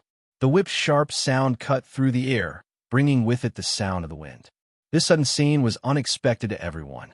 Just as the Luo clan's people cried out in alarm and wanted to stop it, they saw that the cyan figure had already dodged with the child in her arms. A cry of pain was heard. Fourth young Mistress Luo, who was lashing out with the whip, bent her knees and fell down. She tried to stand up, but her legs gave way and she fell down again. Fengjiu stood aside and looked at Zhuo Junyue and the old man. "Didn't you want to settle the score with Master Luo? Let's go. Let's go." The old man strode out as he spoke. Zhuo Junyue and Fengjiu followed behind him. Eldest young Master Luo had a bad premonition as he watched them leave. He could not see the three of them clearly, but he could sense that they were dangerous. They were in the Luo family's territory, and there were only three of them with a baby. However, they were not afraid at all. If they were not confident, they would not have dared to do so. "You two, help the young mistress back to the courtyard." He instructed the maidservant beside him. Then he said to his second brother, "You follow them. I'll discuss this with my father." Thus, one of the brothers went to the main courtyard, while the other followed behind Fengjiu and the other two. In front of them, Master Luo was apologizing to the people from the reclusive families. I didn't expect things to turn out this way. I'm sorry for making you come here in vain. Ha, the brother Luo, don't say that. Since we're here, we don't plan to leave just like that. We'll stay here for 2 days and drink some wine. We'll let the young people learn from each other. That's a good idea. I agree. Another patriarch smiled and said, we are all secluded clans and rarely contact the outside world. Apart from going out to gain experience, our clan's disciples rarely compete with others. Taking advantage of the fact that the younger generation of our clans are all here, we can learn from each other and give each other pointers. The patriarchs all felt that this suggestion was not bad. Therefore, no one brought up the matter of Patriarch Luo's daughter's marriage being abruptly annulled. After all, he did not explain in detail, so it was not good for them to ask too much. Then let's go back and tell the juniors to get ready. After saying that, they left first. After sending them out of the main hall, he saw his eldest son rushing over with big strides. Seeing this, he asked, have those people been chased out? He turned around and walked towards the main seat, where he sat down and took a sip of tea. Father, they are still in the manor. Eldest young Master Luo said as he saw his father's face darken. When his father looked at him, he said, the United Heart curse has been lifted by the first elder. Father, I don't think the 3 of them are ordinary people. How can you chase them away so easily? I'm worried that this matter won't be handled well. I'm afraid. Humph. He snorted coldly and slammed the teacup on the table. With a bang, he stood up and said, what are you worried about? They sneaked into the Luo residence. How dare they cause trouble here? Now that the United Heart curse has been lifted, what else do they want? Chapter 2378. Seeing that his father did not speak, he hesitated for a moment, then said, I heard them say that we have a few herbs here that they need. Since that's the case, why don't we give them those herbs as an apology and let them leave? Impossible. Hearing his eldest son's words, the Luo family head shouted in a deep voice, his eyes full of fierceness. It's impossible for them to take our Luo family's herbs. Since they don't want to leave now, then we'll get someone to chase them away. I don't believe that we'll be afraid of just 3 people here. Father, it's better to avoid trouble. Those 3 people really can't be enemies with them. I'm really afraid that our Luo family will suffer because of this, he said helplessly. You don't have to worry about this. I'll get someone to chase them away. He paused and called outside. A few guards flashed in from outside and bowed respectfully, family head. The Luo family head stood with his hands behind his back. He glanced at the guards and ordered in a deep voice, chase those 3 people out of the Luo family's territory. If they dare to resist, teach them a good lesson and let them know the power of our Luo family. Yes, the guards responded and turned to leave. Fengjiu and the others were heading this way. However, before they could get close to the main courtyard, they were surrounded by a dozen guards. The family has ordered you to leave immediately. Leave? Fengjiu raised his eyebrows slightly and glanced at the guards with a faint smile. You're letting us leave just like that? Sure, call your family head out and let him talk to us in person. Seeing this, the guards made a hand signal, and another 10 or so shadow guards surged out from the surroundings. When those people appeared, they attacked them without saying a word. You refuse a toast only to be forced to drink a forfeit. Then I'll show you the power of our Luo family. As soon as the voice fell, a sharp sword with a cold glint was drawn. Just as it was about to stab them with a sharp and intimidating aura, it was suppressed by the pressure released by Han Yuan, who was standing at the side. Their bodies stiffened and they stood rooted to the ground, unable to move. They were horrified and looked at primordial chaos in shock. Such a powerful pressure. Who exactly was this old man? How dare you attack us? You're overestimating yourselves. The old man coldly snorted, and his pressure enveloped them, causing them to involuntarily kneel down with their legs trembling. Scram! Go and call your Luo family's patriarch out. This old man wants to know what kind of color he is going to give us. Before the dozen or so guards could make a move, they all knelt down with a plop under the pressure. In the surrounding area, The few disciples of the reclusive family saw this, and all of them looked at the old man with inquisitive and astonished gazes. Fengjiu stood quietly at the side with the child in her arms. She didn't need to do anything. She only needed to watch quietly. Initially, she did not plan to do anything to the Luo family. She only wanted him to hand over the herbs as compensation to Zhuo Junwei. However, looking at the situation now, she had to teach him a lesson. There are some people that you can't always tolerate. When it was time to make a move, one had to make a move, especially when the other party already had the intention to teach you a lesson. Chapter 2379. The head of the Luo family was shocked when he heard this. He exclaimed, "How is that possible?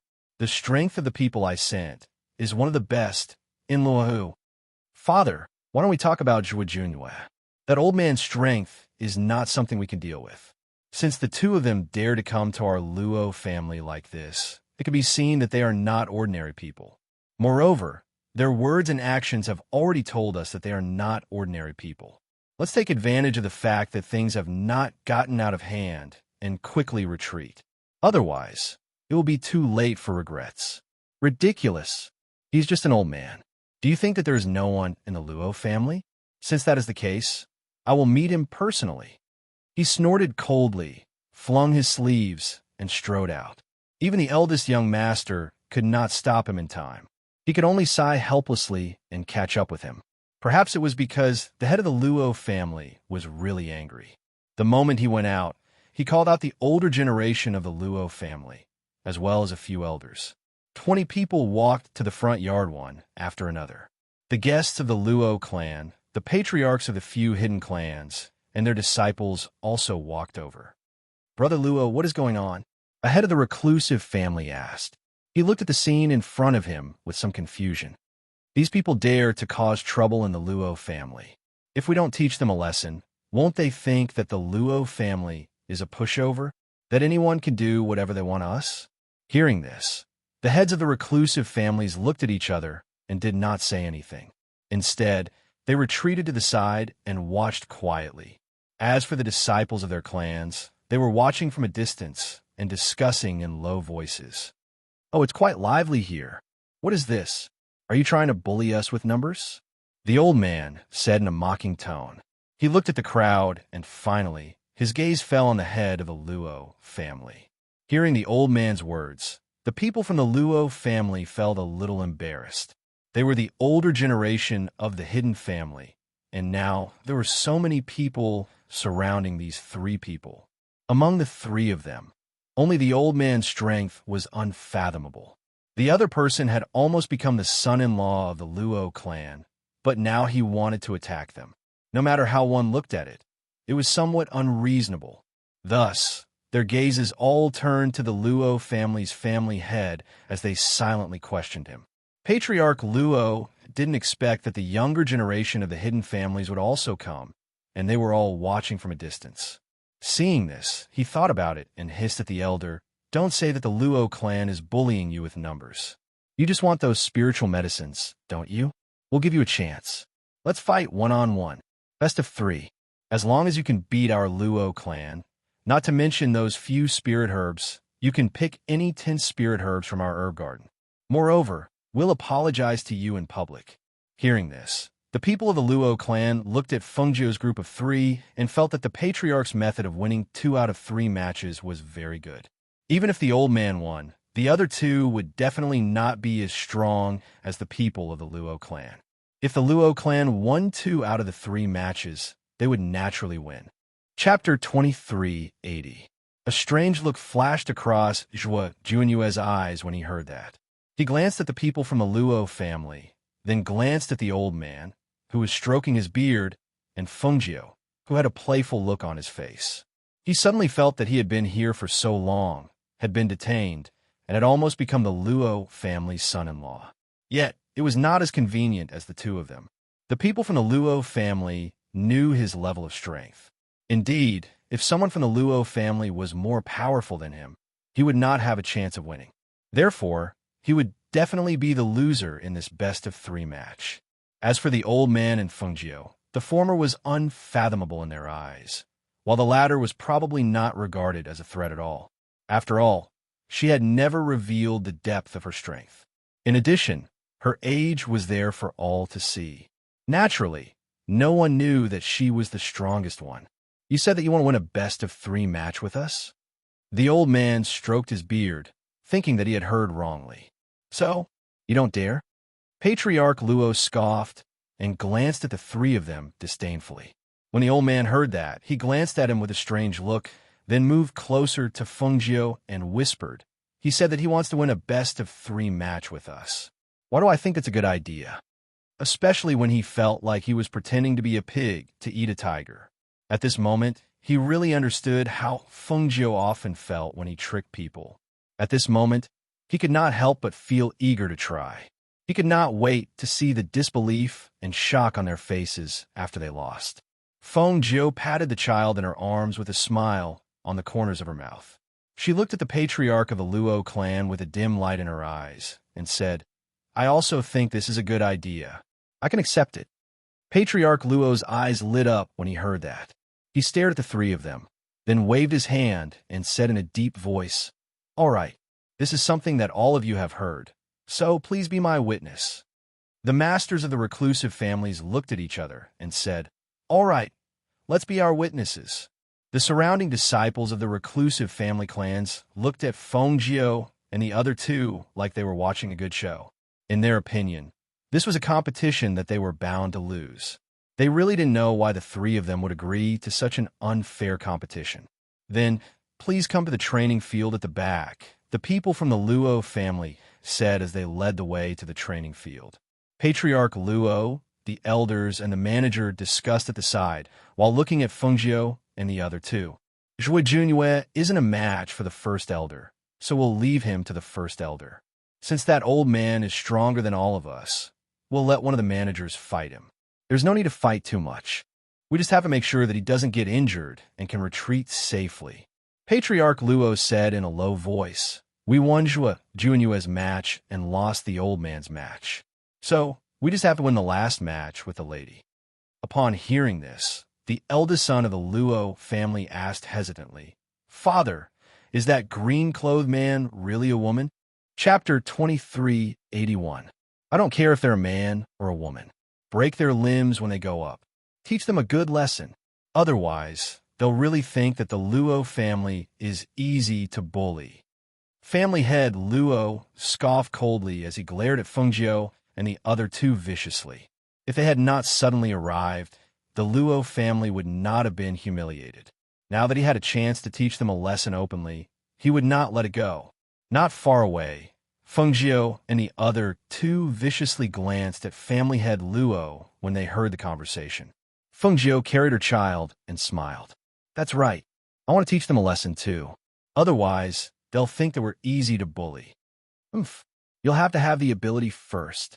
When family head Luo heard Fengjiu's words, he glanced at her coldly and waved his hand to signal for his men to get ready. The venue was ready-made, and the surrounding people were all gathered at the side, discussing in low voices.